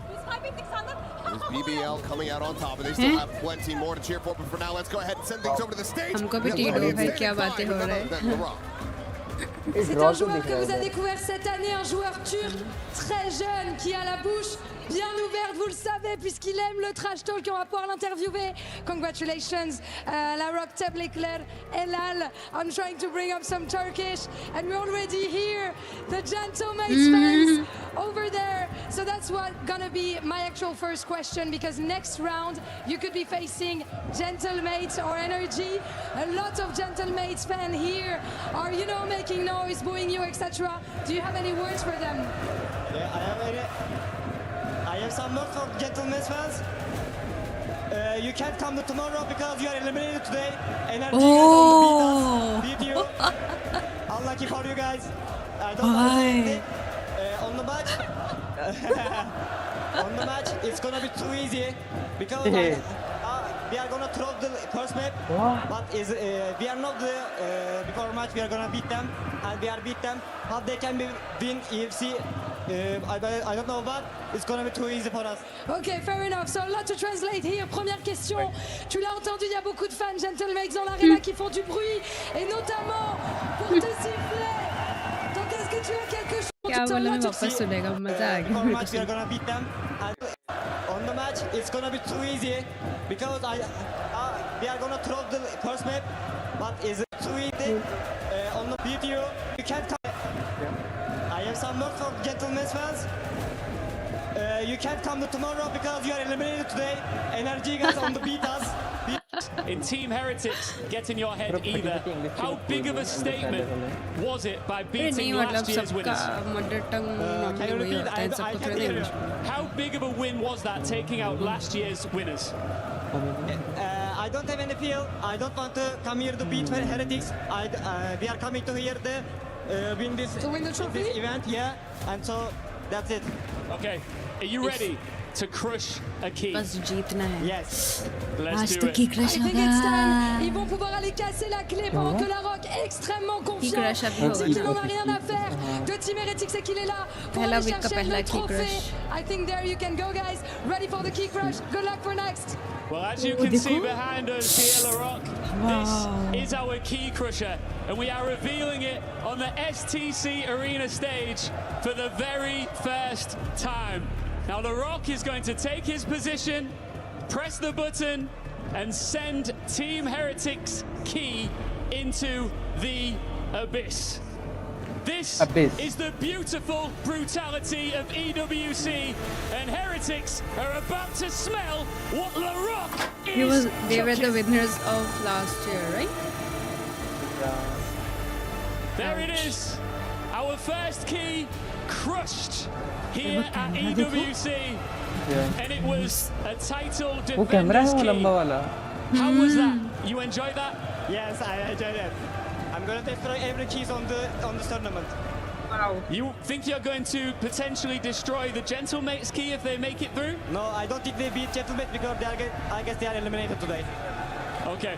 Wow, let's see कौन जीतता है फिर next match. I want you to take this in and enjoy it because you are a big-time player. You like big-time moments.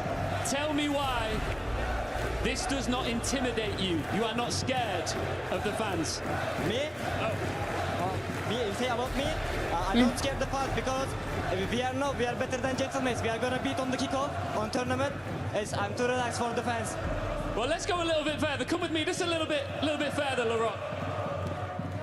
I want to show you this.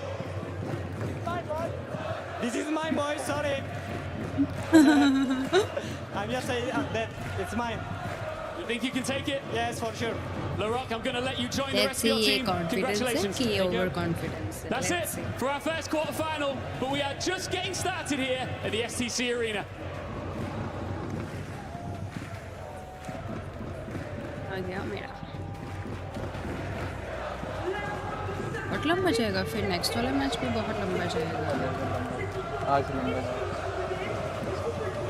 I think 11-12 बज जाएगा क्योंकि अभी 8 बज गए 9 by default 7:15 के around In start one of the होता है greatest pop-off moments that I have ever seen, LaRock crushes the hopes of the reigning title defenders. There will be a new leader here at EWC Valorant, and it won't be Team Heretics. जिसका time लिखा हुआ है 7 getting their key in the trophy.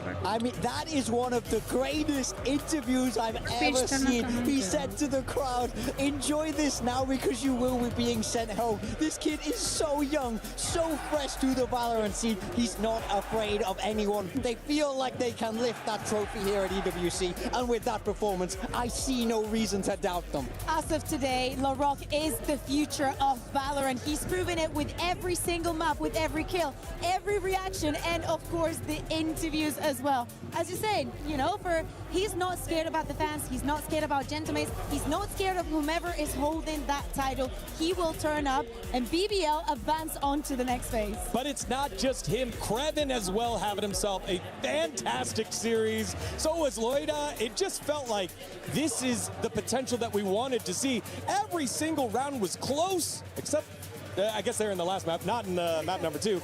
But that was what we wanted from this squad in these tight matches. Will you be able to show up, especially against a championship caliber squad like Team Heretics? And they were able to do so despite the fact being the youngest team in the tournament. इसका नाम है Baby Boy. Points in this map 3, a strong start, and you see वो पीछे huge जो glitches from Heretics. पहना हुआ है। I felt like if the Heretics players started to heat up, it could get a little bit troublesome, but BBL showed their class, showed their resilience, and showed why they have a real shot at lifting this trophy. And how much they trust their capabilities. So many ecos as well. So many rounds that were not supposed to go their way. And time again, they were able to turn things around. Speaking about amazing performances, we know that Rians versus a Turkish team is always a show that you want to witness. He did turn up, and as we say, at the end of the day, going to that third map into a 13-10, what an incredible match for both of these Titans. Yeah, it was moments like these where you're converting bonuses and then putting Team Heretics further behind, and that's what you need to do against a team of this caliber.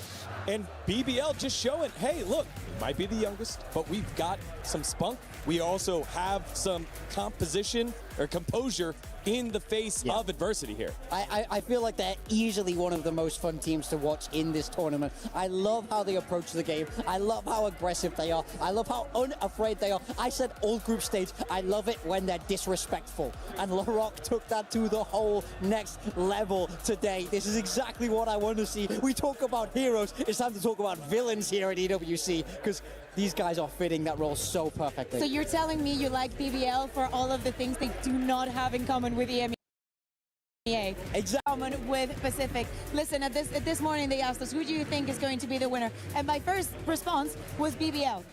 I changed it, and I will stick by that, because I think that this side of the bracket is absolutely cursed. I expect the matches to go the distance. I expect the unexpected to happen. So I bail on this one. It's too difficult. Well, speaking of unexpected, round 13 here was crazy. It was the pistol round again. 2 pistols going the way of BBL.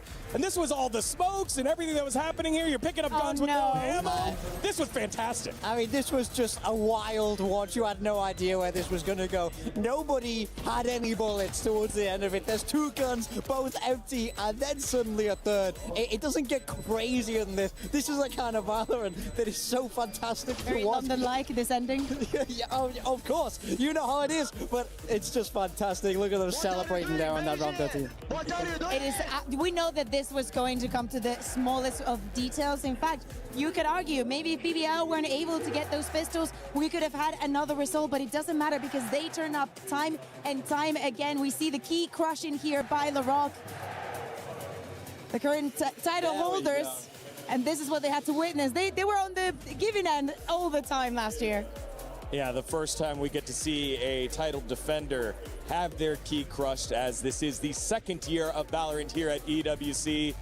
And the stress, the dismay, and also the harsh reality when you fall short the dreams get crushed. Benji Fishy had himself a couple of rounds, but just wasn't quite enough. That 13-10 spelled their demise. I also think that Benji brings much more than just the kills to the team. Yeah. Every single time that you think about Vibes, you see him. He is always the first one to stand up and scream, "Let's go, boys," in every single one of the Team Heretics matches.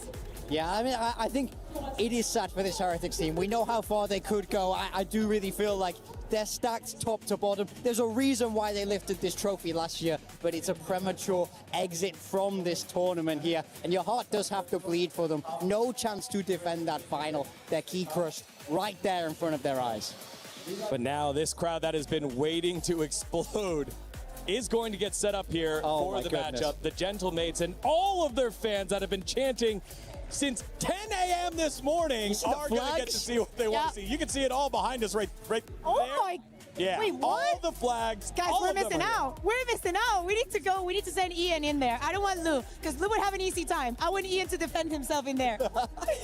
All right, let's take a look at the bracket. Now that it is updated with our first quarterfinal match in the bag, it is the upset, some would say. BBL 2-1 over the reigning title defenders. Team Heretics will not defend, and that means BBL will take on the winner of our next matchup, Gentlemates and NRG. Look, I mean, no bias from me, but I would love it to be Gentlemates after the way LaRocca's just been giving it to this crowd. NRG, this is an away game for sure. This is a hostile environment. I can't wait for this second matchup. You speak about a hostile environment, but you could argue that that is the same that they encountered in Paris. That's true. Not that long ago, because that entire stadium, I can tell you, was going on Paris. That's true. Not that long. यहाँ से suppose like एक जाएगा तो यहाँ पे कितना बचा है 1 2 3 4 थर्ड प्लेस मैच किसके बीच में We'll continue. We complete our first quarterfinal match, but we're not done. We'll be back to set you up for NRG versus Gentlemates. First place कैसे होगा? आई थिंक सेमीफाइनल में जो हारेगा उनका होगा.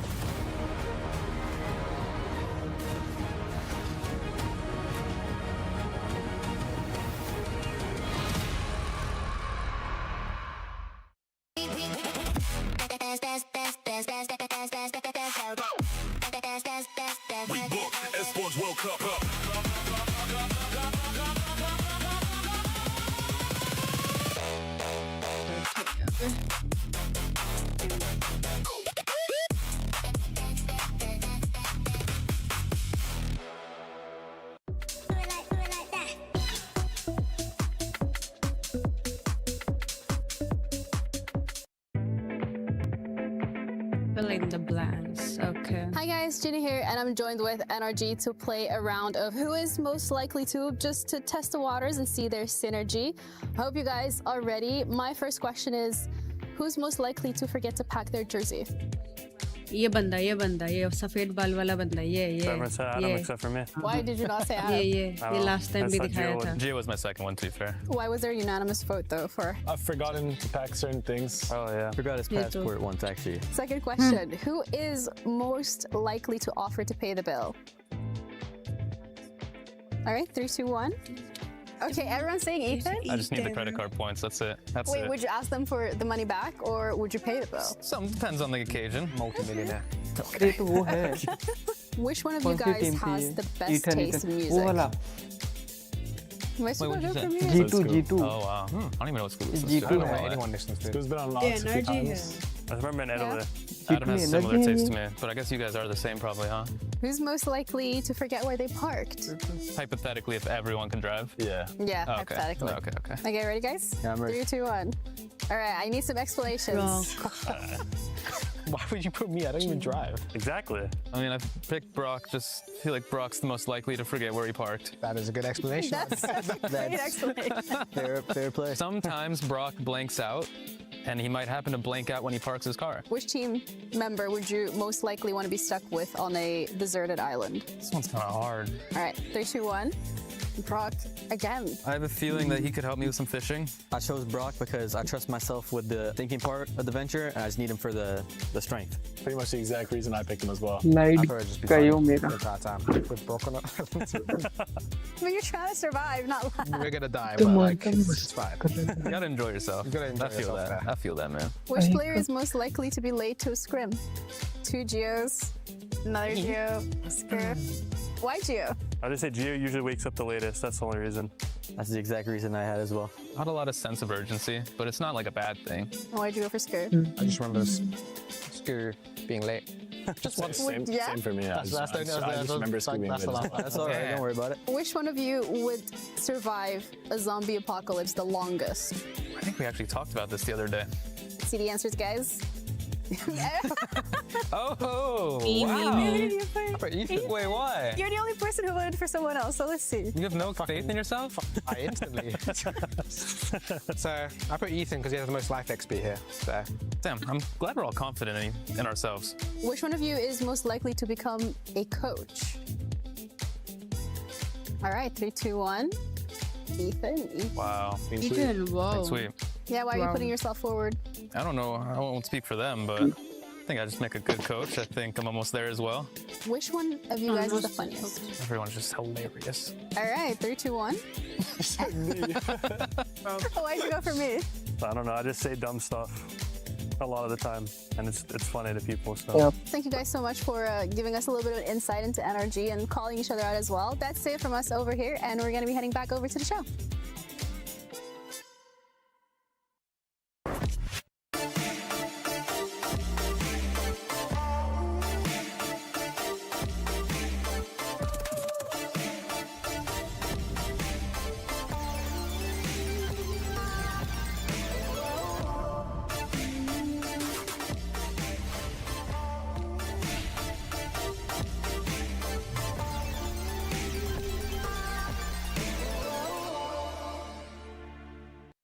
Hello, today I'm gonna play a 1v1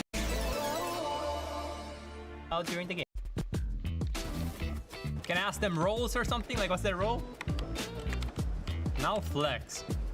By the way, he can hear you on mic. Oh, you can hear my mic and I cannot hear you? What the fuck is this? Initiator and flex. Country. What country are you from, sir? He can hear you, right? Oh. I forgot. But why did you tell me to write then? Hello, someone told me I had to type it out. Russia. Lex from Russia. What region do you play in? APAC.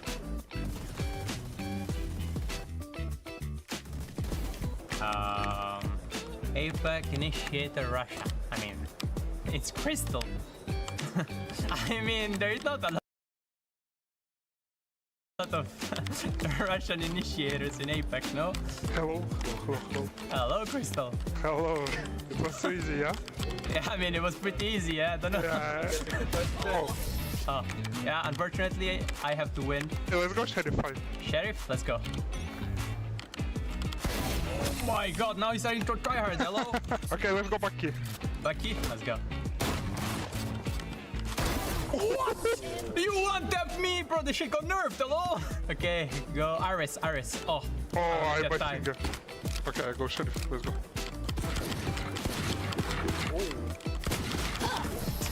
GG. Okay, give her the game. Thank you.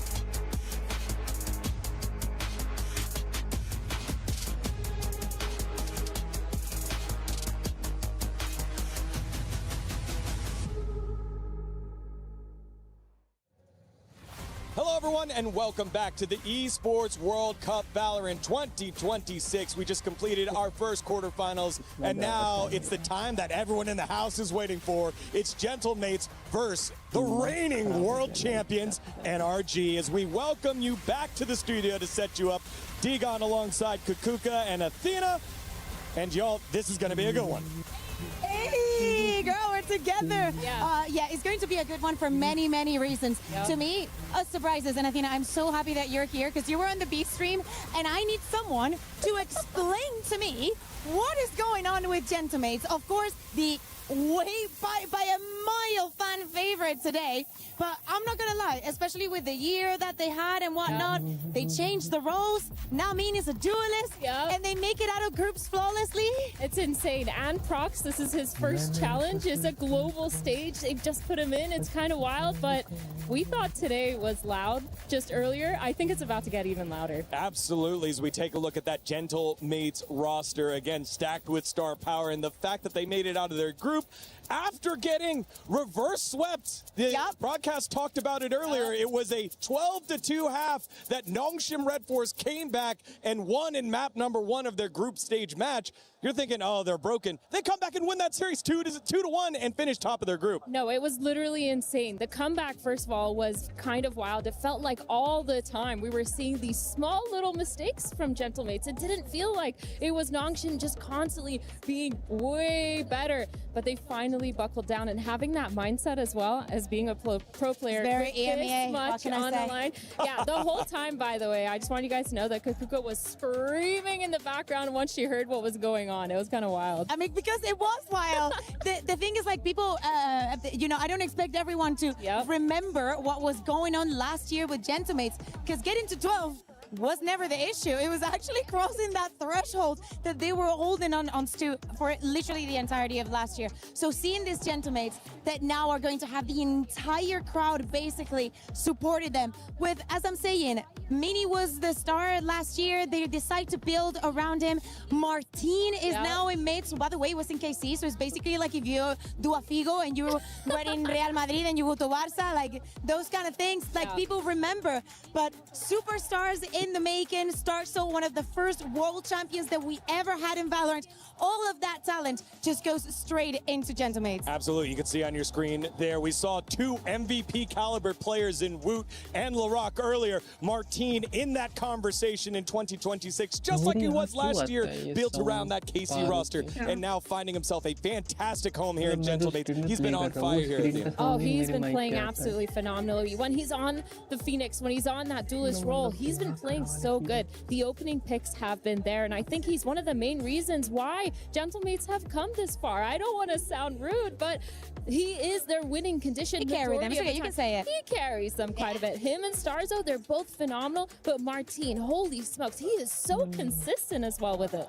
That is the surprising thing for me. At the beginning of this year, I was going on the, okay, you're so strong, perfect moment for Martin to achieve something, because kid you not, he had been the best Joro in EMEA for the longest time. It was his moment to shine. And of course, he delivered. And whilst we're talking about so many other duelists, so many other players dropping the ball when it came to change the agents that they played, that they were so well known for, Martin was the exception. And he keeps being it through the rest of the year. I did not see those matches, but I am very looking forward to see what they can do against NRG. Absolutely. Let's turn our focus to the reigning world champions in NRG. That one roster move, Kiko slots right on in, and this team has gone back humming away now back here at EWC. Oh man, this team, they have so much to prove, because obviously looking at their past global kind of performance this year specifically, they've only been on a downwards trajectory, but Kiko, he's been phenomenal so far this event. It feels like we've seen a new idea of him being unlocked. He's been really good with getting that operator online, setting it up,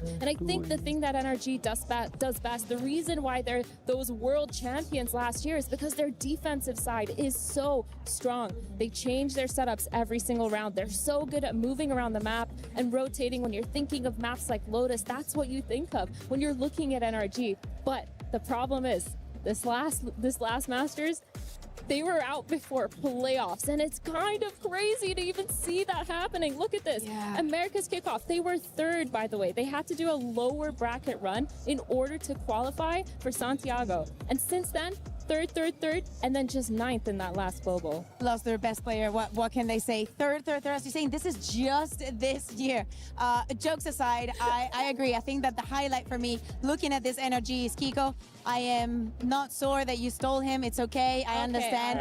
Stop taking things from EMEA. Bonker is also ours. We saw him first. Hey, we gave you like 7 that one time. No? You're like, no. Bro, did you just throw a Pacific right in there? No, Pacific. No, the team is called Pacific. Yeah. Yes. It is confusing. You know, but yeah, 7. Can't wait to see you when we're back. Anyway. One of the things here with the NRG roster that I found so fascinating, specifically this tournament, was the fact that they made it out of the group of death, slotted in as the 4th seed, and it was the same group there with Paper Rex that was in there, Vitality and Karmine Corp. NRG came out on top, and we have an interview standing by right now with Ethan. What's up, everybody? It's Puckett, and I'm behind the scenes with the one and only 2-time world champion, Ethan. Ethan, congratulations on making it into the top 8. We're here at EWC, and we're back in Paris. Last time you were in Paris, you raised a trophy. What is it about this city that works for you, man? The energy's crazy. I mean, every time we play in front of a French crowd, it's not really for us, but the energy's still there, and that's what we play for. They have been so loud already, and this is only day 1. Now, you guys are about to take the stage against a French squad. The Gentlemates were roaring at the last Call of Duty major. So how are you able to block that out and just focus on Valorant? Yeah, I mean, we're really good under pressure. Again, whether it's for us or against us, so we're just excited to play in front of a crowd like that. A lot of people are expecting you to be the top team in your group, one of the top squads representing Americas. What happened in the groups, and what did you learn so far? Started off strong with the Paper XW and fell a little short against Vitality. I think we... क्या सुन रहे हैं तुम? तुम्हारा आवाज आ रहा है जो background से? कहाँ से सुन रहा है? YouTube यार stream Keep your eyes on Scuba. Studio, back to you. Thank you very much, Puckett. Ethan, ready to go here and calling out Scuba as the guy that's going to out here for his roster. I mean, you look up and down it, world champs plus Kiko. It is just a stacked team here, Kakuka. Who would you think that's going to jump out here? Honestly, it could be any of them. Depending on the map, Vito, Ethan. If we're gonna get Ethan on the Neon, I'm super in. But I kind of understand why he goes for Scuba, because I think that last win at the end of 2025, the champs win, would have never been possible without Scuba. So in the most important moments when the pressure is at max, because remember, there's no wall with bracket here. Yeah. I can understand that he trusts Scuba for this. Athena, I'll get your pick right after this. Because we have Map Vito ready, let's send it on over to Comp Ops. Team B. Team B. Okay. So that makes NRG Team A. Team A ban, please. We'll ban Fracture. Fracture. Fracture सभी ban करते हैं. You ban, please. We ban Breeze. हर दूसरे दिन Fracture ban हो जाता है. Breeze and Fracture banned. Team A pick, please. Haven. NRG ने ban किया और. Yeah, pick Haven. दूसरा वाला team कौन सा? Your side. MI. Defend. Okay. No. Team B pick. Your pick, please. Gentlemates है. Ascent.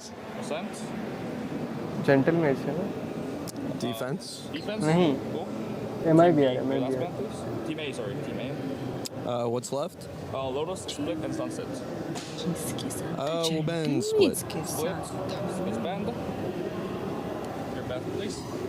Let me see यार. It's so confusing. Gentlemates और NRG है.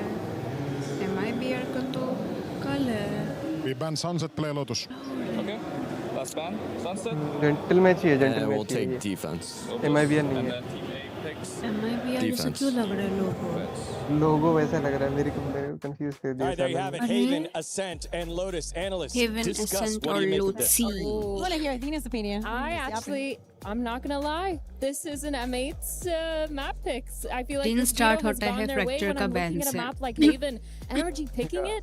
that's actually wild considering mates have had such good success on that. I feel like NRG, they haven't really proven themselves to be, you know, really consistent. And if I'm looking at these maps specifically. What about Ascent? Ascent is the one that concerns me the most about NRG. Yeah, 0% win rate the last few times that they've played it, which is kind of insane. If I'm NRG, I'm thinking they picked Haven for a reason. They must have changed something up because there's no way they're going to be playing the way that they're playing against Gentlemates because they've been absolutely really good in their gameplay and they're trying to get it to that third. Yeah, so I'm thinking about the Ethan being on the duel list and I look at these two maps and I'm like, I hate that this is is this something good for NRG? Are they happy that the first two maps that they are playing are the ones where Ethan was playing that? Or does that go in favor of Gentlemates that do believe? Honestly, pound for pound, if I had to choose a duelist between Martine and Ethan, no disrespect to Ethan, but it's Martine. Hello. I think he would say the same thing. I don't think it's disrespectful. Definitely feels like that butterfly meme of, is this good? Yeah. Ethan in a position to carry against Martine? Yeah, no, that's I don't know. That's a little bit of a yikes for me. The thing, though, about NRG is they're so good at coming back into it. When they lose a map, they go home the next day and they do their homework and they've come back like a rejuvenated team. So I feel like maybe that's something that we're going to see going into this. Maybe a little bit of a switch up and maybe Ethan's not going to be on that duelist. Maybe they also needed the kind of run that they had to get it out of the groups. They also knew that it was a group where anything could happen. If it's not Paper, it's like they were able to win against Paper X after the defeat versus Vitality. They are also able to overcome KC. And I say overcome because it was not clean wins. But as I'm saying, sometimes you kind of need those things. You prove what you've come to the tournament with. It is not about the duelists. I think that it is about the form, about trusting the process, warming up also to the stage. This is what they should find the comfort. And they've also had a little bit of a break to get adjusted to everything. Yeah. Also helps for Gentlemates that they have the home crowd here with them. The band behind us has been pumping the whole time. Also good for NRG because this is their comfort spot, being the villains as they have the opportunity to do the meanest thing to the crowd here at the STC Arena. It is quarterfinals number 2, the first ever meeting of Gentlemates versus NRG. Who will move on? Let's find out together. We'll see you after map number 1. Start 8:26 को start हो रहा है. Wow. Very excited. We get to play against Gentlemates as well, so venue's gonna be pretty sold out, pretty packed. I envy them, honestly. I wish I could have that experience playing from the French team. I know the French crowd really shows out, so it is what it is. I like playing in front of a big crowd. ऐसे बोलने के time पे ऐसा थोड़ा voice ना कम कर देती हूँ. I don't think any words can really like describe it, you know. This is the moment I was waiting for, you know, like all the time in the other titles. I saw the Gentlemates fans going crazy. I think it's gonna give us just more enjoyment and like it's just gonna be amazing just walking on the stage, listening and seeing all the Gentlemates fans, you know, it's gonna give us extra power. 23rd August तक. मतलब Slayer का birthday है उस दिन. I think Gentlemates on an individual level are very strong. I think they have very strong players. I mean, I think it's gonna be hard. Just gotta be informed that day, play as a team, and we should be perfectly fine. There's never any pressure. It's just one game at a time.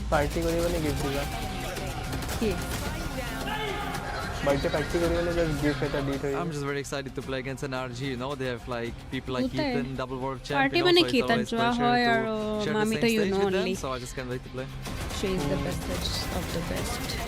तो वही घर पे ही होता है. वो तो कहीं जाता है We're नहीं. definitely in like a rough patch with our team, and people from the outside maybe, you know, pointing and laughing. We're still NRG at the end of the day. Like that's kind of what we do.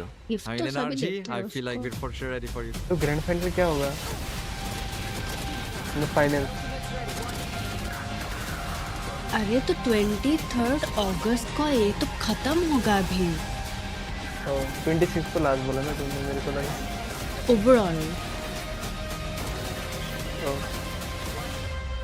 Valorant का तो अभी हो ही जाएगा. 12th को है इसका finals. वो 23rd को किसका कौन सा मैच चलेगा वो पता नहीं. सबसे लास्ट कौन सा मैच आई मीन गेम होगा वो देखना पड़ेगा. अभी देखने का मन नहीं है. छोड़ो. और PUBG का तो कब है? 6 अगस्त से 16 तक होगा. टाइम है PUBG का तो बहुत. Finally match start होगा. Yay. Atne nota riskiness here. Down. Atne nota gorina. So 3, 4, 5, 6, 7, 8. Upar duta. Tinta. बस से ओपनिंग सेरेमनी होगा क्या? होना चाहिए probably opening. ये लोग बैठा हुआ है क्या? बैठा है क्या? Oh. To everyone here in the building, welcome. Wherever you are in the world, if you've just joined us, perfect timing. Of course, we've seen the title defenders crush literally out of this competition. It's the Esports World Cup, it's Valorant, and it is about to pop off in the STC arena. My name's Ian Chambers, and we couldn't do it, of course, without our magnificent French host, Lou. Are you ready for this? I am more than ready, and I think that the Gentlemates fans are ready as well. Les gars, est-ce que vous êtes prêts? Vous le savez, c'est Gentlemates face à NRG, ça va être un beau match, je pense. Oh bhai, she's and we're so gonna cute. introduce the teams, and who else than the crowd themselves, than the fans themselves, to introduce them. Even cuter than the actual Gentlemen, je vais vous demander character. énormément de bruit. C'est vous qui allez appeler vos joueurs sur scène. Est-ce que vous êtes prêts avec moi? On va y aller. Gentle! C'est parti!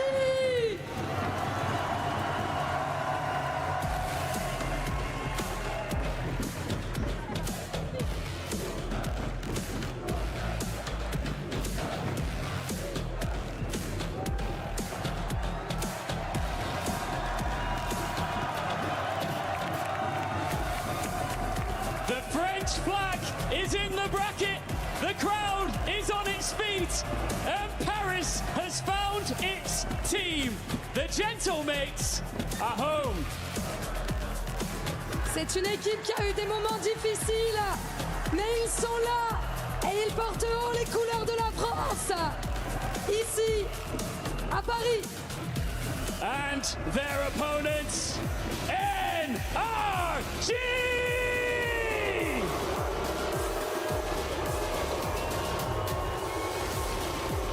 The crowd has made their emotions very clear here in Paris. But we know that NRG come with their own attitude, their own fan base here in the building, and their own expectations to not get knocked out here and now. There is one thing to note, is that NRG are insane when the crowd is against them. Can they take the win today? We've set the scene, the crowd is ready for it. Mesdames et messieurs, nous y sommes. Faites du bruit!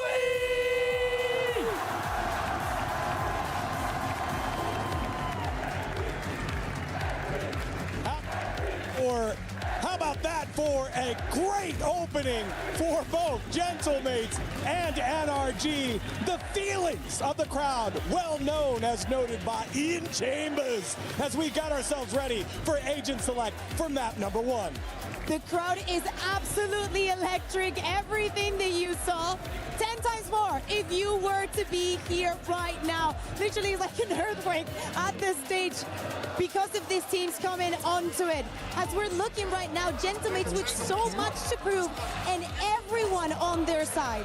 This is going to be an intense moment because with a crowd this big, so against your team, NRG, they have so much to prove, especially coming off of that Champions Win 2025. A lot of that is going to be down onto NRG's leader, Ethan, the two-time champs winner, to bring them back into it and make sure that mentality doesn't falter. The team getting ready and prepared to play in front of their crowd. As I said earlier, the first ever meeting between these two squads, and the bad blood is so easy to see because NRG makes it so easy to dislike them if you don't already like them, if you don't already have an affiliation. And the mates are taking the bait. We'll see how this all goes here. As we're saying, for the star players of Gentlemates, you have to look at Martin. but every single one of them, pound for pound, very different story. For Stark, so this entire year is about redemption. Him now being back into Tier 1, being one of the first ever world champions in Valorant. Now in this position, having to fight back Props, newly added to the team. Mini, that was the only remaining member after last year's disaster of Gentlemates. And now, right here, People, at the beginning of the year, he could not face on the head-to-head duelist versus most of the players back in EMEA. Now on a different role, bringing in different value for this roster. Yeah, it's kind of insane. The value has been there, and of course, they've come a lot longer of a way than we've expected. Here for Gentlemates, they're doing a phenomenal job, but like you said, Martin, he has to be that star player for them. He is their winning condition, and I'm looking at NRG and I'm thinking, who exactly is the winning condition here? It's Kiko when he's on that duelist, and if he's not, I'm looking at Mata. I'm expecting a lot more from him. He's been a little bit quiet this event. He's been struggling to get a lot of those opening picks, but they've also switched those roles. Now Ethan playing the Neon for some reason. Of these maps, yes, it worked out, but is it something that's really consistent, something stable that you're going to keep onto a roster? I feel like that's a really big question here, and for NRG, I'm just looking at them to have that resilience. Yeah, again, part of that group of death making it out as the second seed. Anyone that made it out of there would be happy, but this NRG squad just wants a sniff, an opportunity of a chance to make their names here at the Esports World Cup. Knowing the fact that Team Heretics are already out, who will be the one that rises above here in Paris and stakes their claim to fame as the second ever winner of Valorant, as we are almost ready for Agent Select. You can see the keys being displayed by each squad, their opportunity at risk on the line, and if you lose, they get crushed. Single elimination is brutal, Kukuka. And we're talking also about a bracket full of teams for especially two regions, Americas and EMEA. Of course, we're the first one. We're obligated to have an EMEA winner, but I think that this tournament is bringing back that discussion in the short term, in this type of format. What region can be on top as we jump into the Agent Select for Haven, and it looks like no changes on the sides of NRG. Ethan is going to be playing on that Neon. I don't know how I feel about this one, I'm going to be real, but I do like Kiko on the chamber. I think when he's on that duelist or when he's on the chamber, that's when he's been really good. His ACS, I think I looked at this last night, was always over 280 average when he's playing that duelist, when he's playing the chamber, and I think he's been so good at getting those opening picks for his team. But on the other side of Mates, they haven't locked this in yet, Kakuka. I mean, I think that they're just trying to make up the time, enjoy this experience as well. Love seeing the coaches behind the teams. Some regions just, you know, do it better in that sense. I love the head-to-heads that we're bringing, almost the same composition as we're saying. Part of the difference between Kiko and Beepo playing different Sentinels with different tasks also in the map. 4 teams qualified on through from EMEA, 3 from the Americas region, but this is the only EMEA versus Americas matchup in the quarterfinals. In the face of a sea of pink and blue, will the reigning world champions NRG rise up, or will it be celebration day for Gentlemates? Let's find out as we send it on over to Mitchman and Tom.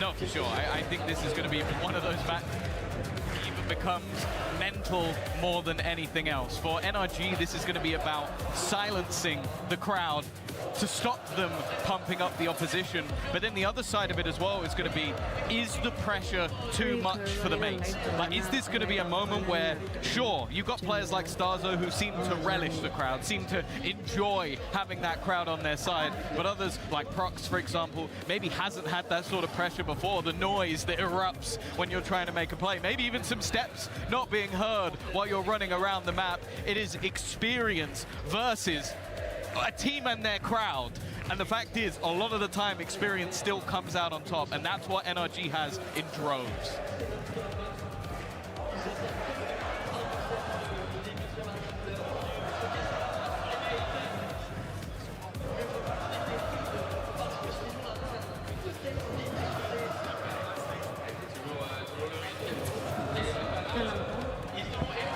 2 seconds now.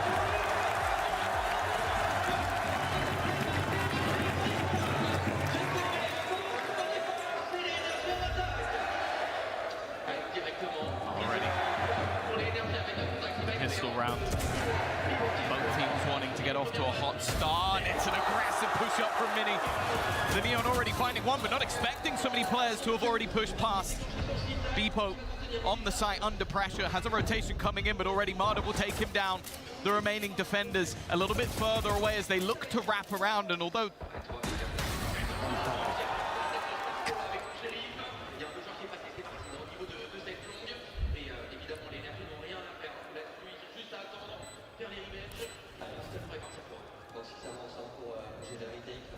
cover going out. Either way, looking to try and get back into that retake. A 2 versus 4, an attempt that doesn't look likely, and Martin is now all that stands in their way. It's looking like that pistol round will go the way of NRG. A first, and already look at Ethan trying to silence that crowd.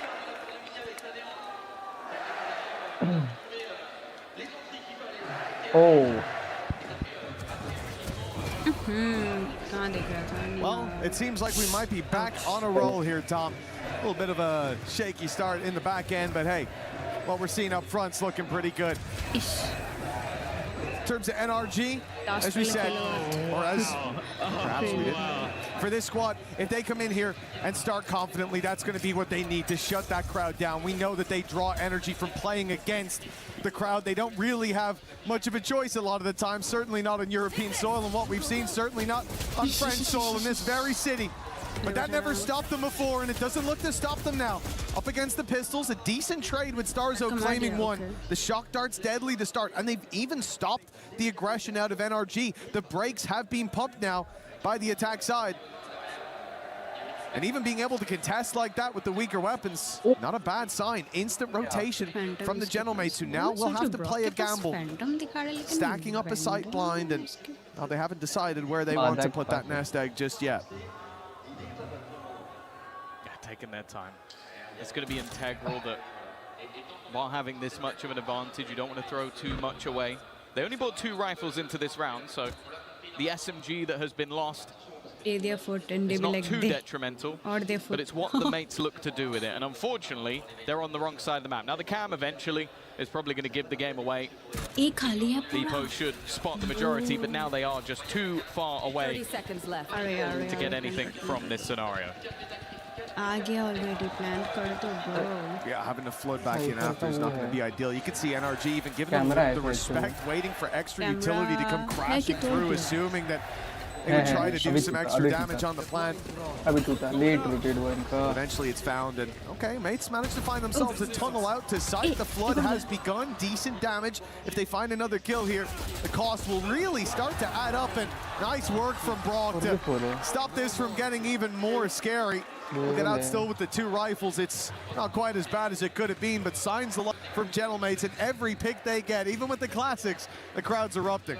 Yeah, for sure. It definitely, like, let's not beat around the bush. This is a biased crowd, an incredibly biased one, but realistically, all the players on the NRG side have been in these sort of scenarios before and have got that experience in droves. They went into this map of Haven, one that in this tournament at least hasn't looked bad for the mates.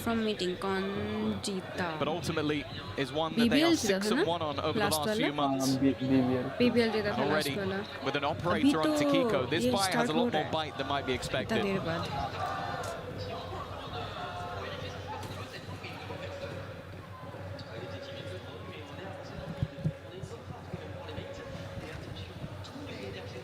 Wow, a minute 15 on the clock.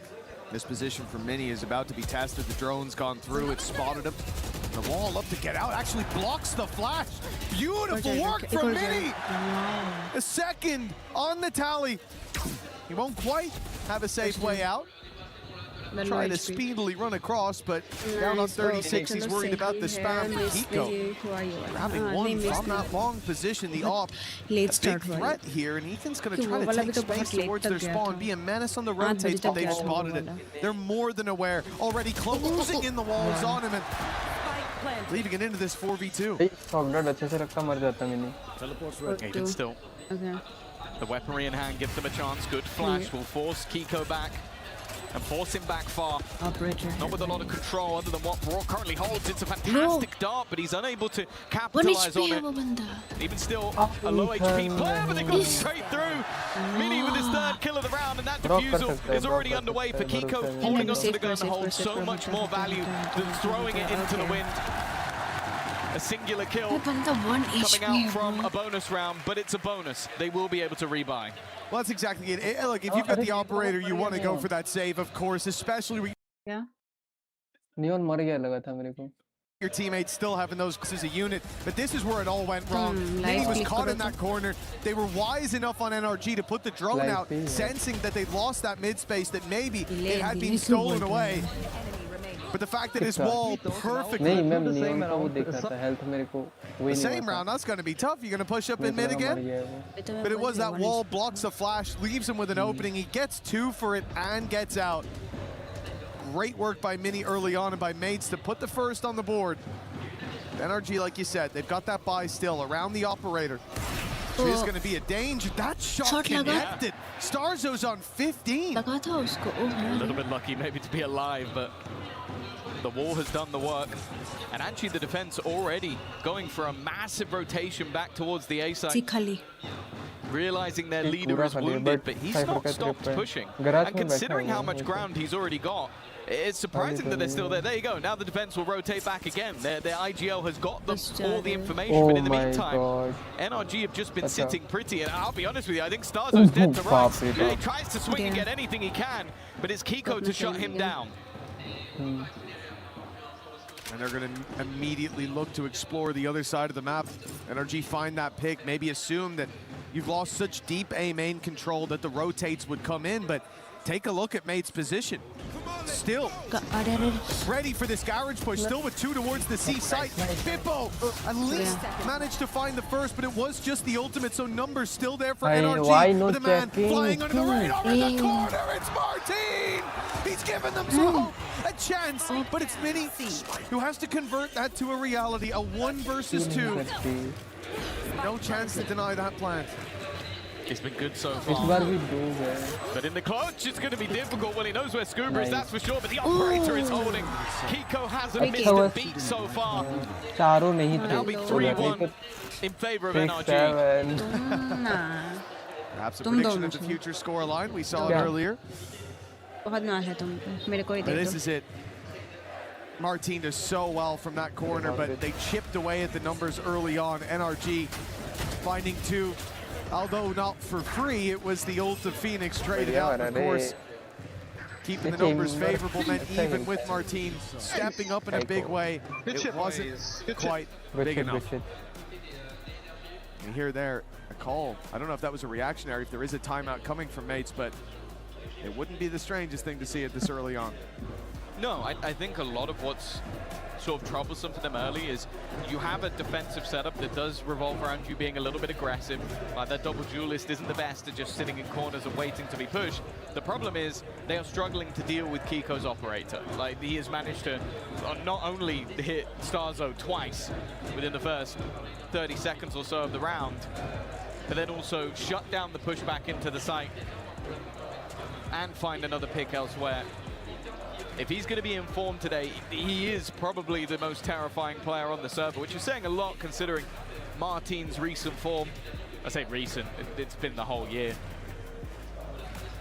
But you do feel that in this sort of matchup, you're going to need a little bit more than one man. But thus far, they haven't been too far away. Was early from Mates.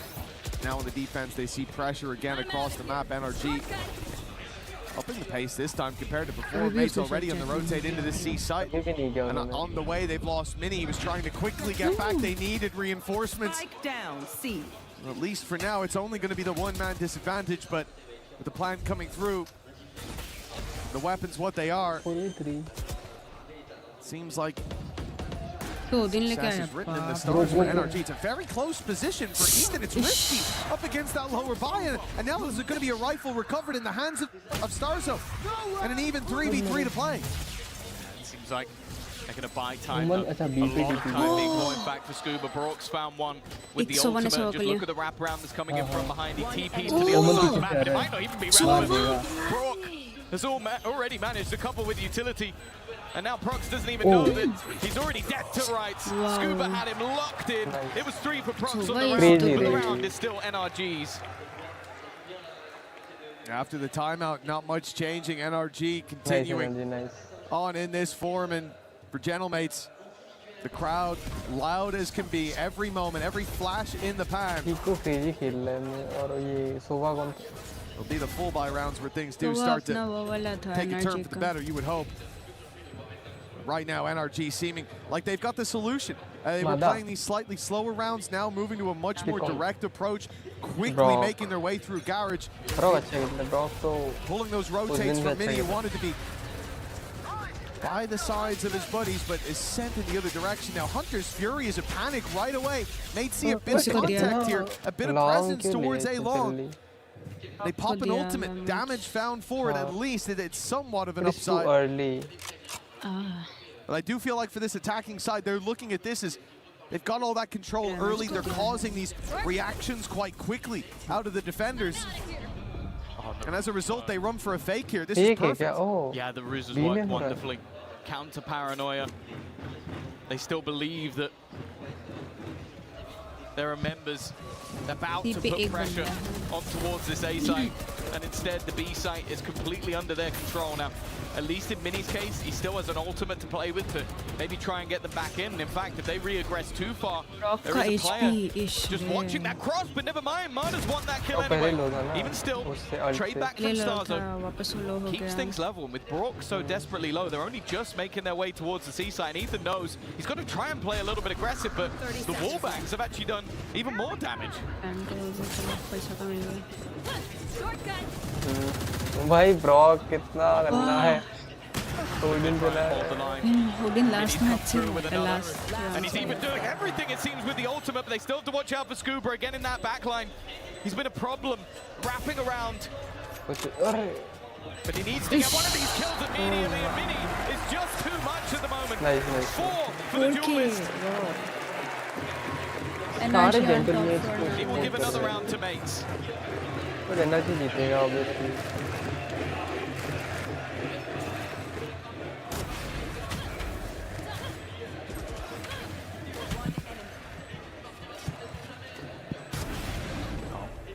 Yes, sir.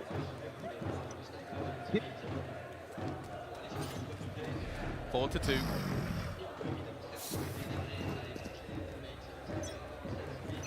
The defensive side looking to try and build off this one, but let's play. NRG have been pretty good at finding a response. The 2 rounds that mates have managed to win have been purely off the back of Mini, but this one will at least start with the death of Kiko. He's been a problem for them so far. Cover going out. And he's not looking to try and re-aggress or fight too much more. Now bear in mind, the only ultimate currently online is in the hands of Ethan. And it seems once again, that C site is clear. Will be open for business.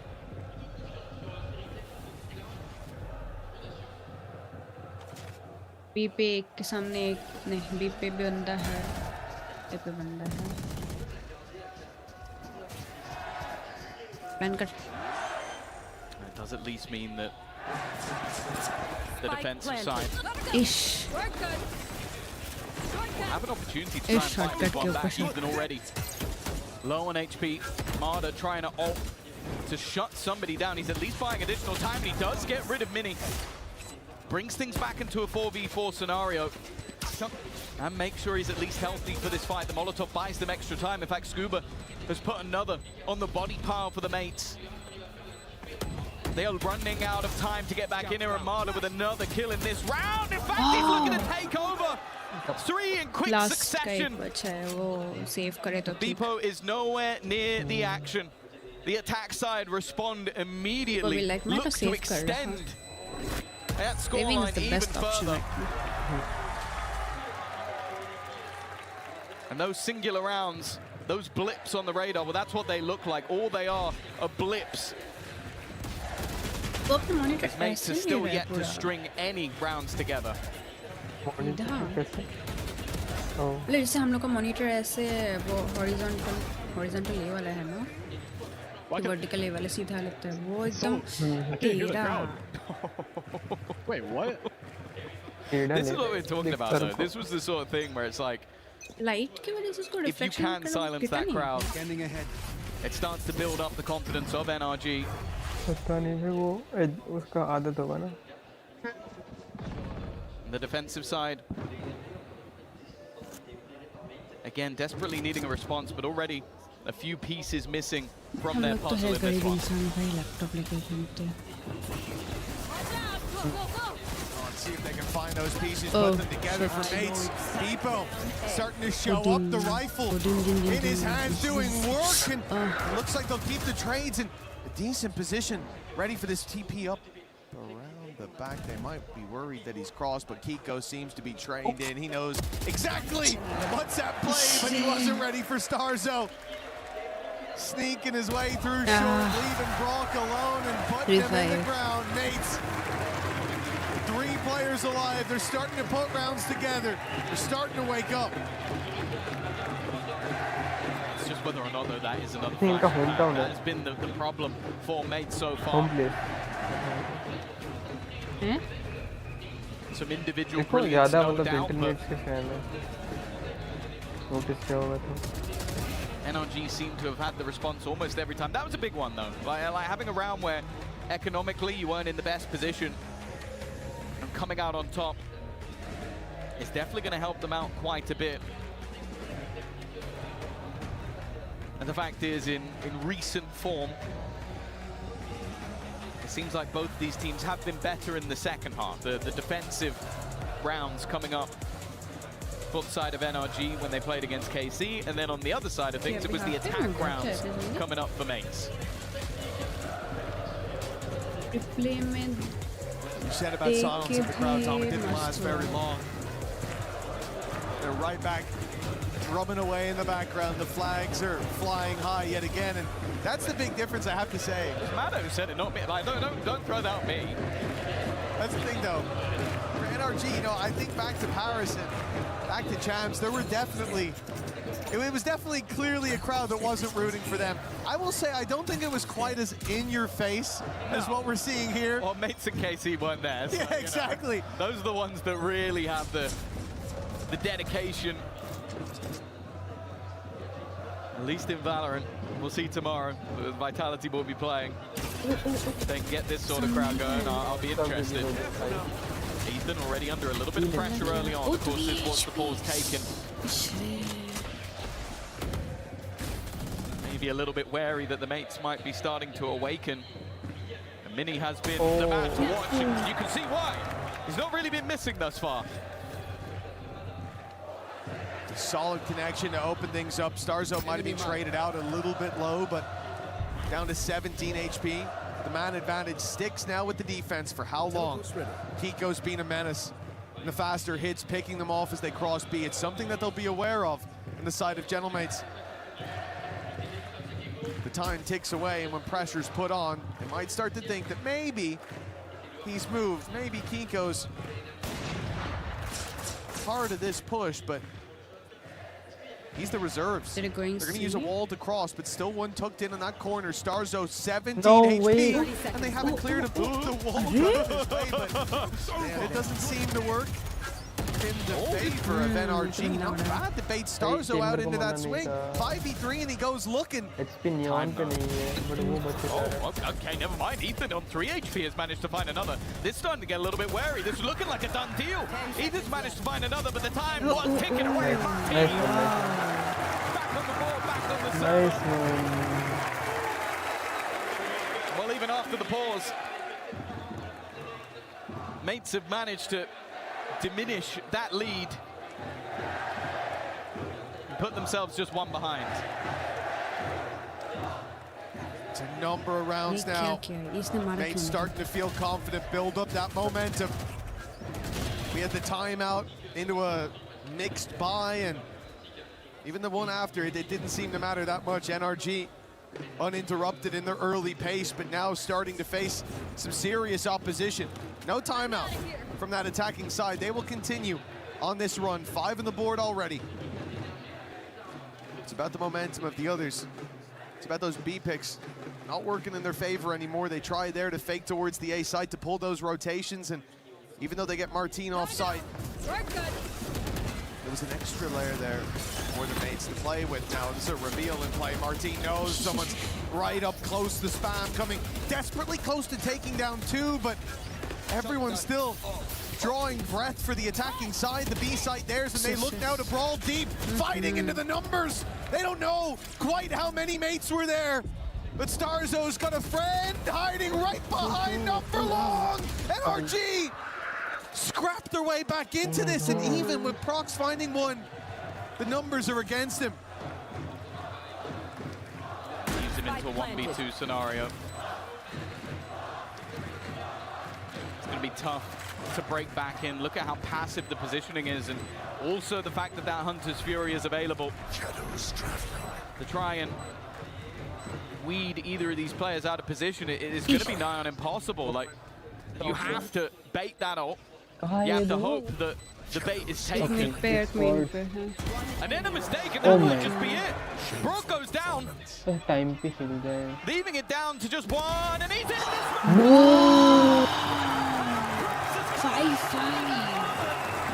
But he's going to make it 5-5.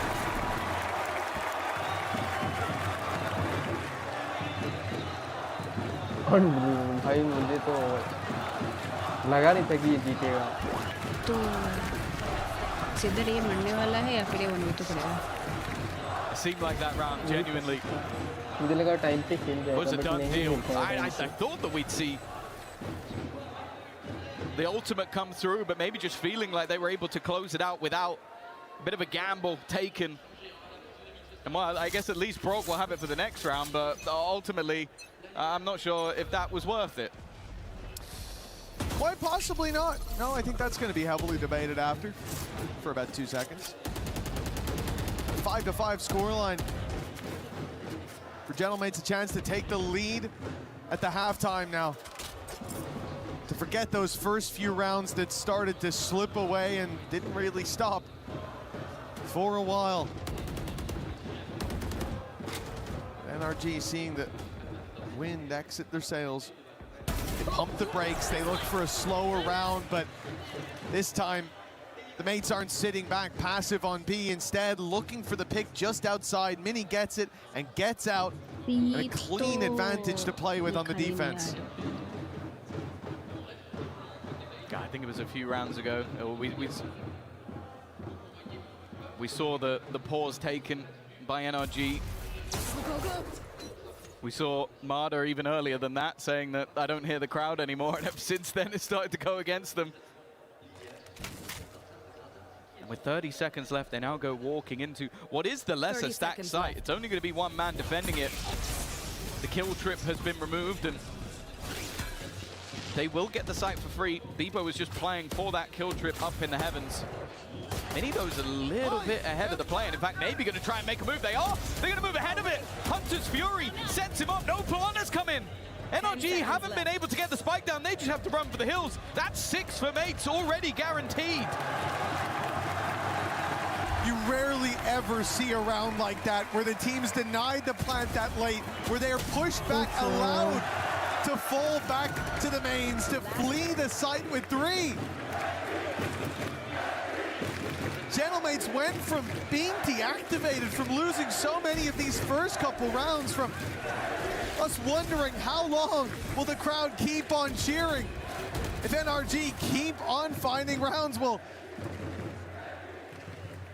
this has very much changed as time has gone on. Mates with full command over this, 5 of the last 6. And at least neck and neck, that chance to lead at the half now looking like a likelihood. Yeah, that Hunter's Fury is still available for Brock. I wouldn't be surprised if we see Enemy mark. They used in that execution, but at least for now is patient. I also see Mini with that overdrive, and in the retakes, that has been a menace. In fact, again, it's not a retake, it's a pre-take. They're going ahead of the curve once again. This time the spike at least has been planted, but well, it doesn't seem like they're going to last long. 3 players remaining already for the side of NRG, but Kiko's still fighting back. A couple of low players, Kiko does his best, but now Brock is all that remains. 17 HP, nice first shot, and a player tag low. A shock dart that won't quite kill anybody off, and the spike is already halved. It's incredibly close, but Beepo's there to save the day from a mass deficit. Whoa. Mates now have the lead. It came down to the wire, but Gentlemates, they get it done across the line by 2 at the halftime. And for NRG, that's got to feel deflating. A 5-2 scoreline, a lot of success for this squad in those first couple of rounds, and everything that was working for them has been completely shut down by the mates. Mini as well, stepping up to the plate in a big way towards the end, leading by example, and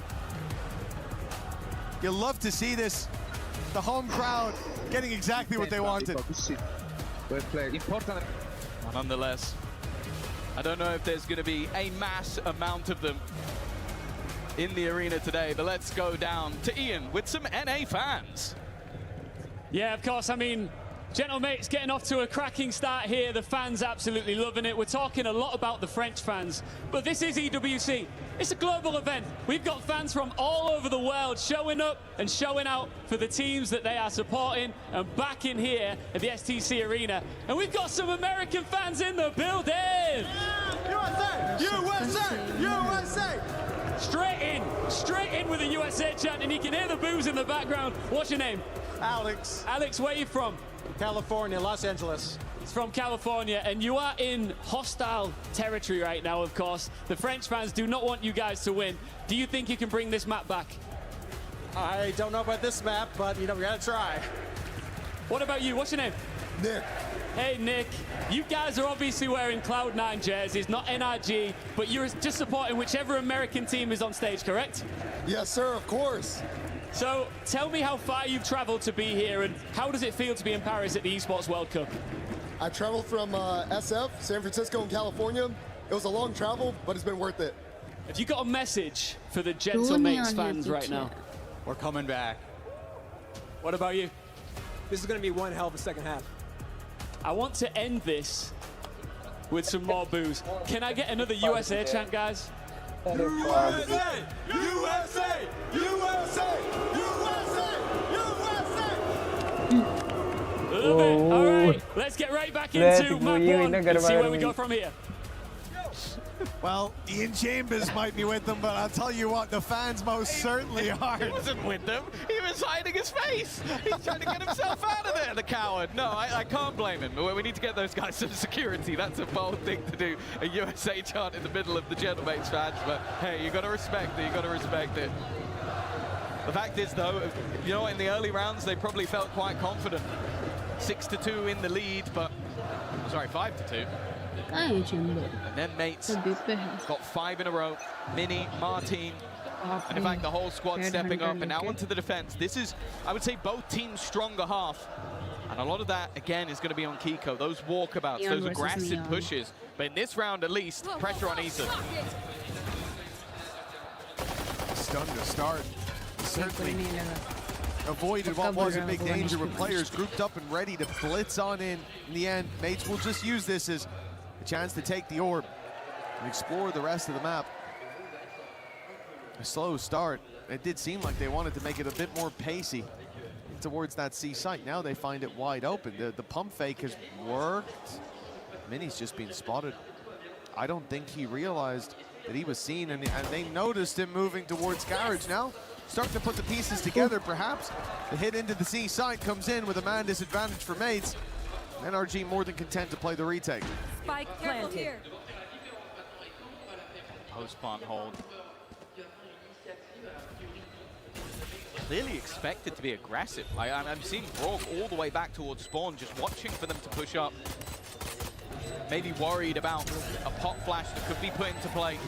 Even still, though, the paranoia hasn't really got them the space they wanted. In fact, Martin's managed to even things up, waiting for Kiko to make his move. Instead, it's Marder to do the work, give them that advantage back, a complete blind onto sᴏᴄɪᴜ, and now valo is all that remains. Seeming like an impossible clutch and a stellar retake from NRG. What was looking like a tough round for them ended up seeming quite easy. And it could be important looking at that first half. So many of the rounds coming from the pistol, coming from the first 6 or 8 rounds. Early success for NRG when they're trailing. The utmost importance. Mata as well, finding so many of those picks. I think the defuse going to put him incredibly close to a run it back for NRG. And DD got the defuse as well, 2 away. Farming up those orbs in this round going to be fairly easy. I mean, worst case scenario, he gets 1 if he dies. So the buy round will carry a lot of weight to it. Weak buy for mates, but they try to play this a bit more direct, and they've got a lot of space for their trouble. NRG, in fact, having to give up, use a lot of that utility on Ethan just to get him out, and somehow they lost Scuba. I was going to say they did a great job to not give anything away, and they lose what is an easy fight up in heaven. Already the second spams though, and Odin in the second round is rare. Unless you're up against Brock, in which case you should be expecting it. Shot dart to the site. 1 HP, 7 HP. Won't find much, but the weaponry advantage is crazy. Nothing was garnered up, and the judge is going to clear out under with no problem. Prox again does well, but now valo is all that remains. And no surprise, the retake ends up being quite comfortable. An even scoreline now for NRG. They're back in the second half. Okay. Yeah, as much as they were the early half warriors in that first half, you definitely know that this is a squad that can run away with things if given that momentum, if given that time. Already seeing one of the big headaches. I suppose 2 of the big headaches. We talked a lot about the judge and the neon nerfs, how you won't see it quite as much anymore, but Ethan Man, who has been known to pull it out here and there. But Brock's the main big boy here with the big old Odin. 15 and 7 at the moment. This is his half as well. This is where he's going to be the biggest annoyance that you've played against.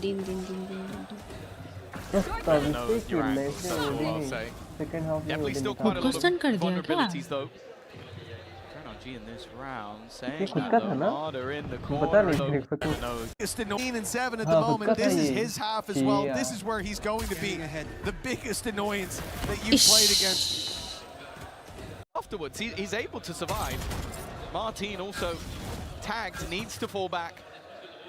But it seems like the plan was to maybe go back in that direction anyway. Mini has been holding on that side. Kiko also able to retrieve a rifle, so what was a much weaker round ends up with 3 rifles on either side. Oh my god. Martin! Brock to the big danger we said, but evidently not. Now the Phoenix ult for Martin looking very tempting. This 3v3, but the spike's already moving towards the site, so if used, it'll be post-plan. The site now clear. Remaining players looking for retake. Now position with this SMG is a danger. This fight is going to be important already. Mini tag desperately low. Martin getting aggressive, but it's expected for. He's 8 punched initially, but he still takes down Ethan. A third already, and then his teammate refills it. For a moment, that would get dangerous. But Eminem, the Mini and Martin show are going to keep them in that round. Well, it especially looked dangerous with the plant position. They planted for backside. Look at this. And then tried to fight. They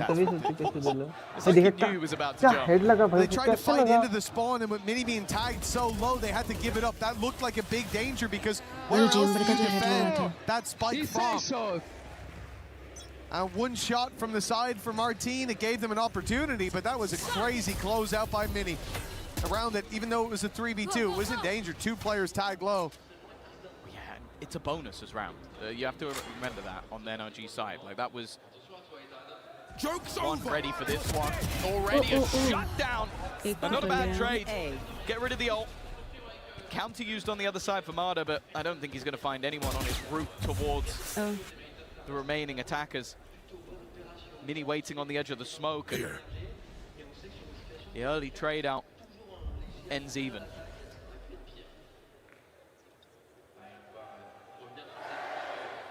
Mates to move slowly back in the other direction. NRG have given up this entire side of the map, but they're running out of info on the defensive side. They haven't seen any contact for quite a while. They're poking and prodding A long. They swing out and see nothing there. Yeah, now the realization is setting in for NRG that this is no longer an A play. The trap and a player still holding B, no walkthrough on Garage. Yes, NRG realize it's a C take. They realize it before the push comes in, but they don't get here on time. The plant undeniable. The position of Mini maybe a little deeper than they expect at this point. It doesn't matter. Good work by Scuba. Give them the advantage, and NRG are so patient. They back out immediately saying, we've got the man advantage, we've got time. Let's play this together. Not wanting to risk giving a freebie away. Still quite an aggressive hold from that attack side, and that might be their undoing. Paranoia is sublime, but Prox just about holds on. Another one for Bebo, in fact, and now they're starting to fight this back. A low HP player, but it doesn't seem to mean too much. And for Kiko, the time already gone. A nice shot to Prox, but he has no choice but to flee the scene. An opportunity for NRG, but even still, mates are not giving it up. 9-7. Bebo has been quiet so far, very quiet so far in this game. But he chose a big moment to activate, putting a big round on the board for the side of mates, getting a little bit more confident as well. And when you look at this from the perspective of NRG on the run back through, 2 players to deal with, they spread out decently. They looked for those trades. The timing a little bit off, sure, but they didn't expect those players to still be on the site. They thought a little bit more of a safe haven. They'd play towards long, that the smoke that they put down would make things awkward. Bebo ahead of it stands and greets them. A confident stance for a man that really wasn't connecting up until this moment. That's the second pause, right? That's what it looks like, at least. And it's put the pressure on to NRG, clearly. Yeah, I think it's a good moment to take one, because I think you look at that sort of round and go, you get your advantage with the paranoia, and then the rest of it just slips away. You give opportunities to the likes of Bebo. And I'll be brutally honest, if you go back to watching EMEA, watching him play Duelist, I was very critical of this man. I don't think it suited him on that role. But the swap between him and Mini, I never expected it to work that well. Like Mini is a player who's been exceptional on the Sentinel, and I looked at that and went, are you cutting off your own arm to spite your face? Like it seemed super silly. Right here. But it is working out for the squad. 9-7. Only Kiko's operator remains into this round. It looks like a much more direct hit from the mates. It looks that way for sure. Is it though? They ran in, immediately turned back, and now start shift walking up. If you're NRG, you've got to be perplexed by what you're facing. Ruse.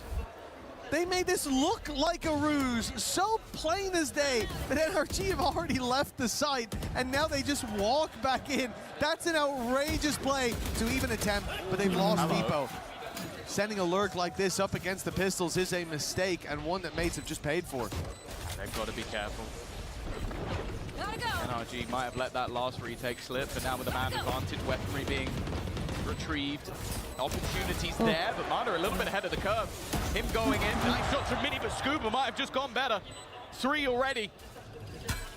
Dart has to be shot. They now know that Starzo's in an aggressive position. He's about to find info himself, but Scuba's there again. One man left to deal with, every single one revealed, but it is irrelevant, even with a singular gun in the round and then one picked up off the corpse of Bebo. That's enough for NRG to get themselves back in. Yeah, it just looks like a small bit of a mistake from the side of mates. I love the idea. Faking out towards that site was genius, and it worked wonderfully. But when you play that lurk up against an eco, there's always a risk, and that's nasty though. That was exactly the risk that was taken. Indeed, as you said, though, a nasty round from Scuba. To get 2 players, one elevated on the box, like, that's insanity. Like, I almost now feel a little bit bad for mates watching that back and going, how has he hit both of those shots in such quick succession? But look at the damage it's done. We see the ultimate coming through the overdrive, attempting to try and pad the gap for what is a weaker purchase, and as of right now, it's not something great. Even still, though, early trades and Martin keeps things level. Another opportunity for a plant. Looks like they'll have it. Deciding to give the orb over to Martin. He'll now be 1 away from a run it back. Look at sᴏᴄ as well. Very late flank attempted. This squad sent Prox and bpoe. bpoe with a buddy this time to play that garage control.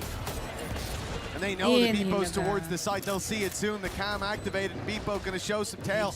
Buying time. That's his game. But he's failed at it. Falling with just 1. Now the defuse possibly underway as Martin's gonna be blinded up. sᴏᴄ gets 1 with the backstab, and it's huge! It faked out the Hunter's Fury to pull them off the defuse. He finds them with the backstab and now runs the clock all the way down. sᴏᴄ with a surreal play puts mates up to 10. It's funny, you think it's going to be the kills that end up winning the round for sᴏᴄ, but in fact, a singular kill and then the constant doubt in the back of Brock's mind. I thought for a second that we might even see the run it back out from Martin, but clearly had a lot of faith in his IGL to close this one out. It's the craziest thing I've ever seen. Like, either it was the most unfortunate timing misclick of all time, or he activated the Hunter's Fury to put it away immediately, so they think, well, he's long as well. Yeah. Obviously, he's long. Such a big gambit to take, but what a payoff for sᴏᴄ. And honestly, of all the players, he is the guy I expect to make that kind of play. He's unhinged in the best possible way. I said at the beginning, there might be players on the mate side that will hear this crowd and take it as pressure. sᴏᴄ is not one of those players. sᴏᴄ will hear that crowd roar and ask them to do it again.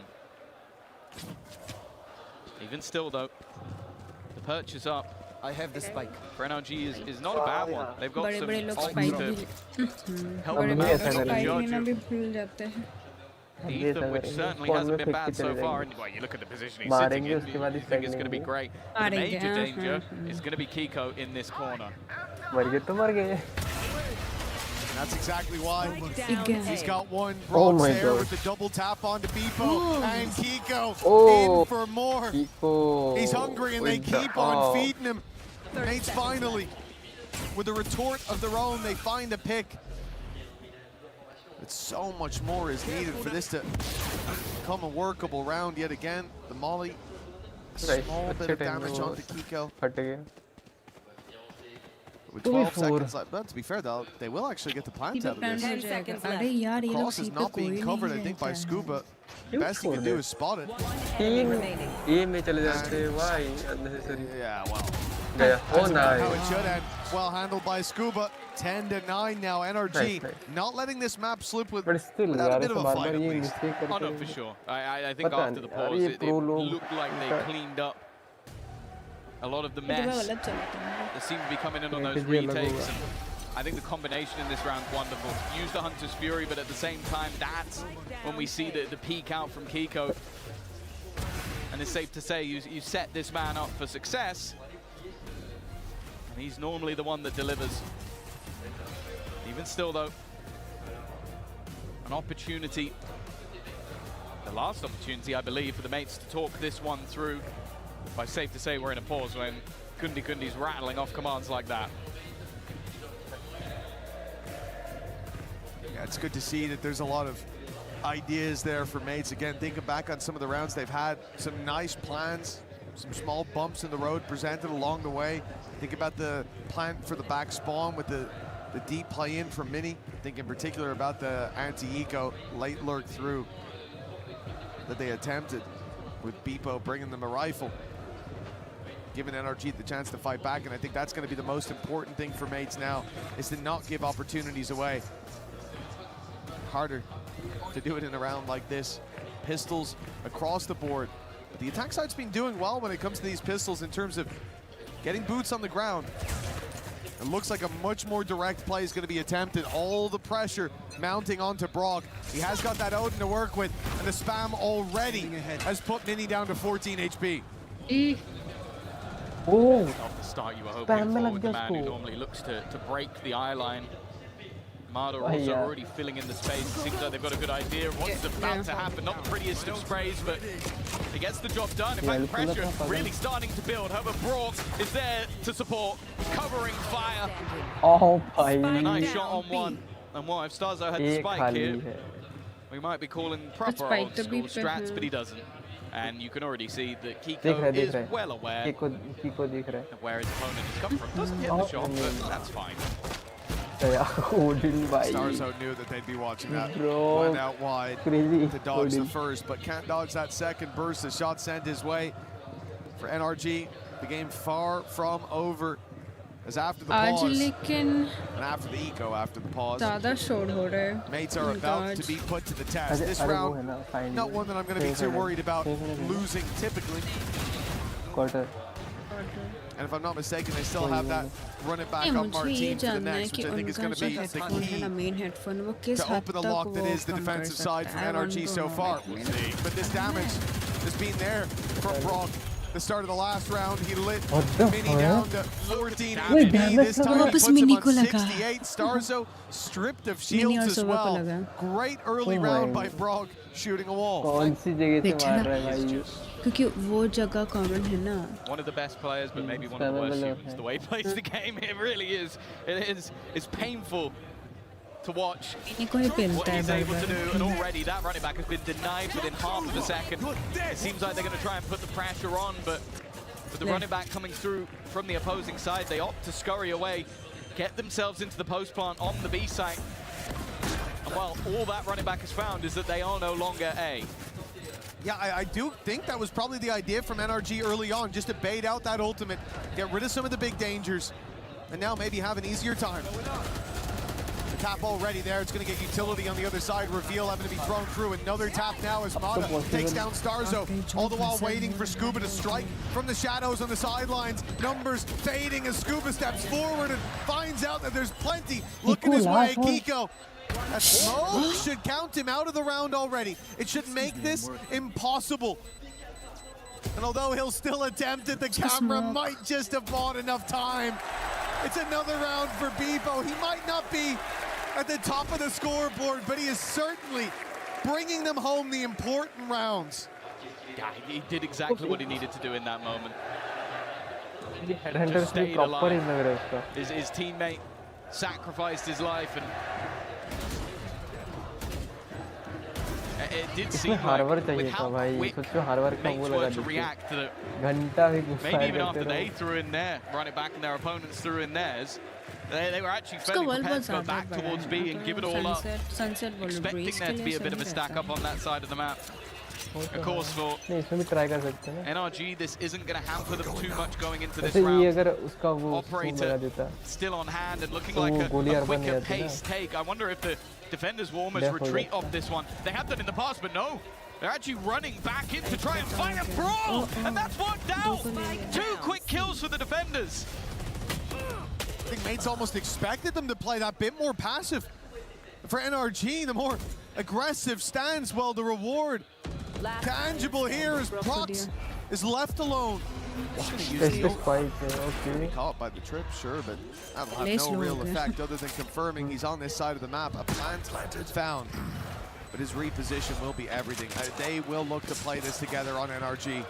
An op in the hands of Ethan, who is just a trailblazer, trying to spot this player out, trying to find Prox, but the smoke forces him forward. Nice isolation on the first. Nice shot through the smoke, and it's just one man left. You let go.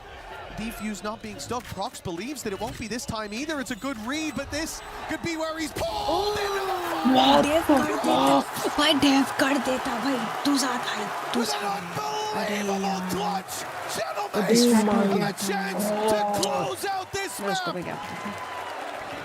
We talk about I think it was talked about on the desk, the redemption arc of Starzo, but I think the more poignant redemption arc is that of Prox. A man that was a mate, a man that was left to the curb, was replaced.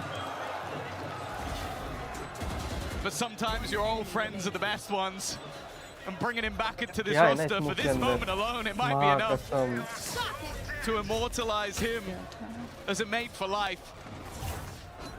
An insane clutch to take them to map point, and all momentum has to be with Gentlemates now. Trying to put the pressure on, the overdrive popped for Mini, but he's taking his time. Forcing them out of the site. Hunter's Fury as they're boxed in. That's Kiko gone. Looking for a little bit more, but even still, with the plant coming in, the advantage is firmly with Gentlemates. Anything but gentle as they look to pull this across the line.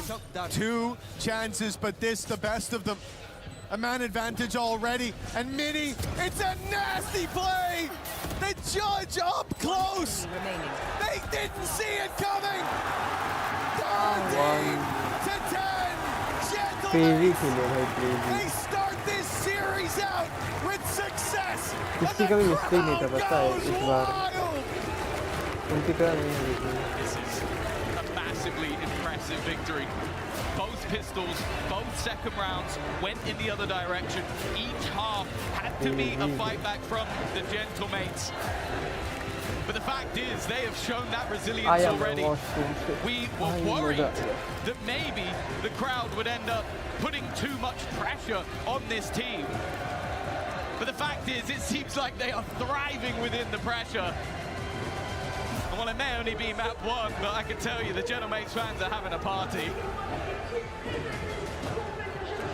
Very well deserved after a performance like that. This is last year's world champions on that stage, and Gentlemates have given them a taste of what that hometown hero can do. The crowd by their side, by their backs. And they stand tall after map number 1. Still, so much more to come of this series. We know that NRG are going back to the room behind the stage, and they are not going to leave until they know that they can bounce back. But a performance like this, that is going to make the day for every Gentlemates fan out there. Speaking of which, let's throw this over to the biggest Mates fan I know. We've got Puckett. What's up, everybody? It is Puckett here on the English stream, and I am with Baez. Now, Baez, we just saw a ridiculous finish to map number 1. Talk to me about the 1v3 clutch and what we just witnessed at the end. Bro, Prox is just good, you know? It's, brother, I cannot talk. I don't know, bro. It was amazing. It was amazing. The crowd is amazing. We like it. I'm proud of you, Prox. Let's go, bro. Let's continue like this. So, 1-0 against Energy. I don't know what to say. I don't know how you beat the Gentlemates with this crowd right now. Now, you've been signing autographs. We had this sold out. There are no more seats available, and now they're starting to pile into the bleachers on just day number 1. Why do you have so many fans in Paris? It's normal because we are at home, you know. Paris is our city. We are... On est chez nous, cousin. On est chez nous. Ladies and gentlemen, he's got to get back to his live stream. Make sure to check it out. He's going to be there with Squeezy. We've got a show match coming up later. 2-0, 2-1, all done? 2-on, bro! Gentlemates feeling good out here on the floor. Back to the studio. Thank you very much, Puckett and Baez, and wow, what a feeling it was here. I cannot describe how awesome it is to see a victory by the Gentlemates in front of the Gentlemates fans. It is amazing. Tigon here alongside Kakuka and Athena. What a way to kick things off, 13-10. Yeah, absolutely. I'm so happy to see Baez here. Like, he's such a sweet individual. He did live in it seriously. This was a different experience. You should have been here the moment that Gentlemates were able to close that map, because the audience gave absolutely everything. Yeah, he's hyping up Prox in that 1v4. You should have heard what it was like in here. It was insane. We're all the way in the back in the green room, and we could hear the floor shaking, essentially. Insane round to bring it back into the game. And for Prox, wow, what a showing for his first time in Globals. But he wasn't the only one popping off here as we take a look at Mini, who had himself a hell of a first half, really setting the tone for the squad. Athena, I was asking you, what is going on with mates? Because we know back in EMEA that Mini is just a brilliant player. Now, did I expect to come out here today and say, oh my God, the duelist in Gentlemates is brilliant, and not be speaking about Martin? Absolutely crazy what he was able to do in so many of these rounds.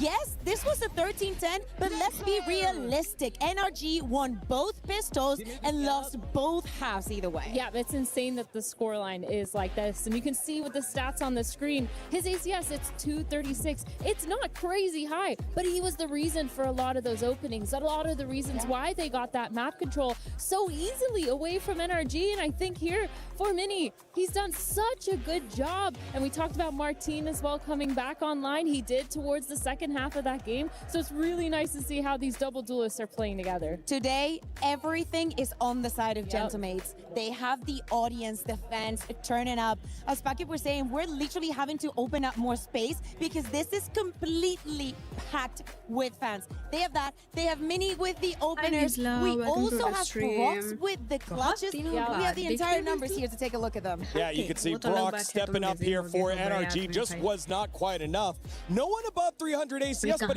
I think it's just a reminder on how close this game was. I think that you need to stop thinking of that. What LaRock does is normal. I think that you need to stop thinking that is what happens usually. A little bit of a freak in the server. Speaking of LaRock, that very final round, that clutch that finished out, we saw LaRock just peeking over at the screen right behind the bleachers. When that final kill came down, he laughed, he turned around and walked out. He's in big trouble. He's the one that was fanning the flames of the Gentlemates and their fans saying they wouldn't get out, but their one map went away from doing exactly that. Yeah, I think this is insane. Again, this is NRG's map pick, right? This Haven. You tell me, Athena. You're looking at me as if I have हमारी आवाज नहीं सुनाई दे रही है. अरे मैं mic से थोड़ा दूर हूँ. Explain to me what is going on today. I should be the one explaining to you why I thought EMEA मैं बोल was at रही the थी bottom. तुम तभी बड़े आदमी हो. कहाँ हम लोग को भाव दोगे? Hey, here I am owning up to my mistakes, okay? EMEA, you have a new fan today. Gentlemates, the way they played was really good. They were not allowing NRG to get those retakes. The retake simulator was shut down. And it feels like a lot of that was really well done. Too many times where they run out of time to perform that retake in too many good clutches for this side of Gentlemates. All right, they are one win away. Are the mates from moving on to the semifinals and that date with BBL? But for now, we have an update over at Apex Legends. Let's send it on over to Jenny.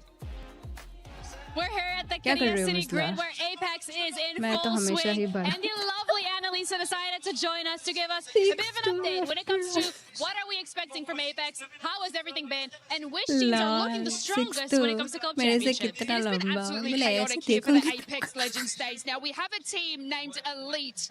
Now they have actually been skyrocketing through every single group stage. So we calculate all our points sort of at the end of these series, and now we've had about 3 of their series. They got 191 points altogether.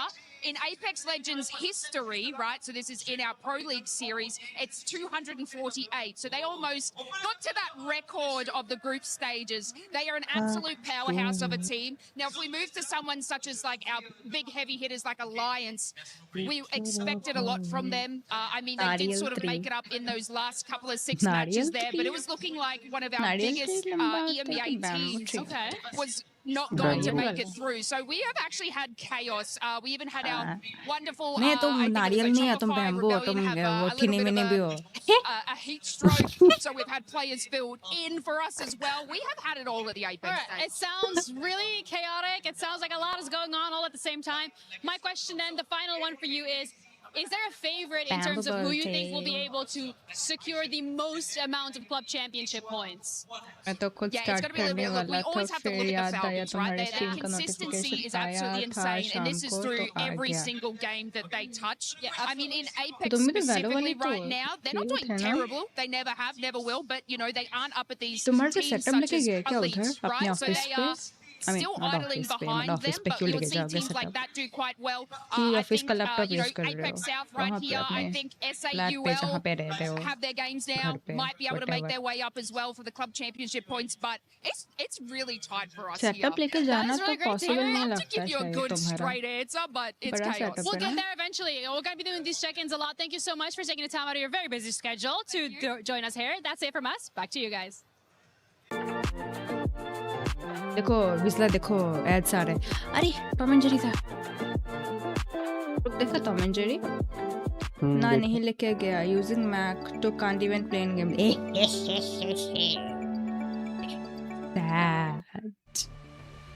एक gamer के लिए ये बहुत दुख की बात है। What's up everyone? My name is Fraud. I'm the head coach of DARLO. So I'm going to do my pick'ems today. Mac में gaming So Heretics and BBL. I think it's going to be a good game, but I got to have faith for the young guns. I think it's going to be a 2-1 victory for BBL. This is you already have BBL, one, right? We just played the pretty good. That being said, on the other side, we have Heretics, who are the reigning champions of EWC. I'm going to go with Team Heretics 2-1. I think BBL are going to take it, but I think it's going to be 2-1. I mean, I think it's a good matchup for us, and I think the Vito are playing well for us, so I'm just going to slap bang us for a 2-0. I will go with BBL. 2-0, I think. Of course, I am picking BBL Esports winning 2-0. Gentlemates versus NRG. It's going to be a real close game. I think NRG may just pip it towards the end, so we'll go 2-1. We scrim them against Gentlemates a bunch. We actually bootcamp in their facility, and I do think they're looking like probably the best European team right now, so it's going to be 2-1 as well. I'm going to be honest, I think Mates have had again a lot of time to prep, but they're excited. I don't think they know what's coming. I think it's going to be an NRG straight 2-0. Gentlemen's is a very good team too, but we gotta stick with my American brothers here. Energy vlogging चलेगा मतलब. Energy Gentlemate. Welcome to Vizla's vlogs. For us, I think we are winning. मस्त है ना? V Gentlemate style, I think we logo go भी for लिखना 2-1. है ऐसा V और V. Next up, we have Team Vitality versus Longshim. From my side, I think this match is pretty Clip close. cut It's kind of hard to pick, but I will go with a European super team, Team Vitality. तो आज मैं उठा सुबह कितना बजे उठते हो तुम अपना वो बोलना अभी मैं ये ब्रेकफास्ट कर लिया नहा धोया जो whatever अभी मैं जा रहा हूँ office 2-1 Nongshim style will be different for them and that's why I'm picking Nongshim. Hi. 2-1. I obviously back the boys to do well. I think it's got to be a 2-1 though. I think Nongshim are incredibly dangerous, especially with Danby back on the neon. Just why not? I think Vitality will win that game, and I think with the performance in that form at the moment, I would probably just have them again. 2-0 clean. Between 100 Thieves against MIBR, 100 Thieves will win 2-0. Maybe Jatero and everything is recorded. It's going to be a 2-1 for 100 Thieves there. Yeah, this is going to be a 2-0 for 100 Thieves. Easy one. I'm going to give it to 100 Thieves just because they seem like the team that's often more excited to be here, more excited to win. We met the 100 Thieves guys earlier this week. They were pretty cool, and I think they will show it in the server. I think they will win, but it's again a close matchup, 2-1. MIBR loss against 100 Thieves. You already know. We're beating them. We were there. Yes, देखो इसने भी पहना है जो every screen पे clutch, है कौन सा वाला भी इतना सारा बंदा आके चला गया. We were there for the years of grind, and we're here now. The bot पहना था ब्रे. MIBR. ये तो नहीं. 400 Thieves. जो ये वाला बंदा. for the years of grind, and we're here. Greatness deserves a stage. Lenovo Legion, reach your impossible.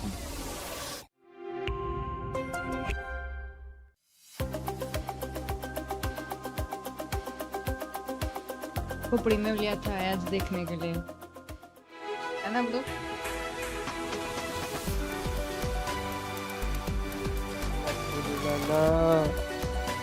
ये तो वाइट टी शर्ट वाला. ओह ओके सब रिकॉर्ड कर रहा है एकदम A to Z.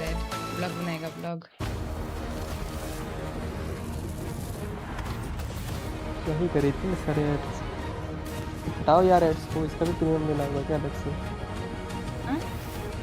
इसका भी अलग से प्रीमियम लेना होगा लग रहा है. नहीं हमारा वाला सस्ता प्रीमियम है ना इनका वाला महंगा प्रीमियम है. You are looking live at the scenes here from the Esports World Cup 2026 Paris Valorant tournament as it is Gentlemates up 1-0 over the reigning world champions of Valorant, NRG. Ethan, that guy was not having a good first map there at all. The only player on NRG to go negative. Everyone else was positive. Yeah, I mean, listen, it's something that we've kind of expected, though, because his performance on Neon has not been the best. I've understood that maybe he's trying to use his util really well. Maybe his rotations are a lot better because he's literally quicker in the server. But man, he's not doing that hot, not performing as we want him to. And then your follow-up is usually Mata, but he also is just not having a good time so far. But hey, we expect from all of the teams to be able to survive the new curves of Valorant, the new metas and whatnot. NRG cannot be any different. They choose this kind of style. And after losing their map pick, we're going into a map that is only going to be more complicated for them. They choose, or they have chosen, a similar approach the last time that they played it. But let me tell you something. For every single team that has picked to play Ascent against NRG this entire year, that has been a win for that team. NRG not looking good on it. They've tried a little bit of everything. And right now, elimination is on the line. So pressure is bigger than it has ever been. Yep, and just to put it in perspective too, Kakuka, over the past 3 events, including Globals, including Stage 1, they have a 0% win rate on Ascent. They've also changed comp 3 different times. They tried out the Sage, they tried out the Astra Phoenix, and now they've settled on that Neon Phoenix with the Chamber. I wonder if they're going to run that again, because again, literally, we have it there. They're still not 100% locked, but it's looking like what we saw during the group stage. And it's very incredibly similar to what we just saw now on Haven. On the other side, a very comfortable map for the side of mates. Martin still on that Euro Mini, who's looking like the best duelist in the server right now. For them to start on the attack with all the close rounds going their way, knowing how Ascent will literally slip through your fingers if NRG doesn't have a good first half. Pressure is on them. Yeah, the scariest part to me is Martin. He came back online that second half. Mini, he was online the whole game. sᴏᴄɪᴜ as well. It's so scary when you're looking at the side of Gentlemates. It's so hard to see how they could go wrong with that momentum. And then when you stack on top of the fact that Kakuka brought up that this has been a thorn in NRG's side of a map in terms of Ascent, things are now looking good for the North American outfit. As I said earlier, the only NA versus EMEA matchup in the quarterfinals. Will NRG bounce back, or will it be to the sword by the hand of Gentlemates? Let's send it on over to Tom and Mitch. Thank you, Degon. It is indeed time to find out if this story ends in a 2-0 fashion, or if NRG can take us all the way to 3. That is right. Last year's world champions having to defend their run here at EWC very early on as Gentlemates pushed them to the limit on Haven and took the dub there. Now we move to Ascent. And this is somewhere that mates should feel fairly confident they can knock it across the line. Well, yeah, the fact is, you look at the sort of recent results, last 3 months, 4-1 for the mates, 0-4 on the other side. But a very close matchup. Martin already, though, kicking things off with the back. Aggressive take जितने भी smokers देखे हैं, सब लोगों ने brim he use Trying to किया. play into the opponent's utility. He gets one, gets traded, and Mini adds another. Caster इतना चिल्ला रहा है, गई तो 1v4. चिल्लाने दो उनका काम है, वो मेरा काम थोड़ी है. Pull off miracles, but this might क्योंकि have to be brim the का best smoke one सबसे yet. ज़्यादा होता है ना. Long time, तुमको भी पता Coming in from heaven. He finds himself in a hellscape. His mates वही अंकल में था, बस sit back in main with थोड़ा 3 आगे players, था. giving them no chances to pick them off one at a time. Martin in the Omen ज़्यादा corners, use होता है. the one that's really in trouble, and well, he's pushing एक forward. Map So था, एक match था, no मतलब वो लोग signs of फ्रैक्चर weakness खेले थे. from फ्रैक्चर में दोनों Gentlemates साइड in पे the ब्रिम pistol वो लोग round. यूज़ That's a किए थे. 1-0 start. कौन सा As we टीम said, था याद तो when you नहीं. look across at NRG in the last map, उसमें yes, brim it use was किया incredibly था. close, but if Omen you भी take बहुत out यूज़ those होता good है. हाँ, starts वो to भी the मैं half, देख रही हूँ. it's a Omen, very different Cypher, game. Sova, Now mates step in here. Neon. Their map choice, and they look Neon तो incredibly good. होता with है. pistol. It हाँ, would बहुत be पिक हो रहा है. an insane day of Valorant फिर Phoenix to see उसको भी मैं the बहुत key देख of रही the हूँ 2025 champions get crushed, and the key of the EWC title holders get crushed in the same day. Like that would be manic, and I think it would be foolish to count NRG out of this matchup just yet because of the caliber of players they have. But if you're talking about current form, this tournament, qualifiers, this is Cypher and Omen map. mates might just have the edge. In this round, expectations fairly low मार दिया for the side of NRG. They don't have much to play with. The initial headhunter shot not connecting, but Scuba's managed to get one. Yeah, I mean, he's got Beepo. You think about the last time But that you NRG remember this do happening, Beepo had a rifle, and it was recovered by NRG. This time he had a ghost, so a little bit more acceptable that he's the man that's out there playing that late roll through mid. For mates, they don't want to lose anyone else.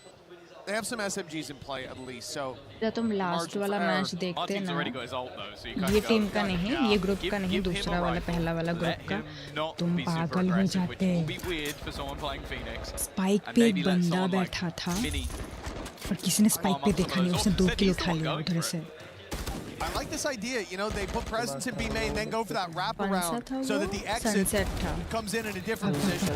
And then you can try catch them all. Try pick a player or two. That doesn't work out.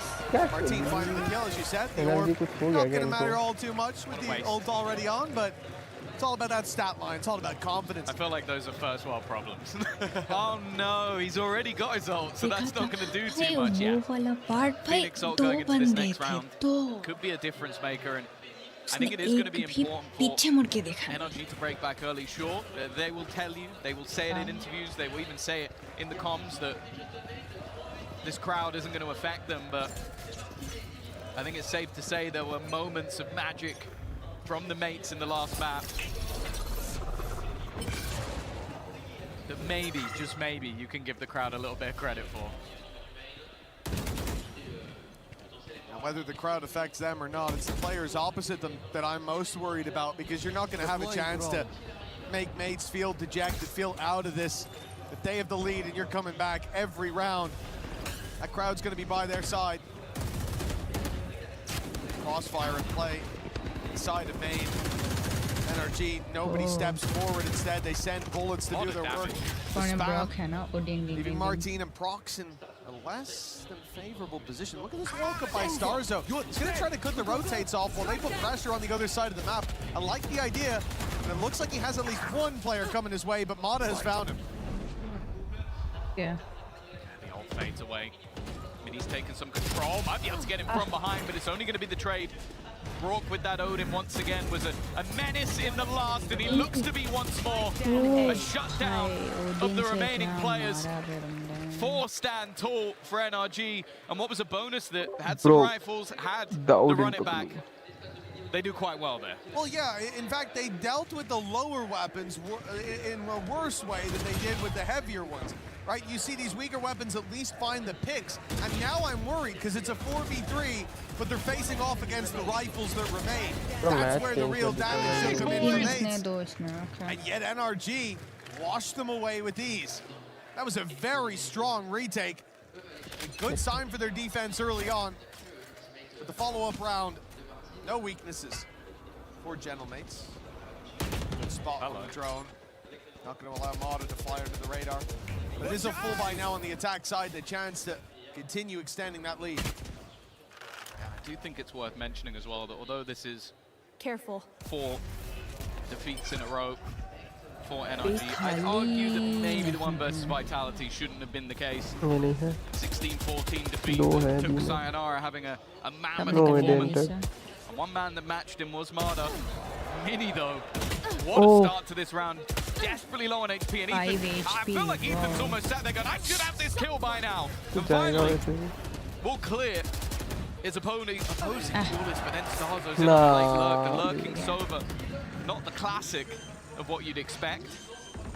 Will there be the trade? No. Back for more. Spike planted. They took so long there that NRG started to think that that was clearly a fake. I mean, why else would you have one man making all that noise, nobody following up?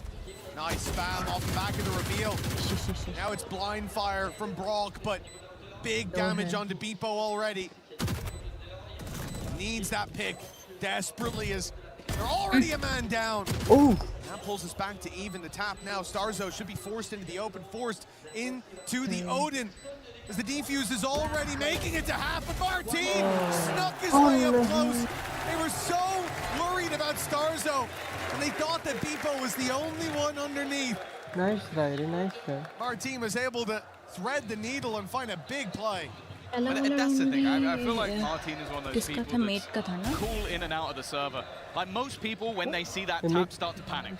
They start to worry that, okay, I need to run, I need to make a move. Instead, he just walks out, knows that if he clears Brock, his teammate can swing, and that was played to perfection. Like, clever stuff on his target selection. Well, 3-1 lead. Of course, the last round was nice and clean, so other than Kiko, it's a fall by, but just remember, a singular kill off that headhunter, and he's got himself an off. That's a lot of damage delivered onto StarZo. For both of the Phoenixes on the server here, one away from the run-it-back. Mates may be the ones to make the best use of that. And typically you'll talk about farming orbs. You'll talk about taking the extremities of the map and holding F. Well, it's a little different for Martin. Tip of the spear on that initial mid-entry, and well, he's trying to hold left click to grab his orbs. Unfortunately, StarZo, 25, ain't gonna last long against that judge. Well, as you heard, let's play, Court Course online. An operator now into the hands of Kiko. 35 seconds left, and it looked like the plan was to make their way through spawn. You can see the constant adaptations from the defenders, maneuvering into position. Even Scuba in aggressive position at top mid. They are trapped, they are surrounded.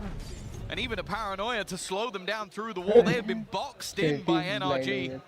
Nowhere to go for Mini and Martin.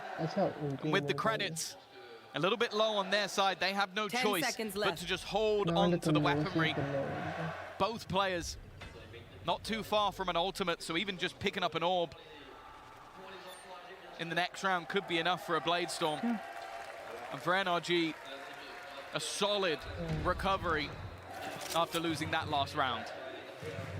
Yeah, I really like this setup here. Like the idea to just play much more passive, having the chamber utility covering off B main, allowing them to go all the way up because the door is closed in market, containing the fight with the crossfire.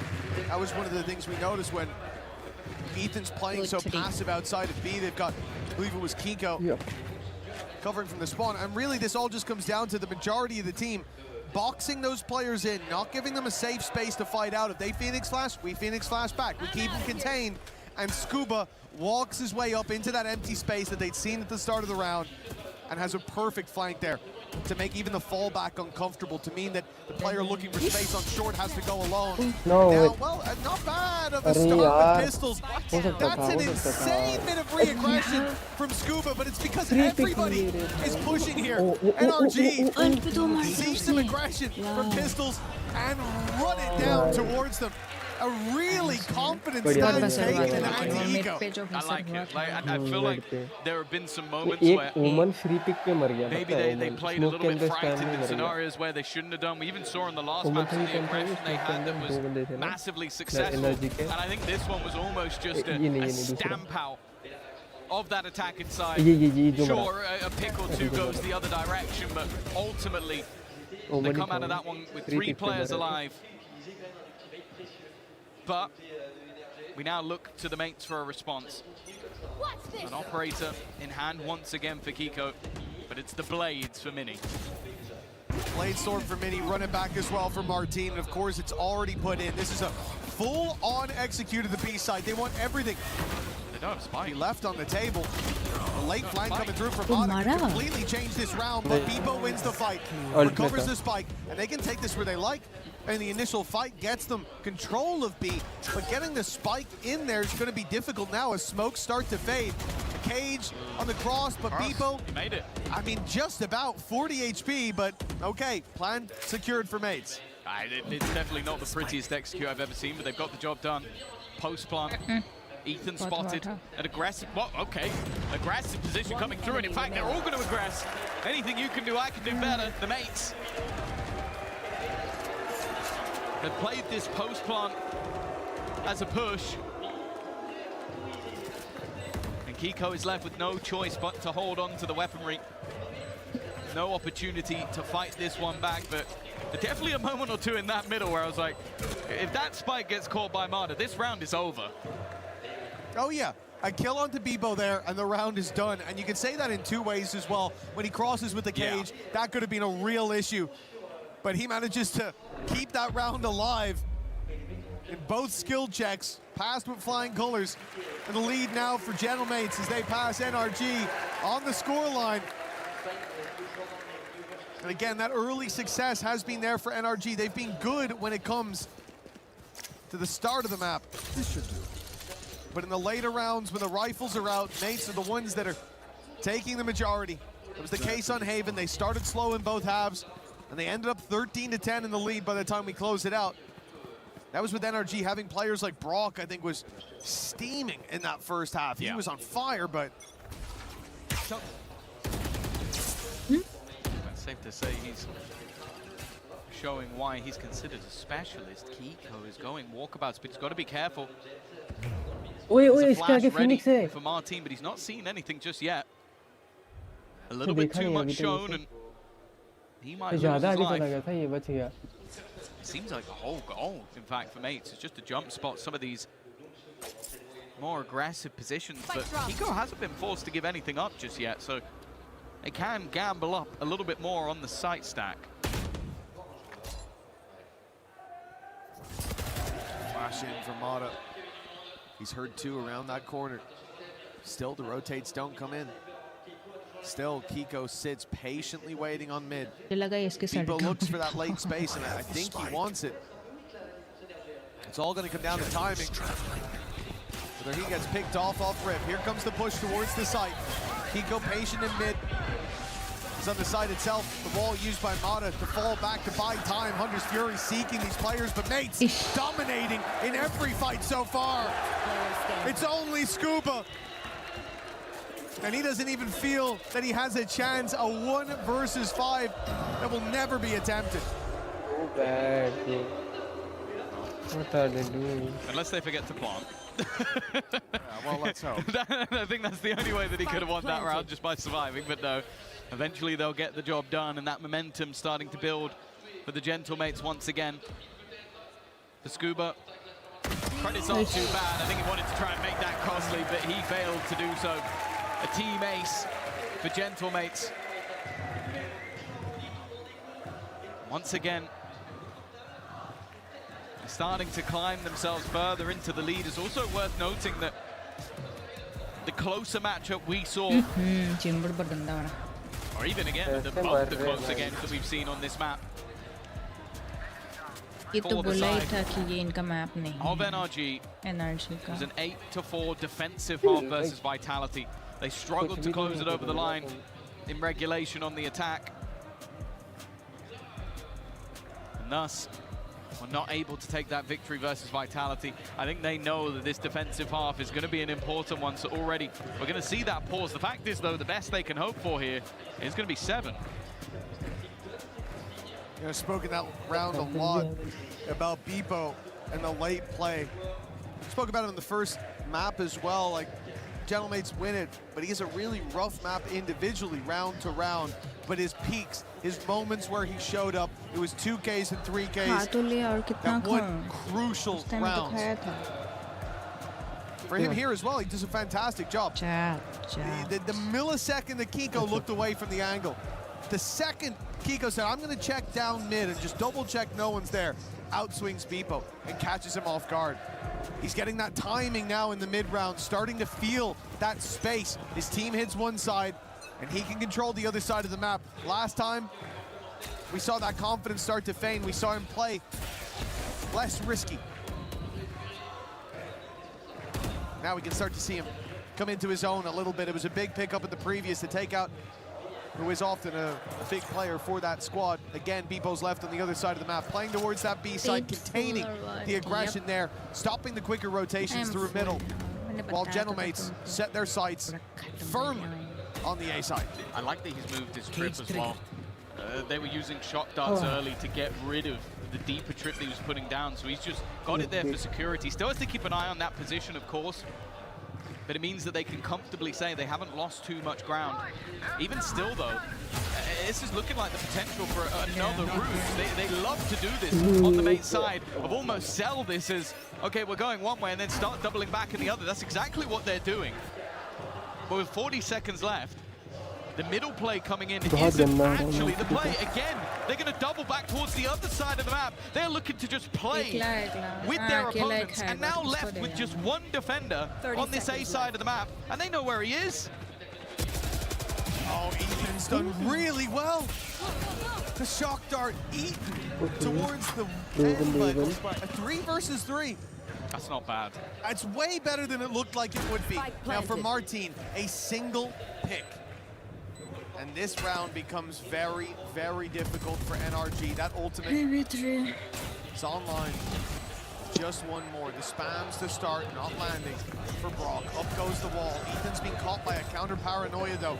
Brock's keeping them back, buying time. That's exactly what NRG want, time to keep on ticking. Kiko in prime position. With 3 kills under his belt, there is still hope for NRG. Martin, the only man standing in their way, trying to run the clock down. But it's enough remaining for NRG's defuse for a 4th on the board. And you see exactly why it was so important that Prox took Kiko down the round before. He is the reason that NRG find 4 here. Not only does he clear the man in the middle, but then that late flank. This is the problem when you're up against a player like Brock. He forces you to play unorthodox positions in your post plant, and 2 players standing on the right side of that generator is not something you'd normally expect. And the reason is because if someone flanks, you're in serious trouble. And they did think of it. They had Prox watching that position, but watching it and winning a duel versus Kiko could be a very different story. The defense have found their response after the pause. They're still going to have that ultimate play. Kiko, an opportunity. You'd almost expect him to get that opener with how he played in the last round, but luckily for Mini, he'll get to tell the tale. You think maybe Kiko's even realizing, right? Prox found me in the previous, or sorry, Bebo found me in the previous round. He'll still play that lurk. He's feeling that late round impact. With a big pickup from Kiko. This time in mid, he'll be given nothing. The 3-man push-up from NRG late, 2 in fact. As they realize a hit must be coming in somewhere. It's time to get ahead of it. Early flank attempted in both directions. Now they hear the noise towards the B site. Very early flank by Mata. He is right on the trip, and now they've got to double back. They've got to, because the ult is going to pull him in. But Prox finds the fight. Ethan there to back him up, though. Makes this uncomfortable. Mini with the door closed. Has a 1v1 isolated for a moment, for a second. But now that door swings open. And Ethan, landing his shot, has equalized. Has put NRG back up to neck and neck. Back up to 5. No, I think that was what was talked about in the pause. Are they just playing scared? Are they just allowing their opponents too much space? And since then, they've done anything but constant flanks, constant pressure, putting mates in a box in the last couple of rounds. And you can see it from Martin's perspective. Not only is he almost caught by the first flank, but it's almost a scramble to stop him getting caught at all. I was going to say for mates, I do think that this is something they can fix easily, though. Bebo playing that little bit more passive in terms of flank protection. And ultimately, the pushes have worked. When it comes down to playing direct, they're getting on the site. It's the late round space that they're being punished in. Now Bebo plays more passively towards spawn, but on the push itself, a problem. Kiko, with the tour de force, lands himself the opening, takes down Mini, and although you'll find a plant, NRG are happy for the retake with a man advantage. Yeah, and now that flank had to be given up. Needing to play this one as a squad. No ultimates for that attack side to play with, whereas the run it back can be utilized. looking to try and find a target. There goes Martin. Nice re-aggression though. In fact, both finding a couple of shots, but even still the trade's coming back. The defenders just swarming the remainder, and now Bippo, there's no chance in this round. He needs to try and find something with the spams, but they will defuse in front of his nose. In fact, even taking the time to make sure they get the right person on that defusal. Confident stuff from NRG. And from looking like they were maybe even out of this series, that's a streak of rounds post-pause that puts them in the lead. And you notice the difference here? Nobody from NRG goes for the flank. No one's pushing mid. No one's doing anything except for grouping and looking for the retake together. They don't need to in this round. They've already exposed those weaknesses. What do you think mates are gonna fix? Those weaknesses. Even before they lost a man, the plan was for Bippo to come and play with the team because they need those trips. They need that information more than they need his lurk potential. And so NRG don't even try. They play against the retake heads up and they win the duel 6-5 and a chance for the lead at the half. Felt like a necessary lead, as said, versus Vitality. Revealing area. Far better on this defense. Even still, though, the post plant seems guaranteed, and they are hunting for Bippo once again. They're looking to try and find them, but this time he's in a much deeper position. That passive spot, but will he play a part in this round? Eventually, he's going to have to make his move, maybe waiting for that door to be broken before putting pressure on counter flashes to try and slow them down as he is swarming from behind, but it's the first kill to go away the defense. The second alongside it, they need to find a responder, and it's not going their way. It is NRG cleaning up again with ease. 4 players will stand in a 5v5 retake. That's 2 in a row as well towards that A site for NRG, finishing out this half with great success. It looks like they found that adaptation. 4 in a row overall. And the A site retakes clean as can be, not losing players to those lurks when attempted by mates. The success that was there early on certainly started to fade towards the end. And although this is mates map pick, it's nothing. It really, it looks like for NRG, they'll be going into the next half with the upper hand. They're looking comfortable now. You could see that Bonkar was getting irate in that pause, not seeing the team that he had trained, he had prepared for these sort of moments. Again. Wow. Then onwards, easy to retake. There was another retake scenario once more. Let's go down to Lou with the fans. And it's a familiar face for the Gentlemates fan. Un visage que vous connaissez évidemment. Il tweet beaucoup, trop, je pense. Mais c'est Asgard qui est à mes côtés. Asgard, merci d'être là. Je voulais d'abord te demander, on sait que ça n'a pas toujours été facile pour Gentlemates sur Valorant. Cette année, vous cassez tout. Qu'est-ce que ça te fait de pouvoir être là avec tous les fans et soutenir votre équipe comme ça, direct sur la scène? Bah forcément, Valo, c'est le jeu sur lequel on a commencé. Donc trop heureux d'enfin performer à ce niveau-là sur le devant de la scène. Et là, on a une vraie chance d'aller chercher une très grosse perf, la meilleure perf pour la structure. Donc c'est trop cool. C'est que du kiff effectivement. So why does it matter to you Gentlemates fans to be able to cheer for your team here in Paris? It hasn't been always easy for us indeed, and it's just such an honor and a pleasure to be here and to cheer for them. We can get also a big performance, and that's all we wish you, of course. Ensuite, je voulais te demander, vous faites que de crier, vous faites que des chants. Qu'est-ce qui fait que les fans Gentlemates sont si spéciaux, si incroyables? Bah là on est à la maison forcément, ici c'est Paris, et donc trop heureux de pouvoir crier pour des joueurs qu'on voit pas forcément toute l'année. Moi j'ai eu la chance d'aller à Berlin, et là forcément de pouvoir les voir devant ce public, etc. C'est trop cool de chanter tous ensemble, c'est un régal, c'est une vraie fête. What makes us special is that, you know, we never give up. We always cheer up for them. I got to watch them also in Berlin, and it's always just such a nice experience to be around them. Et je pense qu'on va pouvoir peut-être repartir en game avec un chant. Gentle!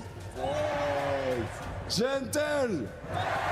Gentle, gentle, gentle! And back to the game. Thank you, Lou. Well, the Gentlemates fans still feeling like they've got a shot at this, trailing by 2 as we get into the second half. NRG, former world champions indeed, currently defending when it comes to the end of the year. They're certainly being pushed to the limits. No strangers to playing in Paris up against the crowd. This time, though, they're a little bit louder, a little bit more rowdy than before. But this map's already feeling like a flip of the last. Well, you mentioned it. It was the early starts that came through for NRG, and then Mates fighting back. This was the opposite. Mates got the early start, NRG fighting back. And well, a pistol in this round for NRG might be enough to put them too far out of sight. We call that one the Yassine dash. Not seen one of those for a while, but even still, the defenders will extend their lead, growing. Scuba, let's say this is going to be a tough post plant. Another pistol for Mates would put them even. It's not time to give up just yet. Brock's playing the flank, needs to speed up, and he knows it. A little bit late to the party, but he's caught one. A little bit more doable, but Scuba caught in the corner. Never stood a chance. Brock spamming away with the classic. He's at least found one, but too many bodies left to deal with there. Gentlemates will find themselves a defuse in a 7-6 scoreline. Yeah, an important pistol, it feels like. I think you're on the NRG side, you might be a little bit more wary. That attack side has been a bit tough for them as of recent, but his composition with Neon, Phoenix, at least gives them opportunities. And I think even just the potential for openers out from Kiko, who has been very good in this matchup so far. But then for Mates, their defensive side versus Nongshim was, well, something to be impressed by. 9-3 the last time out. They don't need so many this time around. But that pistol is definitely going to help them out. Well, a pacey attempt from NRG right into the A site. Utility waits for them, and plenty of lead flying in their direction. Nothing returned as Martin seals the deal on a flawless round. Gentlemates equalizing early on, and now with a big moneymaker round behind them. They look to be in prime position to take the lead. I'm curious once we get back in to see how many orbs that Martin ended up with. Unfortunately, I think his teammates did a bit too much of a good job of holding down the line on the side, so he's not quite going to have that running back online. Nice, guys, insane. But he might be able to earn it up in this bonus. Of course, still having some rifles to play with, but definitely some weaker weaponry that NRG will be coming up against. But even still, look at the double stack up in middle. It's a bit of a peculiar crossfire to be seen. And I wonder if it's something that will even be predicted by the opponents. So they see one man run away. At this point, you'd usually be fairly confident that position is cut off. They're going to smoke it anyway, so no chance for Mates to pounce. Of course, understandably, I think at this point, Mates are expecting a bit more of a direct attack from NRG. You saw it in the previous. It was very quick and very clear.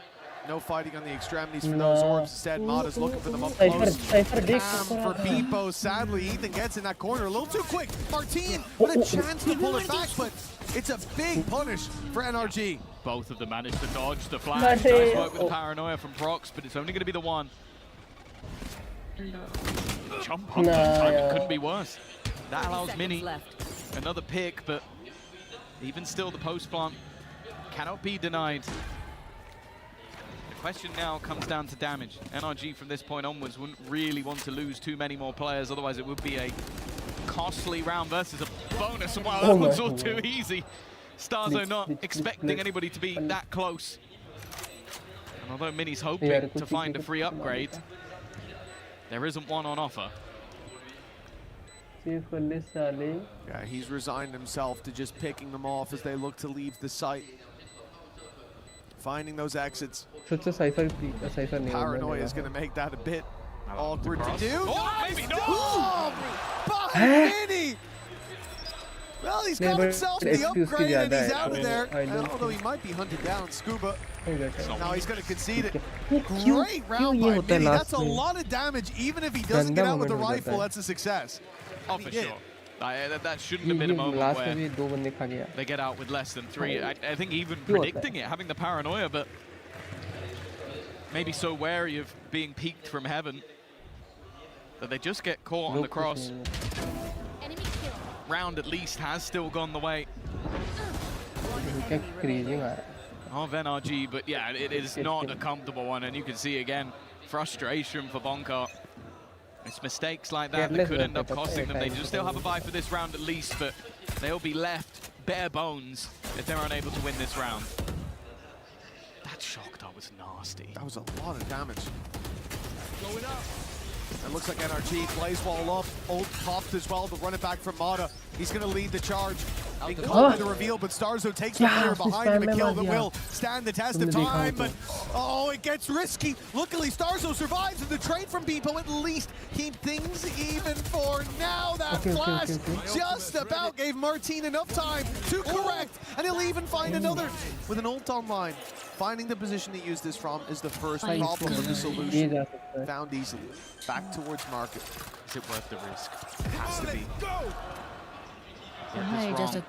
Maybe he can be caught, but he's just playing it slow, biding his time. Going to make sure his opponent isn't aggressive, jump in at the last second, but he's not seeing anything. Dart's going to hold him in place, at least for the moment, but this feels like a game of chicken. Who can get closer? Timing almost works out, but the spams do damage. It doesn't matter. It never matters when it's Martin. He'll close the round out. And he'll put the NRG economy in the dirt. I don't know how he got away with that. I love the idea. Brock, such an annoying player. So of course, he decides to play it slow on the ultimate. Make sure that no matter what, that player cannot run all the way to market and catch him off. So that works out to start with, but it's an ult burned up for what is ultimately just a heal. That heal ends up saving his life as he survives on 13 or so. A big round from Martin, played at the margins. And in the end, success with Gentlemates finding that. It could have been the chance for NRG, as you said, to launch themselves into this half. Instead, they're really backed against the wall. They put everything into that, not even talking credits. I do mean credits, but also they use the run it back, for example, from Mata just to get in, and that still only got them to a 3v3. Yeah, I want to take us back to that conversation about Martin, though. The guy has gone in at the beginning of the year, played 2 best-of-5s in 2 days where he broke a best-of-5 record for EMEA, then broke a best-of-5 global record. And then he's come into this tournament and is currently, or at least was at the beginning of the day, the 2nd highest rated player. The 3rd was actually StarZo, who also had a lights-out group stage. Revealing area. He has had a phenomenal year already. And if they can make their way in towards that semi-final, it would be a massive step forward for them as an organization. This round, though, maybe seemed like an easy one, but with Kiko having himself the sniper, there is danger. Oh, StarZo spamming, and he has no idea. The players had already passed. They got 2 outlaws now. NRG with man advantage weaponry now to work around. Not the best of it, of course, but even those pistols. Bandit can be passed over. Ethan can have something to work with if he makes it to his buddies. 45 on the clock when they go to push. Or even less. Still to get through that utility from Beepo, some kill trips. They come cascading down. With the smokes they'll have for the cross. A lot of danger that they don't know about just yet. But that is if Beepo's still alive. Oh, that's such important spam from Martin. That was the overdrive that was picked up by Ethan. That's why he went all the way back round. Now with 12 seconds left on the clock, Beepo could be the nightmare in the darkness. Somebody needs to get that planted, and all he has to do is try and drop that spike, and he wins the round for his team, but Kiko's guarding! He's waiting! He found the perfect position to deny! And now Prox, not the right gun for this moment. The Stinger retrieved. Oh, there's no way he gets past this angle. What a round from Kiko. That was a solo outlaw brought in. and he's able to do so much damage. I'm in two minds about it, Tom. The smoke that went down, the smoke that gave the cover for that plant to come in was their smoke.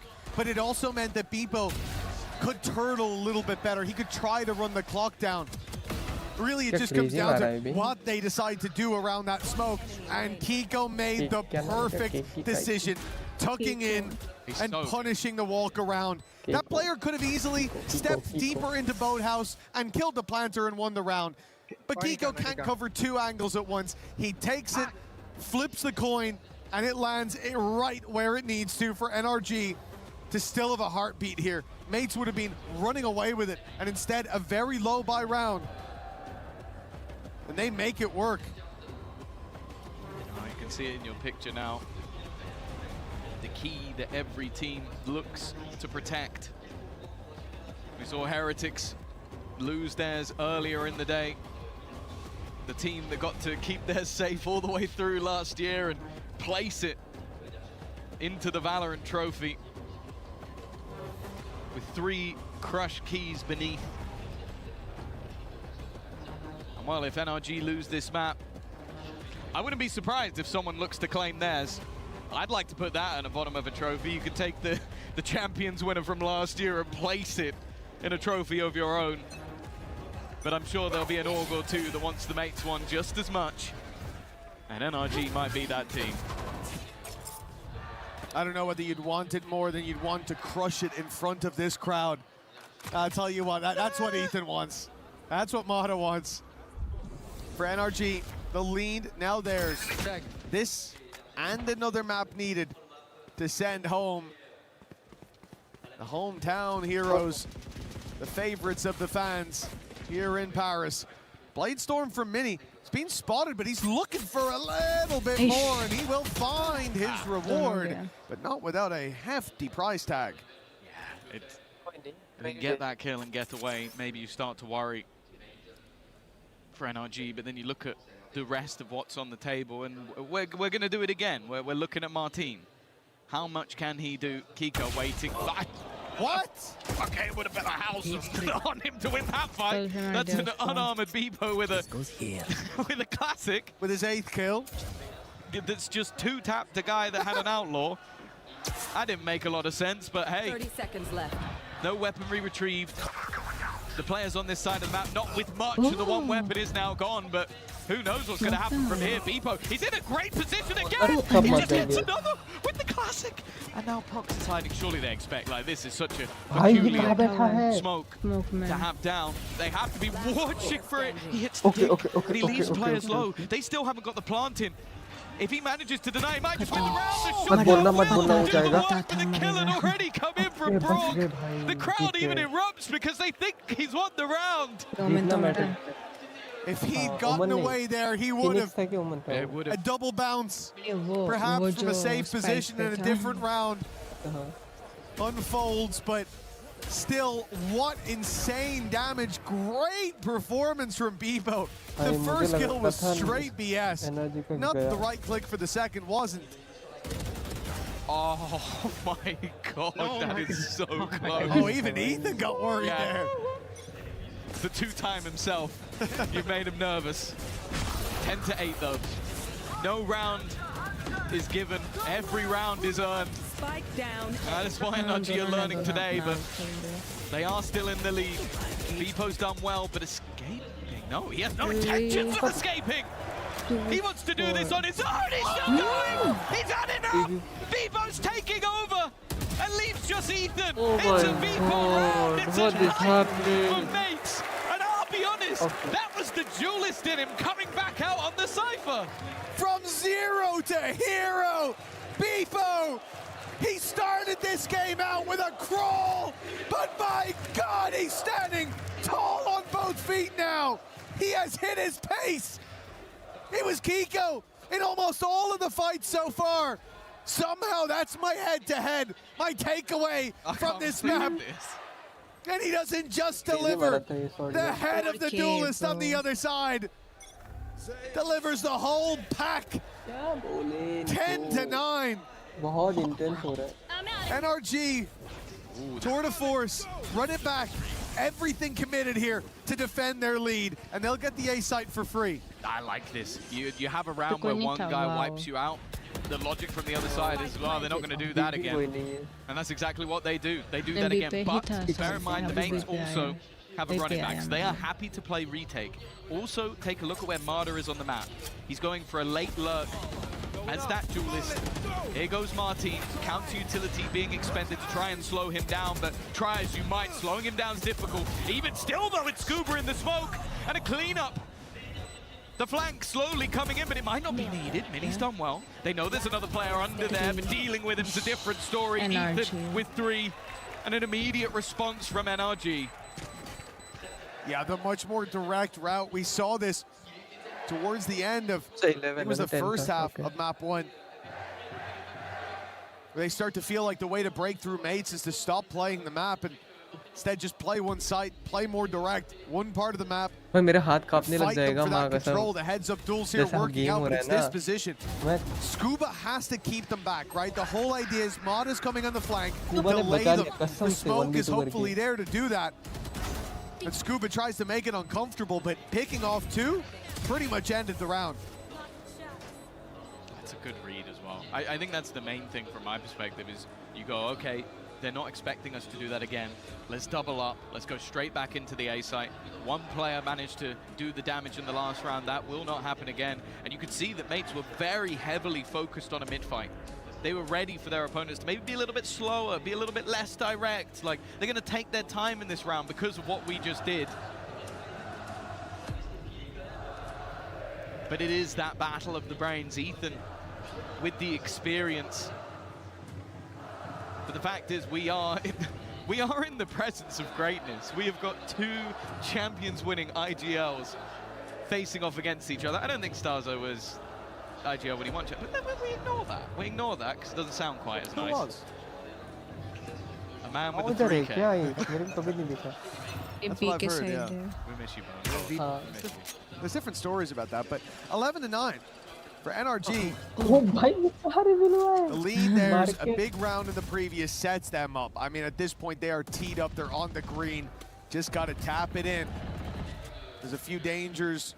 2 judges bought up by mates. A guardian in the hands of Martin, but no big ultis to save them. No blade storm there. No run it back for Martin to be an annoyance. So NRG, I like this late round.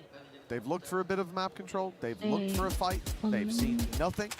And now you start to think, okay, there's either one big trap with a big stack being set somewhere, or there's many traps along the way. Regardless, they've got a drone to clear out their troubles. They should be using it, but instead they're going up contact. Okay. Mod is quick on the trigger. Yeah. I guess if you can do that, that also works very well. Cover going out. Oh, I think most of the danger of this round should be gone. Yeah. Marder is just taking out every judge that's in their way. That's supposed to be dangerous, but he makes it look incredibly easy.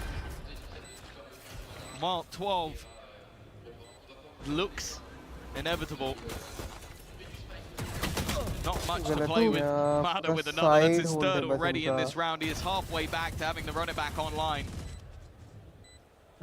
Crazy. Martin and Biko, there almost has to be a question of how much do we want to risk him getting his ult? Evidently they do. Oh, that risk not paying off for mates. Oh, or nice. being gifted, and look who's running it down. It is They're leaving it. They're leaving it. But Kiko finally had to pull the trigger. Still, a big round for NRG, a big round from Mada. And for Gentlemates, well, that spark of hope now being snuffed out in this round. It is obviously somewhere that for this squad, they'll come into the next looking to invest everything.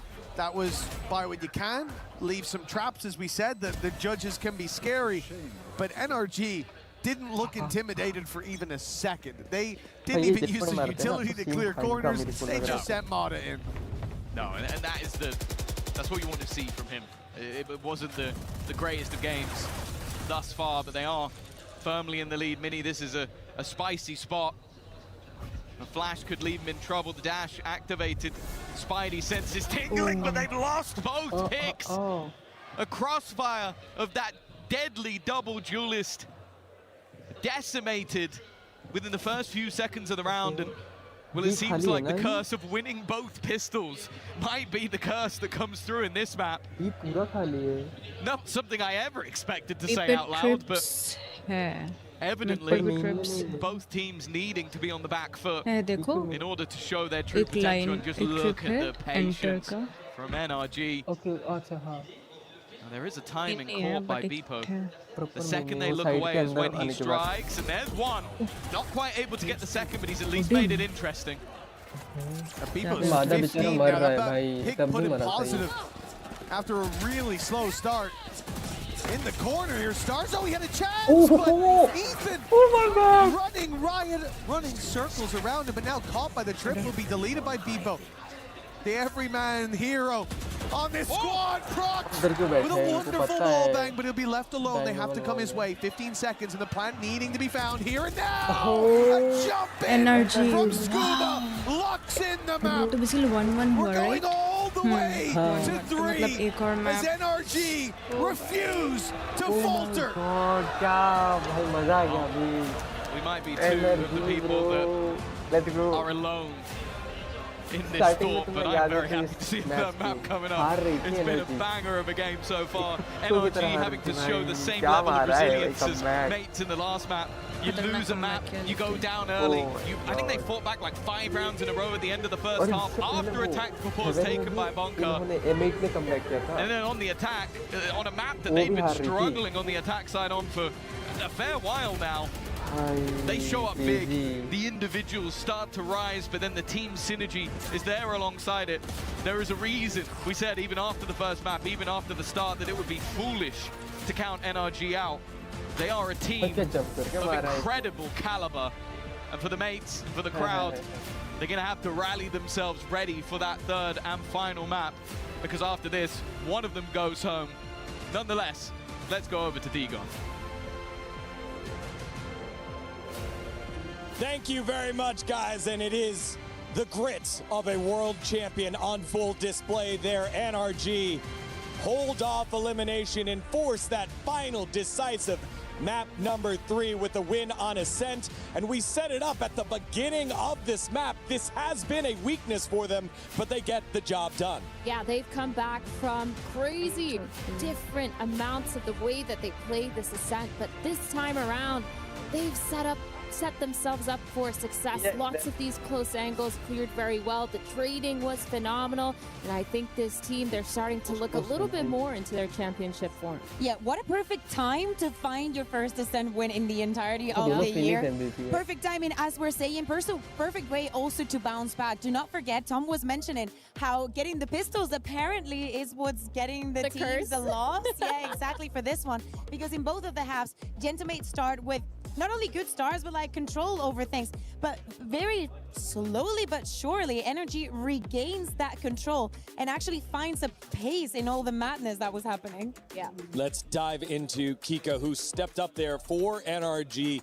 Had a huge performance here on Ascent. God, that first half for kiko, that defensive side, he really was popping off. It felt like on this chamber, he was constantly going and getting those opening picks. But not only that, when he was in those clutch situations, he managed to win majority of those, or at least putting in the numbers, putting in the damage to get to do so. That one round where he had a 4K, there's so many of these off rounds too, where he just shuts down the executes over and over again. He was so good and so sustainable on this first half. Probably one of the best things about this game so far, not only this map, is the fact that we're getting so many crazy individual plays from almost all of the players. And the audience really gets to enjoy it. Of course, when it's Gentlemates, you can hear the entire place shake. But for the other side, I wanted to take a look at something that also happened throughout this game. And it's crazy. It's crazy. It's wild. Some of the crazy rounds that we've seen on the attack. We'll take a look at that in a second. We're showing here kiko numbers because we were speaking about players that needed to step up. Yeah. When Ethan is on the Neon, you also need that control on the other side. Mada on that second half, really coming alive. When it comes to the attack, someone needs to spearhead the movement, and he was the man. Well, speaking of what you were saying, this whole series, it felt like there hasn't been one singular player leading the pack like what we saw with Woot and Larocque in the earlier match, and kind of what we've seen from Martine throughout the tournament. Barely anyone getting over 200 ACS because it's trade after trade, and a lot of times tactical moves to stay alive, hold off the gun, save. But here in 17 and 18, we had some craziness. Yeah, I was gonna say, like, for NRG, that's usually the case, right? Yeah. Like, there's not one star. But yeah, as you're saying, I needed to rewatch this round because it was absolute madness. NRG, look at the money situation that they have. Look at the time that is left in the round. Martine has just found another pick and it's not looking good for them. Beeple is ready to cancel the plant. But just from this kill from Kiko, we were highlighting him on the first one, but also in the second one. In all of this situation, now Prox with just this judge tries to salvage the situation, as I'm saying, but NRG working the clock out, trying to force out the utility and just winning based on this close smokes. Ethan was speaking about Scuba being monumental for this, and it also happened on the next round. Yeah, this is insane. That shot coming in just a second too late. The jump just a little bit too wide on that lane. And again, really well played by NRG, just super patient, making sure they're playing those crossfire angles. And I think that's why when we look at this team, there's not a single star. It's everyone that's kind of alive at the end, and just a mix and match of players here. I was in the stadium here for that round 18, and the crowd erupted thinking the spike had stopped. Yeah. Didn't realize that the kill came through. There was no one to stop there. It wins the round on eliminations. Just what a very, very close match. And also a highly educated audience knowing exactly what's going on, being right on top of everything. It just shows how close these two teams are. Yeah, for sure. Really close. It's like clutch after clutch. Like you said, it came down to a lot of these multi-frags, a lot of these rounds that were 1v2s, 1v1s, 1v3s even. And it just went absolutely mental. I think that game just goes to show why both these teams are in the quarterfinals. And that third map is going to be an absolute banger too. Yeah, scary territory, especially because I think that now after what we've seen and NRG being able to bounce back, jumping into Lotus, where things go back into like the normality of Ethan top. Let's see how. I think that I favor them for this last one. Yeah, they've won this map almost every single time they've played it this year, if I'm correct. They're so good at playing this Lotus. Their defensive side, their rotations are phenomenal. Feels like their timings on this map are just unbeaten. And this is one of those maps where I'm expecting them to keep a lot of those same roles. I'm totally expecting Mada and Kiko to be those players to be watching. Kiko already had a really good performance. Mada, he came back on top. So it's really, really close to see. And I think this is kind of what makes this game exciting, because on the other side, of course, we have insane players as well to watch. Yeah, it is going to be so close. Lotus has been that explosive map throughout the tournament, and it will be the final map here today. Don't go anywhere. The decisive final map, number 3, after this short break. Kakashika. White colour का है white colour नहीं orange colour का कुत्ता एक था समन कर रहा है याद नहीं स्पाई कुत्ता होता है उसका हेलमेट है वो हेलमेट आएगा प्राइस पास में स्पाई मैं भूल गई Hey, welcome everybody. I'm Ginny and I'm joined with gentleMates, and today we're going to be testing their voice line knowledge. All right, first voice line. Your mind is just as dangerous as your... Does Omen say that? Harbor. What? I never heard Harbor say this. It's one word that he says. It's pretty easy to guess. Your mind is just as dangerous as your weapon. Has to be, bro. Can you guys read out your words one by one? Grind, body, family. I drew a football pitch. Beautiful. Picasso. You? What? You're actually right. Weapon? Oh! Good job, Martin. I don't know how you thought of How that, did to you be think honest. of that? I have no idea. You're smart, bro. Enemies in our way, hope they like blank. I've never. Huh? It's a neon voice line. Can I have 2 guesses? I have 2 as well now. Okay, whoever's up? Blue 2-0 pink. Which team is blue? Like which country? France is currently leading against gentleMates. I like that. To be shocked. You? Us. They like us, no? I have stunt and die. Last I don't want to play, man. So the right one is enemies in our way, hope they like getting hit by lightning. Oh, that was way too not in the game. But that was like someone made that up again, by the way. Remember something super high level tactic. I have it. Bro! I swear to ये God, I heard Phoenix it. का है. But he didn't even try to be funny. He tried to go in. Oh. Phoenix का line है. No, it's not that one. But line. Remember, bro, super high level tactics, yeah? I heard it. He said this in game. I play him every time. This is a clown with shoes. Beautiful. Oh, yeah, Yes. yours makes sense. Yes. I remember Now I that. remember. What did you rate? I wrote Czech Republic, I made win, bring back Europe. So this is Mix saying it to ISO, okay? Who plays these agents? ISO, you're about to go as hard as you did last weekend. Yeah, that's right. We all saw. It's one word at the end. We all saw that. I don't know how to draw DNA. So you're nuts. No, bro. I misunderstood, bro. I remember But it's good. Do not worry, my radiant friends. I will. Bro. It's Chamber, right? Yeah, Chamber says it to KO. Chamber to KO.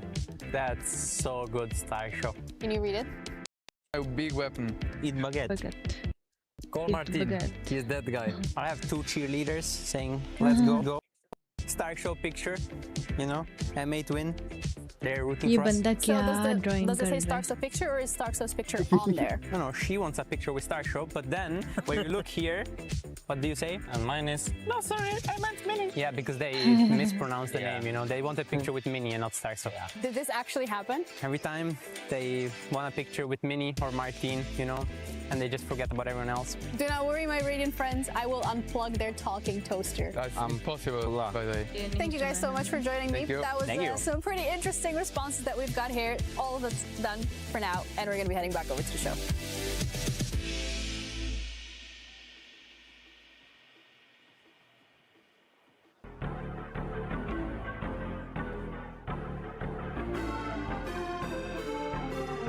ये नहीं है, पता है, बार-बार बोलता है.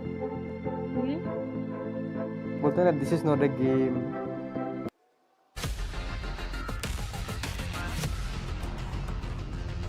First impression of Ethan, super eager to learn more, whether it was inside the game or outside the game. I think the reason why Ethan's so good and so special right now is just he's been playing TAC FPS since he was like 16, so he has such a long career in esports, so yeah. Prophet's already got one, but Ethan, sharp shot. Ethan challenging. Guardian was the only thing that came in with him. Wow! Oh my God! Being like a superstar a little bit in Counter-Strike, being a support player in the right hand in Valorant, but then also into the IGL role, and he won champs in both roles, doing what he needs to do for the team. Yeah, I think he is the best flash initiator in the world, like KRS guy and those kind of agents. I think I see other people try to play those agents and it's like, it looks so bad. And then when he plays it, it's like, okay, like, we can make that work.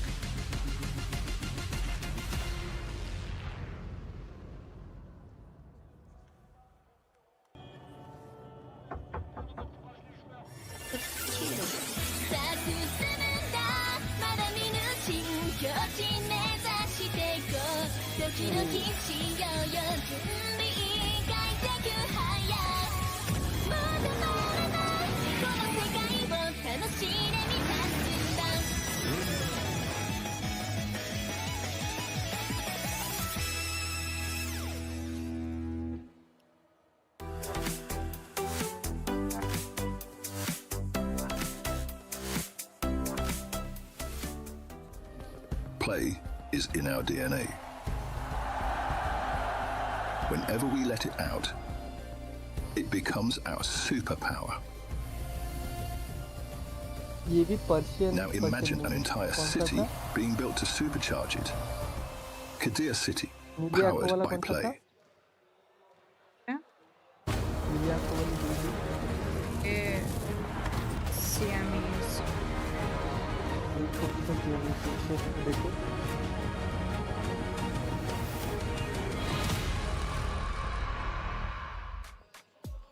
Welcome back to the Esports World Cup 2026 Valorant quarterfinals. It's our second match of the day after BBL already defeated the title defenders in Team Heretics. And we have a 1-1 series on our hands with Gentlemates and the reigning world champions, NRG. This team has got so much to prove when you're looking at the side of NRG. But when you're looking at Gentlemates, they've had such a rough year last year. And now going into it, trying to fight these Titans and prove themselves after that first map that they won, that getting back into it, they definitely have that mindset and they have the ability to win out here. Let's be honest, it's been scrappy, it's been difficult. Yep. I think therefore, when we think about world champions, we expect a different type of performance, but it has already been a difficult year for the side of NRG. And speaking about difficult years, Mates knows everything about that, but they are about to leave everything in the past. Here in Paris, the entirety of the crowd has their back. We're celebrating each of those wins, each of those kills. Now, what are we going to get for Lotus? Which Gentlemates are we going to see? The one that played against Nongshim? Like, are we going to see them playing convincingly? Is those role swaps everything that they need? Or are they always going to be one step too close? Yeah, based on what I've seen, I want to see Mini on that Neon, but as I say that, it is up on the screen. Martin and Mini, they're on that double duelist grind for the Gentlemates, and over on the side of NRG, they're going to be playing the way that they have been. Mata back on that raise. Thankfully, Ethan on an initiator role. I say that even though they won that last map. I just think he's so good at that initiator. It's just better, especially we were just hearing Kiko saying he's the best flash initiator. I know it's not a KO and whatnot, but it's also a very important point in this map, and it's that Viper on Scuba. We've seen and we've spoken about the struggles of a Viper-less Lotus, especially with them starting on the defense, is something to look out for. Also, Ethan finally off of the Neon. No more Neon for Ethan. On to the Fade. Will be leading the charge on in there, and just a bit of a wrinkle. Yeah, I think this is going to be kind of hard here for Gentlemates. The Omen being the only controller, it's so hard to get past all that Viper util. If you brought Big Time out here, he'd be yelling at the screen as well, because he knows how hard it is when you're trying to retake towards that A, when you don't have enough cover to make sure that your team can scale and clear the right angles. Playing against that Viper is going to be a little bit scary, especially when Lotus for NRG has been so good. It has been such a close matchup between these two squads. 13-10 in the first map, 13-9 in the second. There has not been a lot between them, but we know one thing for sure. One team's key will be crushed by the end of this map. NRG and Gentlemates go into the breach one more time, and we send it on over to Mitch and Tom.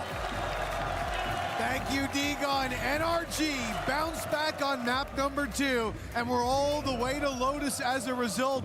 The question, whose key shall be crushed? And the answer will be with us soon. Barriers up, and away they go towards this A site. Mata already spotting some contact, and NRG will concede the space.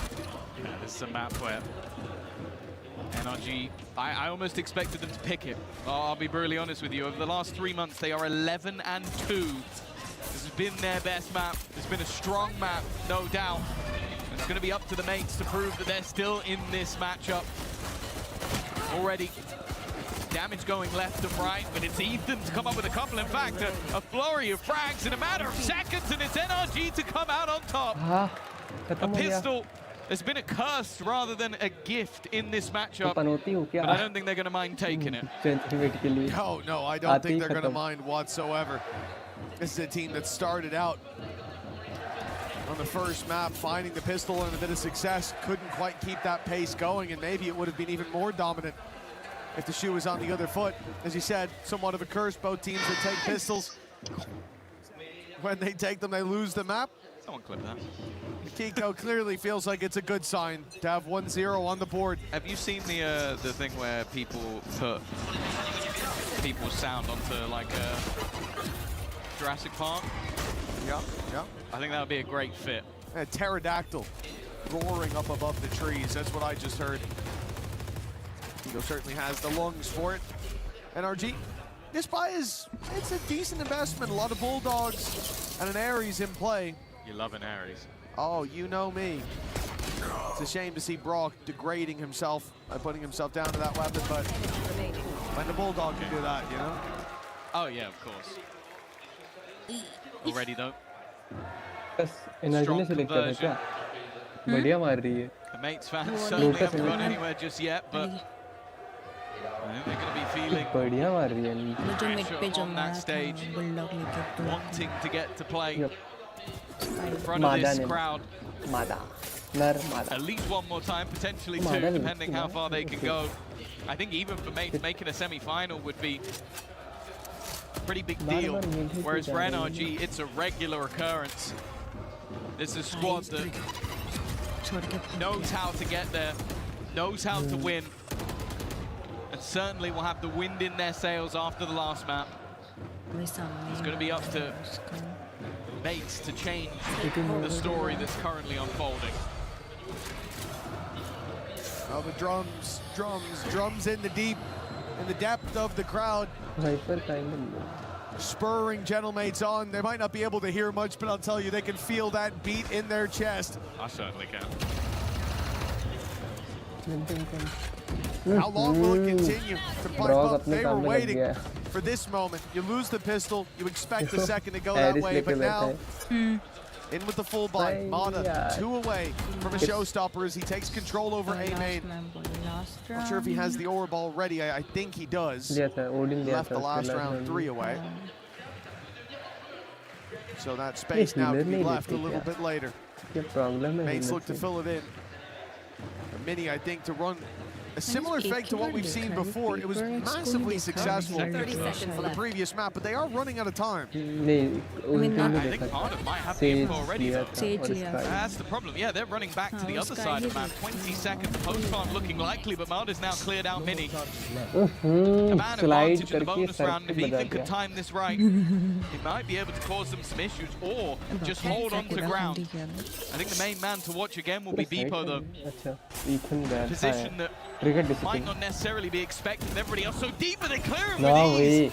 Mada on form already. That's a showstopper into the bonus. His 3rd kill of the round. And for valo and Prox, an impossible task that needs to be mounted. Otherwise, they are falling like flies. Mada already with 4. It might not be the ace. Okay, a flash in the pan for Prox, but it is just a flash in a round that again goes NRG's way. Yeah, he has had some rounds like that. Desperately close. Prox can't get it across the line for Gentlemates. It will be a round lost. That deep reveal was so important. It came through from Ethan. It cleared every other angle, so Mada comes out already checking valo. There's no reason not to. That was just crazy. That's ridiculous. The second and the 3rd, but not enough to make a difference here. Not enough to stop those rounds. Getting onto the board for NRG, the current world champions, forcing another pause out of Gentlemates. This is the first early on, though. Coming out of round 3, you see your opponent's pause and you know your boots on their neck. Yeah, I think this is one of those moments where it's less about overall strategy and less about even what happened in that round, more about picking the team out of the dumps. You go in after map number 1, lose both pistols, win the map on your opponent's choice. You go into your map choice, you feel incredibly comfortable. Your opponents over the last 3 months are 0 and 4 on the map. You win both pistols and still lose. Now it becomes a different game. It becomes a mental game. An opportunity to have a crowd wholeheartedly on your side. And the fact is, NRG are dealing with all of that pressure. They are lapping it up. They are building into this half, and with Mada already 7 and 2 after just 3 rounds, maybe that pause was needed. Well, Mada spotting that info as well towards A main. It's not just the kills that he found on the retake, but he got the boys in position. They were aware of Mini's attempted fake towards the seaside. They caught him walking through B because of that information. Now mates try to adapt by fighting for that space early on the low buy, and it has done wonders for them. 4v4 in the post plant, about as good as you could hope for it to get. But the weapon's still vastly favored towards NRG. Yeah, you're hearing Odin firing on when you have 1 HP. You start to get a little bit nervous. And that's ultimately what Brock is trying to do. He's trying to section them out of angles that they can hold. valo already low, needs to get aggressive and is caught. Nice shot from Martin, but it's only the 1. Again, bear in mind, Prox is on his last legs and will fall. And now Starzo is in the same position. odds of winning almost zero, and Mada's reaction shot is sublime. It's a defusal for NRG. Another round on under their belt, and I'm going to point out Mada's already halfway back to having that showstopper again. Continuing that momentum on. It's had a number of big rounds. Give him those orbs. And here, the last round, you know, I'll put it down to the jump spot in A main. The util from Ethan on the way through made the tip of the spear much easier to point in the right direction. But here, it comes down to individuals. Boom, baby! Boom. NRG used their util to clear out some spaces. You see, like on the way back into tree, there's the C's for the back tree, like that, fair enough. But every single fight was mates being in a position where they could trade blows, and yet NRG are the only ones connecting knuckles to jaw. Right now, mates 4-0 down. They had a chance to close this out 2-0. It looked possible. Now they need to prove that they have a chance here. It's nothing but NRG's success. It's nothing but Mada. He's hitting nothing but net. Every single shot seems to be turning to gold. Even the one of tostazO there leaves him low. It feels like the mates need a hero to arise to bring them back from the depths. They've got themselves an ult to play with again. Martin's a one and done. Do they throw in the Nightfall here? God, they don't have a choice anymore. They've already lost the player, and because of that, the Nightfall goes back the other way. And a nice attempt from Prox, but it's only the one. And left out to just bpo, but he's brought it back. A chance. The spam not quite connected, but he gets there in the end. A hero risen from the darkest of places. And Gentlemates are on the board. Now that's something I didn't know I'd get to see. A crowd chanting bpo's name. A man who came in, a lot of eyes on him on this roster, and not a lot with a positive note to say about him. But here he is. In this series alone, he's had so many rounds where he has been the one to put the numbers on the board. He stepped up towards the end of Ascent. At a point, dragged a terrible performance into positive territory. He's been doing the work. The first round for mates comes off his back.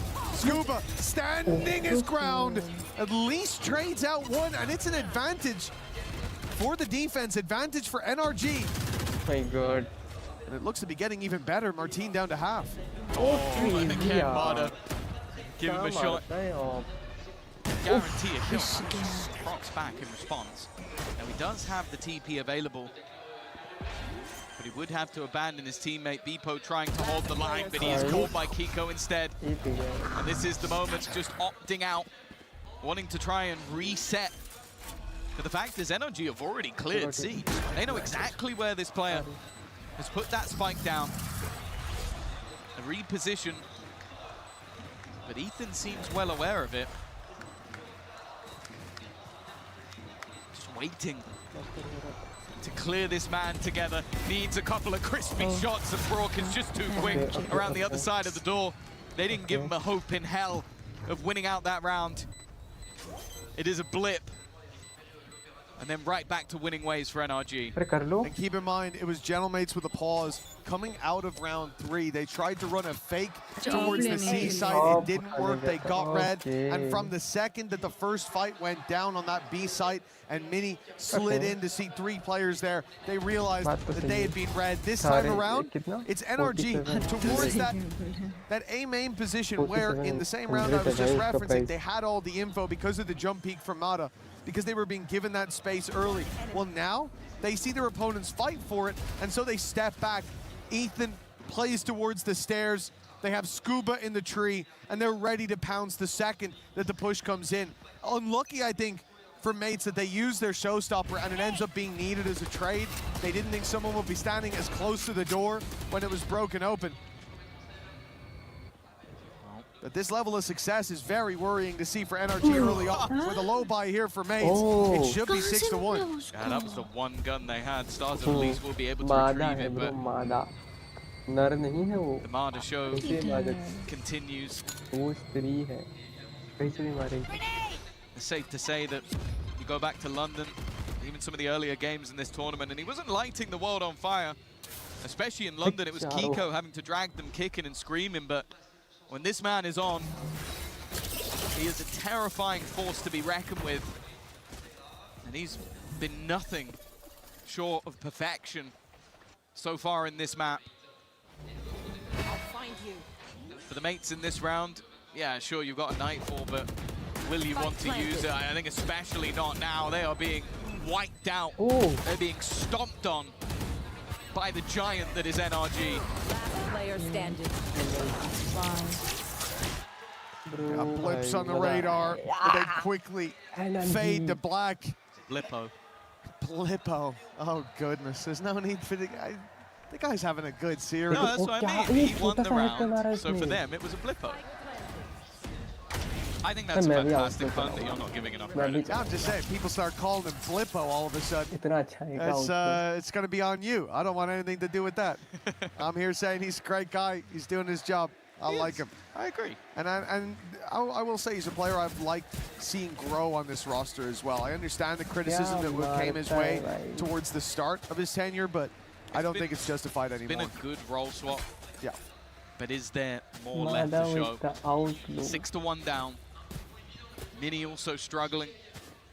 Our team not quite had one of those highlights. And honestly, like, Prox is the one that's chugging along, but a lot of those kills haven't held much value just yet.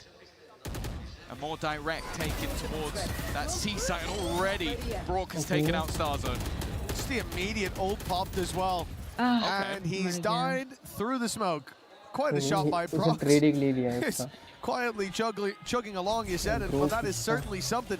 Deep sight take with the blast packs, they've made it in. I know exactly where you are. Info there off the back of it, NRG have to just hide. Plant should be found. The question is, do mates get greedy and go pushing forward? They don't really have anywhere to fight from at the moment. And with the showstopper likely to come towards them on the retake, NRG are playing this very passive, I believe, for that exact reason. They needed to show some presence. Okay, the showstopper popped early, but they're being contained, and that shot from Mata is pixel perfect. Prox, I think caught, no, he made it through the door. He's able to at least provide a bit of support for Bebo, and it's going to be needed. Never mind! Bebo! The silent assassin of this squad! He goes quiet, but my God, he chooses his moments! They're still not happening. They currently have 2 rounds on the board, and both of them. The courtesy of this man right here. He's trying to drag the team kicking and screaming through some of these rounds. There has to be someone else to step up alongside him. NRG are still firmly in the lead, but can this be the catalyst of a resurgence? They look to hit this site fast once again, at least bait out the wall, and an early TP back, counter Nightfalls against each other. But the fact is, at least for now, the attack has got the site. The plant yet to come in, though. They're biding their time. Oh, nice shot by Mini. Straight through the smoke with the finger guns. kiko and Mata, all that remains for NRG, and it's a very late flank that Mata's attempting, but he's blast packed up and over. They were too far away to hear it. He's hot on their heels, but they check it. They check it just in time. Spidey senses tingling, and it's Mini connecting the shot that makes this almost an impossibility. As solid as kiko has been, his kryptonite of Bebo is alive on the other side, and with 2 more to take down alongside his nemesis, and 4 HP left. There's no choice left. It is time to run for the hills, to flee the site, and give another round to Gentlemates. They are getting there slowly, but surely, making their way back into this game. I'll be honest, at 6-1 down, I thought they were about to go out with a whimper. Like, I thought this was going to be a game that we go, hey, map 1 and 2, fairly close. Each side winning their opponent's map choice. And then NRG showed why they have trophies in their cabinet and why mates are yet to get there. But these last couple of rounds, Bebo being the hero, and then going for that more direct hit once again, calling the bluff of their opposition, even running through while having a Nightfall hitting them. And now that economy that was built up over a set of rounds is starting to diminish. Even still, though, there is still a purchase on the board. 3 rounds in it for NRG, a Viper's Pit to work around. See that rotation from Scuba towards this side, a lot of presence being put here. Feels like mates are trying to bait out at least the utility. At least get rid of what Brock has put down.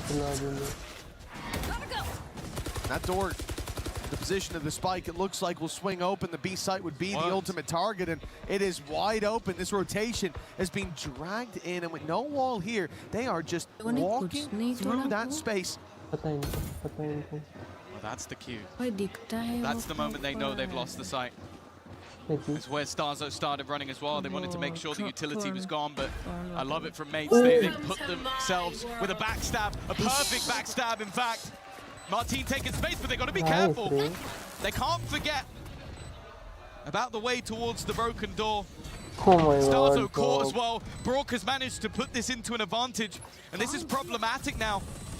Nowhere really for them to hold on to ground. Mini's done well. Re-aggressing was important. Scuba watching that flank was ready for it, and now they look to play those advantages. It's down to Prox to try and clutch it. He cannot.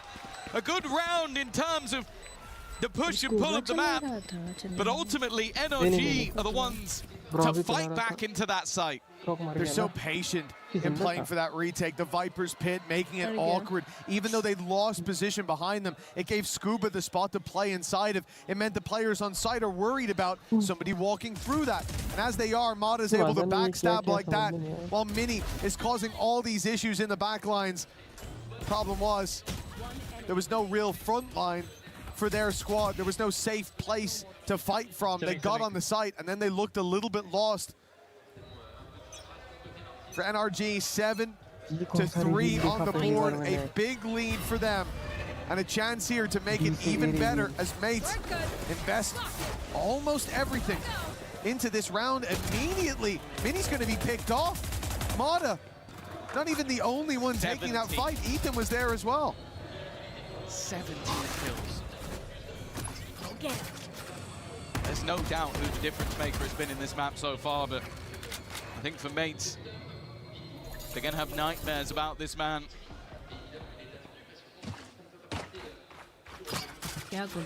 Patient stuff from NRG, using the boombot, clearing out tree, making sure any of the danger is gone, and even the spams from Ethan are an inherent danger. Now the showstopper is still available, but it's finding a spot to use it.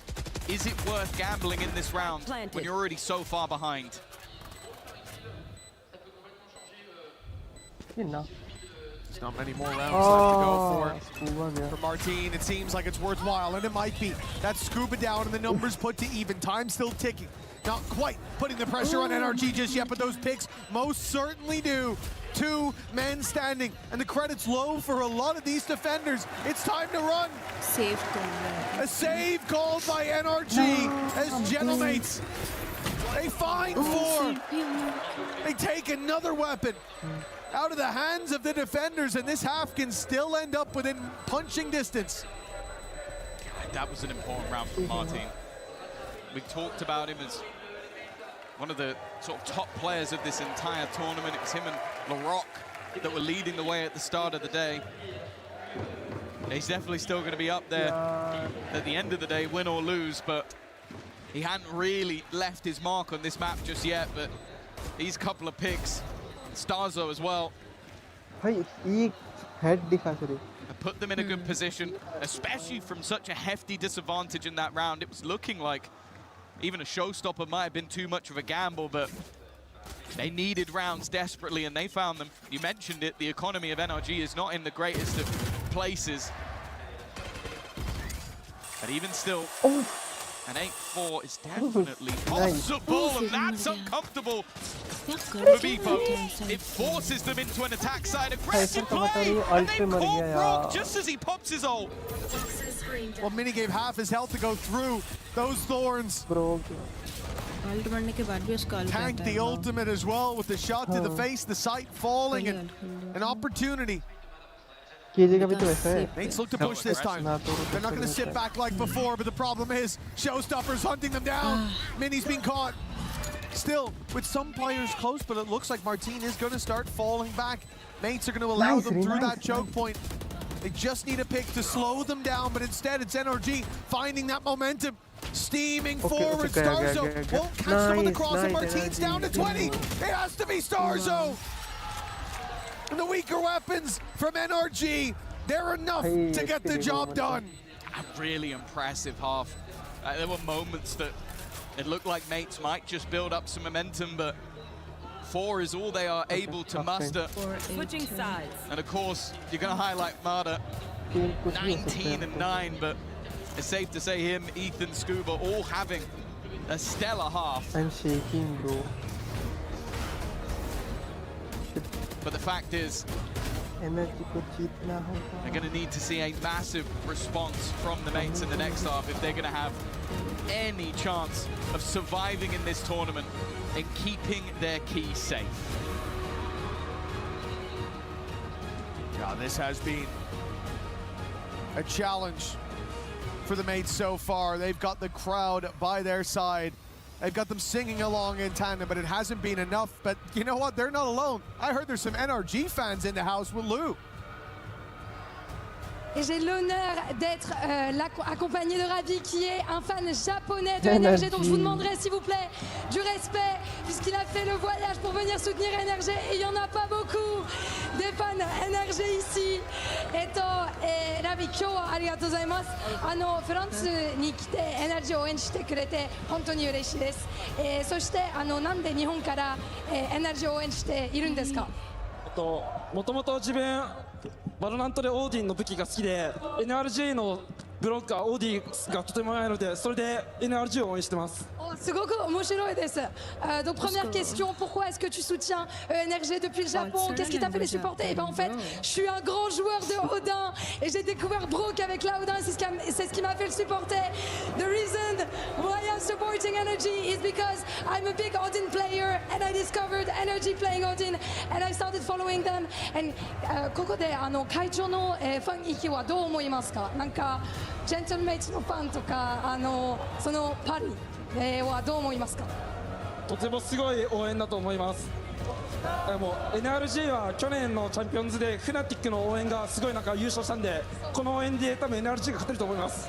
すごく勝った。Deuxième question du coup, qu'est-ce que tu penses de l'ambiance ici? Il y a énormément de fans japonais qui font du bruit et la France, l'année dernière au Champions c'était pareil, ça m'avait impressionné. Mais NRG sont très forts quand le public est contre eux. NRG are insane when the public is against them. And let's see if they can take the win here on this last map. Arigatou gozaimasu. Thank you so much. Merci. Et on repart au game. I'm not sure if they understood what he said, but it seemed like they booed when she was translating that he's a big Odin player. So I think there must have been a mistranslation. Lou's normally great, but she must have made a mistake. What's more impressive, that we found an NRG fan, we found an Odin fan, or Lou translating between 3 different languages in the matter of seconds. That's crazy. Like, props to our stage host. Not Chambers, the other. Anyway, not that Chambers fella. More importantly, we have Valorant at hand.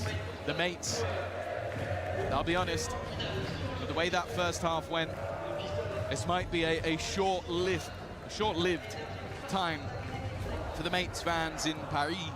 But ultimately, they need to find a response here. A pistol round would not go amiss. That's the thing for Mates. They play. They always knew that the fans had their back, but now seeing it on this stage, feeling it, it could do one of 2 things. It could push them forward. It could give them what they need to take this across the line, or it could add to the pressure that is mounting round by round. A loss in this pistol, and I think we're leaning towards the latter. For now, Mates on the defensive side. They look for information, and they hear nothing. The door finally swinging open towards this A site, but NRG are using it as a ruse. They have yet to really show their hand. It's patience. The expectation of aggression. Oi! NRG knowing that if they could soak up some pressure, maybe they have an opportunity here, but that's one hell of a start. Ethan gone.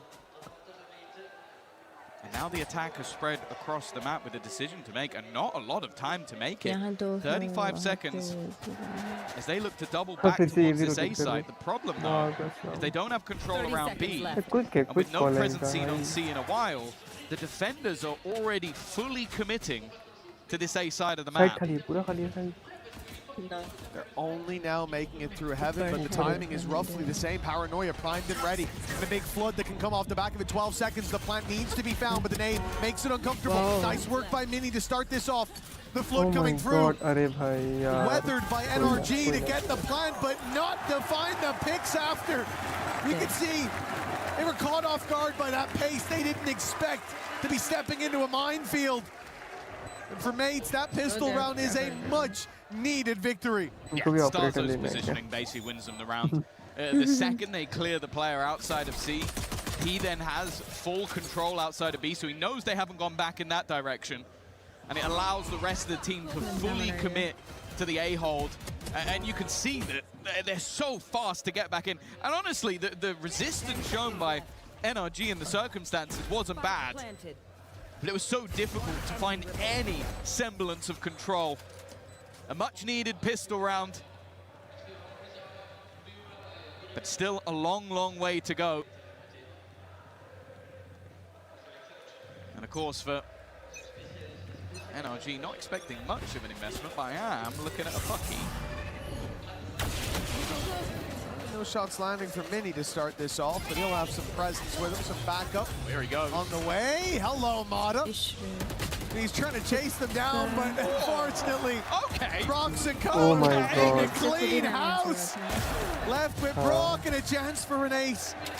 Brock's just a bullet needed.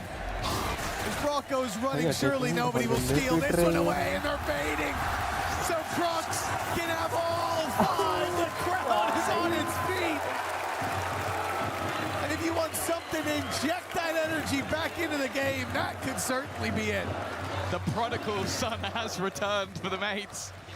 Brought in for this tournament and this tournament alone. A man who had worn that jersey before, left the squad. And now makes it back to EWC with a round that holds so much value. He's now the top fragger in the server, 21 and 10. As said, he's been chugging along all the way through, but I must wait a moment. that one helped keep things nice and clean. Of course, this is where NRG look for a response. This is not the man you want to pressure and push. That's why I... Immediately they canceled the play towards the A side as well. No attempt at A main anymore. Instead, the whole squad is in spawn. Brock ही तो है जो है. They thought maybe they were pressuring Brock, but they were running headfirst into NRG. Nice connection by Mini. The wall, the mound more specifically, getting in the way. No. Stops it from being a one-shot kill, and despite a lot of damage done, there won't be anything for Mates to write home about here. NRG in a 5 versus 2. Like we said, some chances for Beepo to take easier kills, but all those presidents are being protected. Okay. Someone checking PC. I think as he doesn't know anywhere near how much damage he has done. Any cost would be nice, but there is none to be had. 1 HP, 6 HP, but no kills. NRG. There might have been an ace going the other way in the last round, but it makes absolutely no difference in this one. And it will be heartbreaking to see that scoreline extend further in NRG's favor, 9-6. It's definitely not out of hand just yet with the full buy of Mates coming up now, but this is where all that pressure comes to a head. Every little decision along the way, it all comes down to this. Good seize, good nade, Mata in trouble. but he survived it. He used his blast packs to get just far enough away from the nade. That should have been a kill. Mates have been hard done by that. Good early damage. But that is the one man on the other side who'd really be desperate to kill. It seems like the battle of the Titans with Prox and Marder, and while they stand on either side of what is a setup, revealed it. Okay, again, I don't know how he's alive. Broken in time. He went in looking for that trip. Look, the second he hits it, they run away. That was intentional. They wanted to pull the rotations, and they have not done so. Martin waiting patiently, finds one. The TP taken. And sᴏᴄɪᴜ in position. They've not seen him. Left him unchecked. And that's a mistake they might not want to make again. Flawless for Gentlemates. A much-needed round. It's crazy. Back-to-back flawless rounds in opposite directions. We mentioned it, that nobody died for NRG, and then nobody died for Mates in response. Martin back on the table, the same for stᴏᴜ. We said over the last few rounds, it's been a one-man show. And they're desperately going to need these players to start stepping up. And as you said, a lot of this came down to the calls. Martin not budging allowed him a freebie. And so much so that we're now going to see the pause, I believe, coming out for the NRG side. And the last time this happened, they went on a big streak. Bonka got his men in line. Well, after a face like that, I don't want to be hearing what he has to say. Frustrated Bonka coming back into this one, but still with the lead. The pressure is on the other side. Yes, they just found a round. They did it cleanly. We need to see it repeated. NRG have had this extra gear to shift to. They do turn into this hyper-aggressive squad when things aren't going their way, and the more direct hits have been something that we've seen Mates struggle with. 9-7, a healthy lead still for the current world champions. The Gentlemates again look to make this same aggressive play. Mada's gotten ahead of it this time, decides to, I think, Blast Packer jump very quickly up above. As he drops down, those players have heard him. They are on the other side. Mates about to flood through here, and there is no way they expected this much aggression to come their way. NRG blindsided by the heat coming their way. They'll be sent scurrying. I thought for a second that Scuba might have them dead to rights. Wasn't hit by the paranoia, but they're quick enough to kill him off. Even still, though, this leaves an incredibly empty side to the map. The cam will give the game away. Mada's positioning is an interesting one. He's low HP, but now left. There's a dagger in the back. If he can get one, that would be helpful. Anything more than that, and it's a problem. Hasn't moved. The triple bait is crazy. Oh, but he walks up first. He's watching for it. First mistake. Now Mada's going back to the rest of the squad. Depot doesn't know. His caution is paying off, that his slow pace is perfectly timed, and in fact it doesn't matter. Mada's dead anyways to the showstopper. Mates on site, defusing, and Brock is already fleeing. This one's locked in. Mates are one round behind. It looked like NRG had a chance to run away with this, but the race is still on. Oh, they look like they were about to be blasted out of the tournament. They were 6-1 down not too long ago. But if you've been to the bathroom and just come back, they're now just one round behind. And I like that they still had that back covered. Like, the Beepo was even coming in. That was the one position that wasn't checked, but they were well aware of it. And you have to bear in mind that the pressure that's currently on them, the entire crowd at their back, a tournament in Paris, and then also a chance to make it to a semi-final of an international event. As said, for one of these squads, that would be a dream come true. While the other, well, will be crushed, literally and psychologically. we've heard before from Starzo how much it means to represent this club, to be a part of such a big fan base. We know that it means pressure as well. He's never denied that. But in moments like this, looking up and seeing that support, yes, you always know it's there, but now there's no denying it. That's what makes you dig deeper. Big play by Prox to try to dodge the showstopper coming his way, but he can't find his way out of the sight. And Martin is stuck in the mud. Eventually steps forward. No one's looking.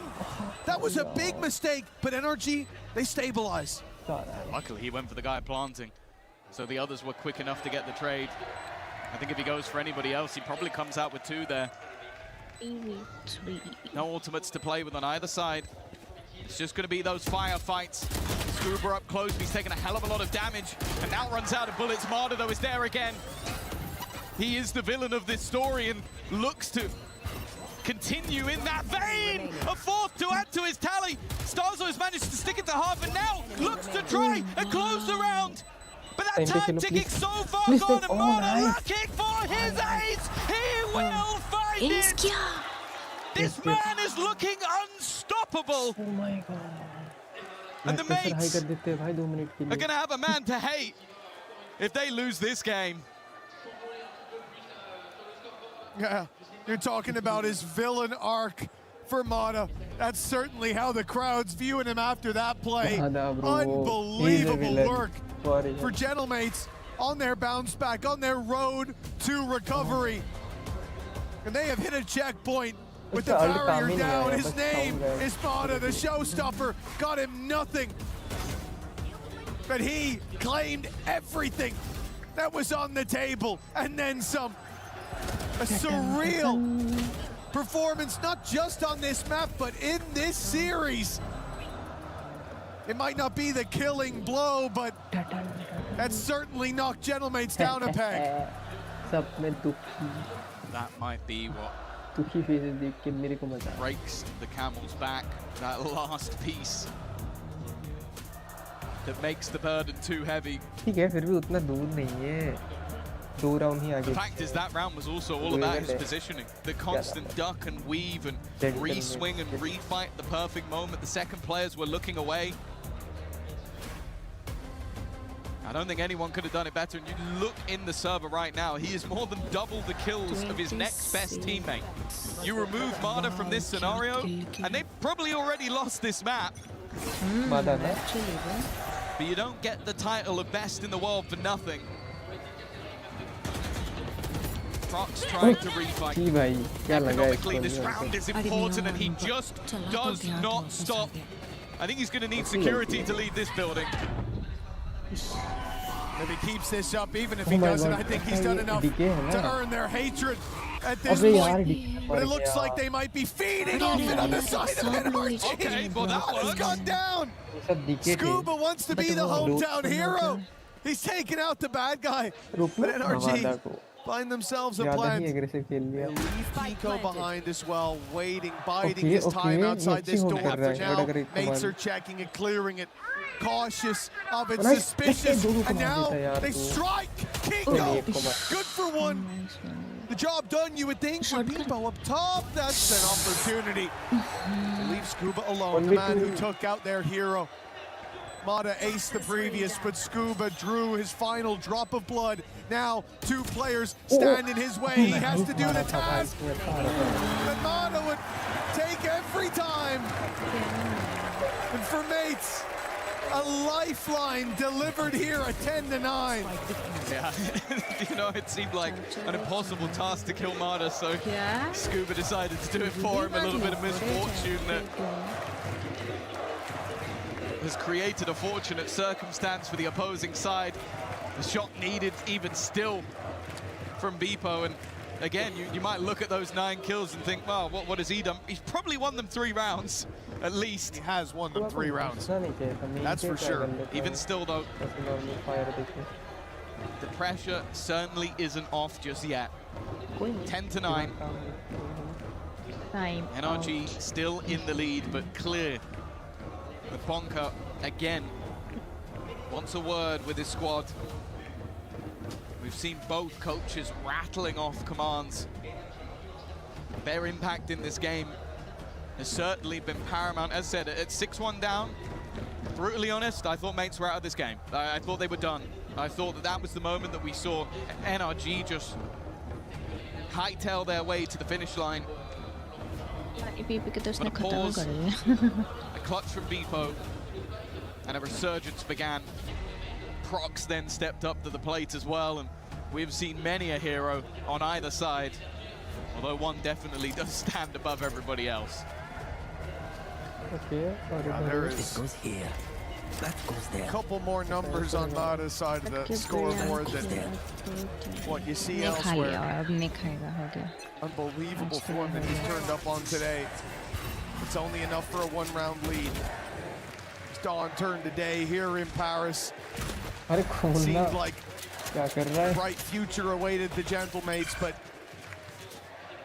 that dawn turned dark. Still some hope for this defensive side. One round behind now, and pistols up for NRG. What should be an easy round. It starts with NRG making presence on C, attempting to bait those rotations. Play up, grab the orb, and look elsewhere. That's the thing. This round is a nothing round. Like, you have got a shorty, Bring them down. one other upgraded pistol in the form of the Bandit. So orbs are going to be the aim of the game. Try and get those ults as close as possible for the next. The odds of victory, they're about 1%. It would take mistakes, and with the judge on the other side, okay, they're going to get a little bit aggressive, but that could be a problem. Starzo's also just tanking damage. That 1% chance starting to look lively. Mini maybe makes it that little bit tougher. There's still so little time left, though, for NRG. The plant needing to be found. The fights that they force off the back of it not going to be favorable, but they put the pin in. NRG are starting to believe with Ethan on 8 HP, if he's the one planting, this could end off of time alone. But if not, perhaps there is still some hope for this attacking side. Plant underway. It will not be denied, but now here we go. Okay, shut down. let's go NRG. He didn't survive him. Inside the pin, the judge goes searching. And what seemed to be a foregone conclusion for mates. An easy round, a shorty, and a bandit. And that is how it falls. That is how it fails. It's heartbreak. 8 seconds in a 3v3. And moments later, they lose it all to one man. Come on! Come on! Nice! What are you doing? 2 seconds from a level scoreline. And instead they sit at a deficit. That is a backbreaker of a round. That is the round that is going to sit with mates for a long, long time. This series slips away from them.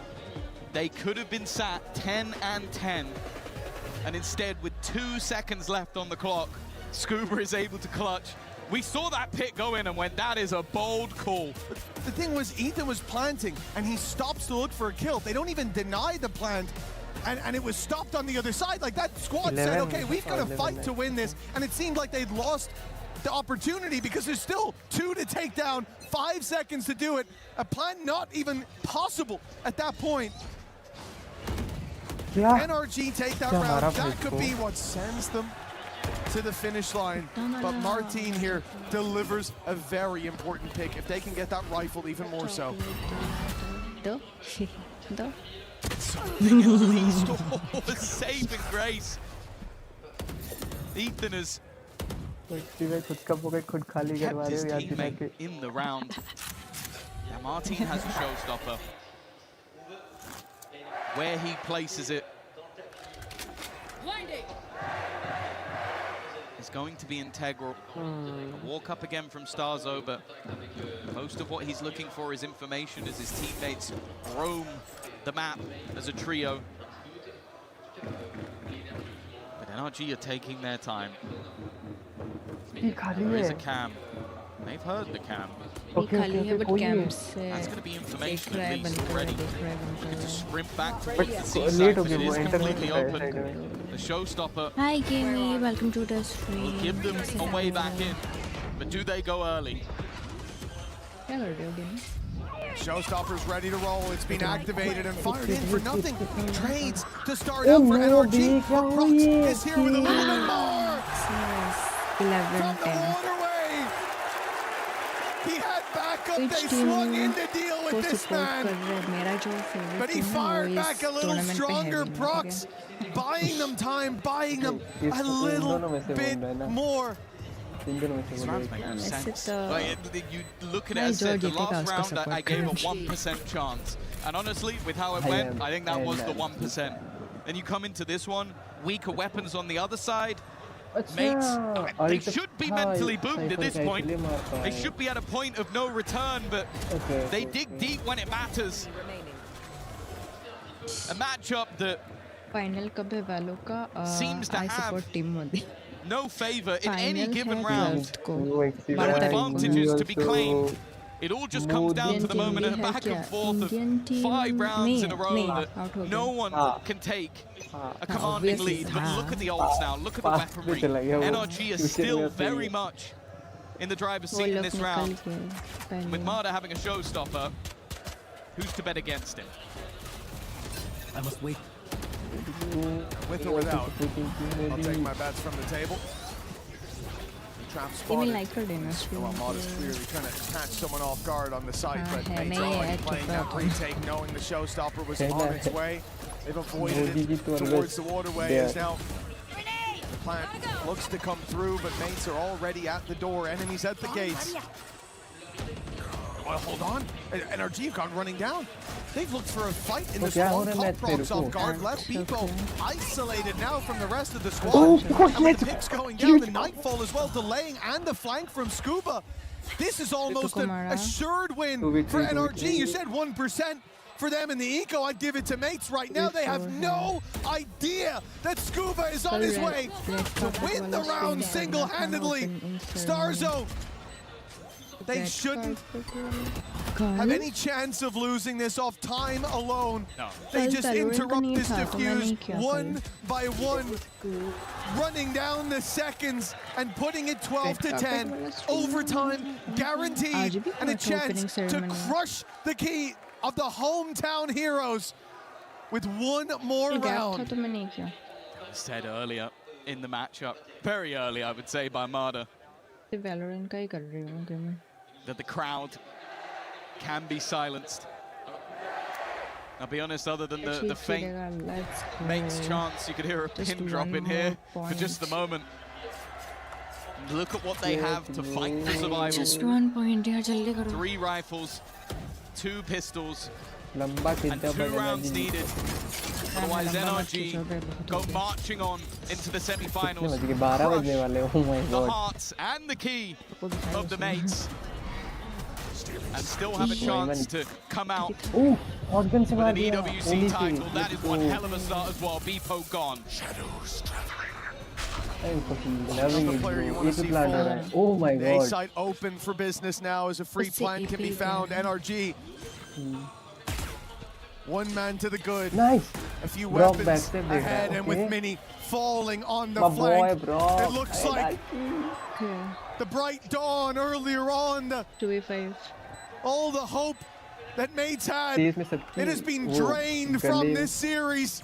ओए मार दे. As dawn turns to a very dark dusk for Gentlemates. NRG. They might already be here, but they won't be stepping back on that stage anymore. Their time in the limelight has come to an end for Gentlemates. They hear the crowd roar one last time, but it is to bid them farewell as NRG take this series and take their key to the Crusher. इनका stream start हुआ था we knew coming in today that that crowd would have to be a factor like if mates were going to topple this NRG side. And the fact is, in the first map, it looked like they had them dead to rights, losing both pistols, fighting through. Then NRG show their caliber once again. A team that has been there, done that, got the t-shirt, and now head their way into the semi-finals. There is no one to doubt this squad for any reason already. London seeming more like a blip. And although Nate's fought tooth and nail, it was the resilience of this squad that showed why they are such a tough team to take down. Marder definitely stealing the limelight in that final map. An insane performance overall. And for the mates, unfortunately, this is the end of their journey. Anyway, let's head over to the interview with sᴏᴇᴅ. It is the end of the journey for Gentlemates, Tom. You are right. Despite that, the crowd is still cheering on their players here, but you can still sense there is a somber mood in the air, and that is because NRG have booked their spot in the semi-finals here at EWC. I'm here with sᴏᴇᴅ. sᴏᴇᴅ, the Gentlemates fans are famous around the world for their incredible support. Waves of sound coming over the stage. How did you handle that? It's always a blessing to play in such a like energetic crowd. I love it so much. I was hearing some boos, but I get it. You know, Karma, Gentlemates, it happens. But it's all love. It's super fun. He knows the drill already, right? Yeah, absolutely. And just briefly, we talk about their support, but you do have fans who've traveled from across the world to support you. What's your message to your fans here? Thank you guys so much. It means the world to us, honestly. We had a bad performance in London, but we came out here, we're trying to redeem ourselves. Ouais, les premiers mots du coup, forcément de sᴏᴇᴅ. Il a entendu les fans Gentlemates qu'il faut énormément de bruit. Comment est-ce qu'il a géré ça? Et bien tout simplement, ça fait pas partie du sport. Je connais la communauté Gentlemates, la communauté Carmine Corp. On entend les booms mais on prend rien mal. Ça fait partie aussi du jeu. Et moi je remercie les fans qui se sont déplacés pour nous forcément. And you guys have transitioned from being an underdog team to being the team with a target on their back. So I want to know, how have you guys handled this kind of evolution over the past months? I think just honestly, as a team, we've always been really good with pressure. Ever since champs, you know. I know. You can never count us out, honestly. So that's the main thing for me. Like, you never count us out. Yeah. You are never out, indeed, up until there is 13 rounds. Comment est-ce que tu as géré aussi forcément ce changement d'être un outsider à être forcément celui que tout le monde regarde?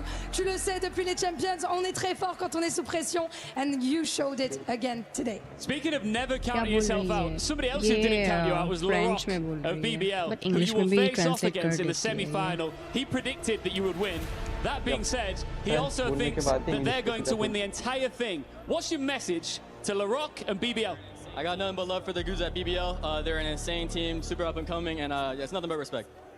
Nothing but respect, que du respect pour l'équipe de BBL du côté de sᴏᴇᴅ. And I think it's time for you to go crush the key. Are you done? Let's get it. Have fun. Let's go. After an epic series, it's now time for sᴏᴇᴅ to get onto the key crusher. You ready for it? I've never done this before. You have to press the button right here. You just push it. Yeah. Okay, let's get it. Yeah. I think everyone is ready. It's gonna break hearts also in the crowd. Another crush. And that's एक दिन में 2 की crush हुआ The है. Gentlemates key is broken here in Paris. How does that feel, sᴏᴇᴅ? It feels kind of bad, you know, with all the fans here, but you know, it had to be done. It's none of business, honestly. Yeah. Of course, back to business, and I'm sure that you guys will do amazing. We are not done for today. Make sure to stay because we have a show match between 2 huge French streamers, Squeezie and Inoxtag. Restez pour le show match qui va suivre. Et derrière, la France qui va jouer. See you very soon for more Valorant. Thank you so much. Take care. Game अब नहीं है ना, pressure नहीं है. Thank you very much, Louis. There is plenty more coming, not just today, but over the next few days. But the action that we just saw, Tom, it's going to stick with a lot of these people for a long time. The chances to see Gentlemates on the EMEA stage in VCT are limited to a few hundred seats. But you come here and we filled them by the thousand. They came out to support, but unfortunately, they came out to witness the end of Gentlemates' run. Yeah, for sure. I think you go into a game, you're up against NRG. They are an incredible team to play against. And well, Marder certainly had his words with the crowd in and out of the server. Genuinely, they were underwhelming at London. I think him specifically didn't really show up to the level that we came to expect. But today, he was insane. Like that third map especially, that was a guy with a point to prove, wanting to silence that crowd, wanting to come in and have that sort of crazy performance. And honestly, that was just ridiculous what he was able to do throughout that map. The ace especially, जितना भी games like Valorant, big round as well. Like that wasn't just for Free flourish Fire, at the end there. That BGM was, सबका अलग-अलग you know, form Mata, I feel fill like किया था ना.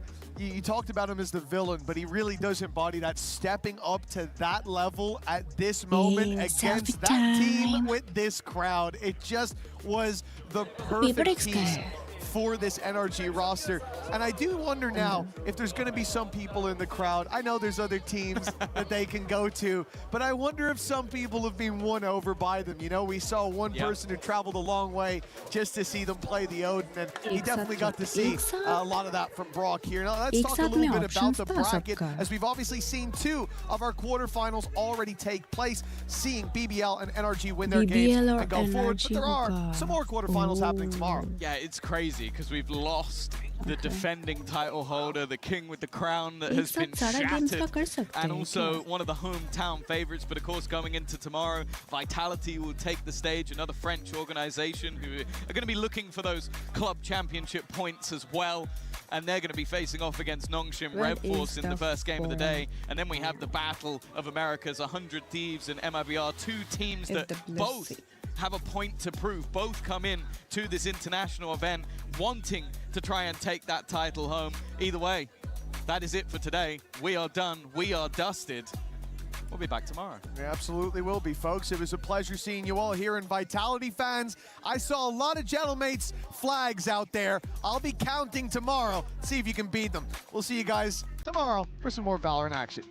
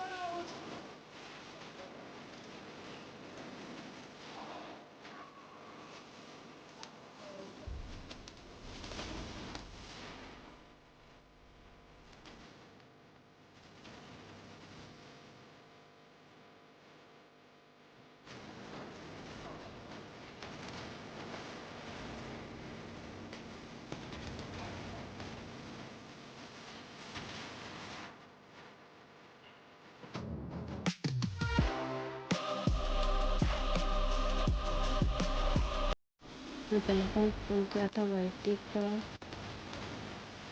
चलकर wing क्योंकि जो का आईजीलिंग डाल दिया था फिर विंग भी हो गया फिर कंफर्मेशन आया कि कंफर्मेशन नहीं आया तो 2-3 दिन तक फिर हमसे बात किया फिर फॉर्म किया था हाँ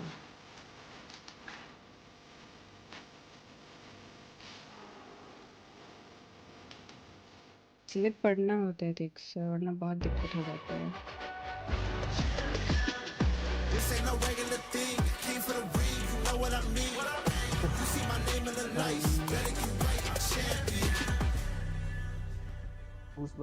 हम मल्टीपल गेम सेलेक्ट कर सकते हैं but you not selected multiple एक फॉर्म में हाँ नहीं मैं पहले वो उसका दिया था वैलो का ही दिया था मैं BGMI का भी दिया नहीं था मैं PUBG का भी दिया नहीं था पर फिर आप बोला कि मैंने PUBG का क्यों नहीं दिया फिर BGMI का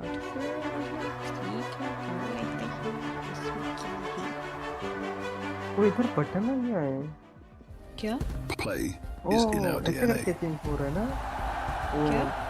Whenever we let it out, notification में it becomes our superpower. ID change हो रहा है इंस्टा का. Now imagine an entire city being built to supercharge it. ᴍᴇᴅɪᴜ, powered by play. अरे वो इंस्टा के नोटिफिकेशन में जाने से वही मैं जाके मेरा स्विच हो गया था पूछता है.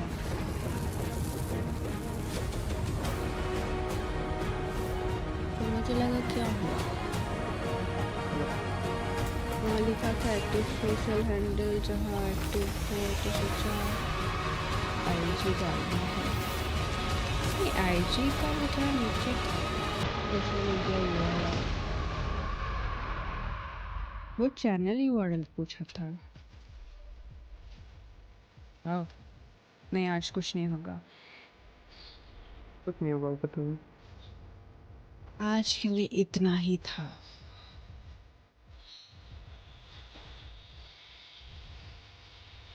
आज के लिए इतना ही था.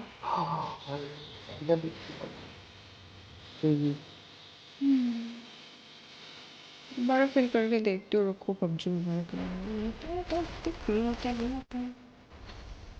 पर एक बार फिर किया हुआ है तो फिर से फॉर्म कर देना. मैंने किया था, पता नहीं एक्सेप्ट किया नहीं.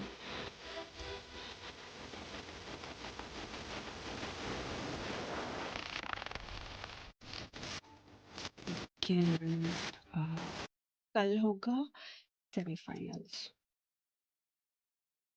यप.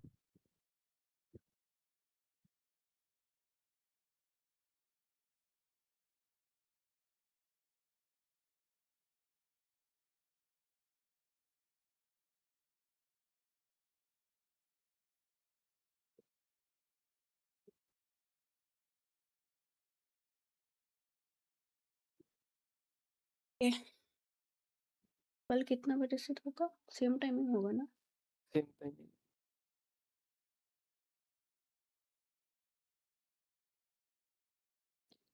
मजा आ गया देख के भाई. बेस्ट.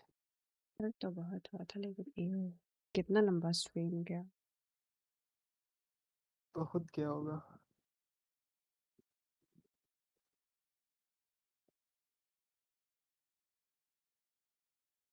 पता नहीं है, आज उधर पे चैट नहीं दिखा मुझे. किसमें? स्टूडियो का चैट. अच्छा. वो दिखा रहा था एरर, किस बात का एरर पे.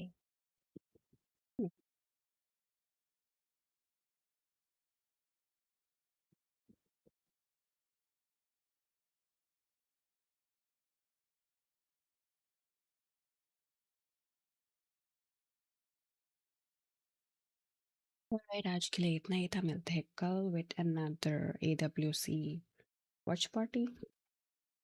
कल का टीम्स देखते हैं कौन कौन से हैं.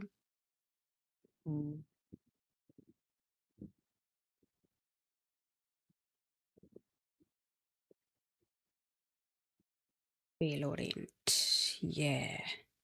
10 तारीख है. कल है टीम वाइटलिटी और नॉन्गशिम रेड फोर्स. फिर आता है 100 थीव्स और MIBR.loss का है. क्या बात है.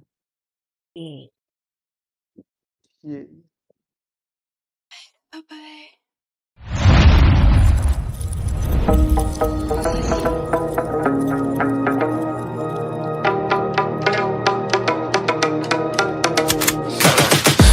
I got the juice like a snow cone. Ice in my veins and a cold flow. I'm getting cash overseas by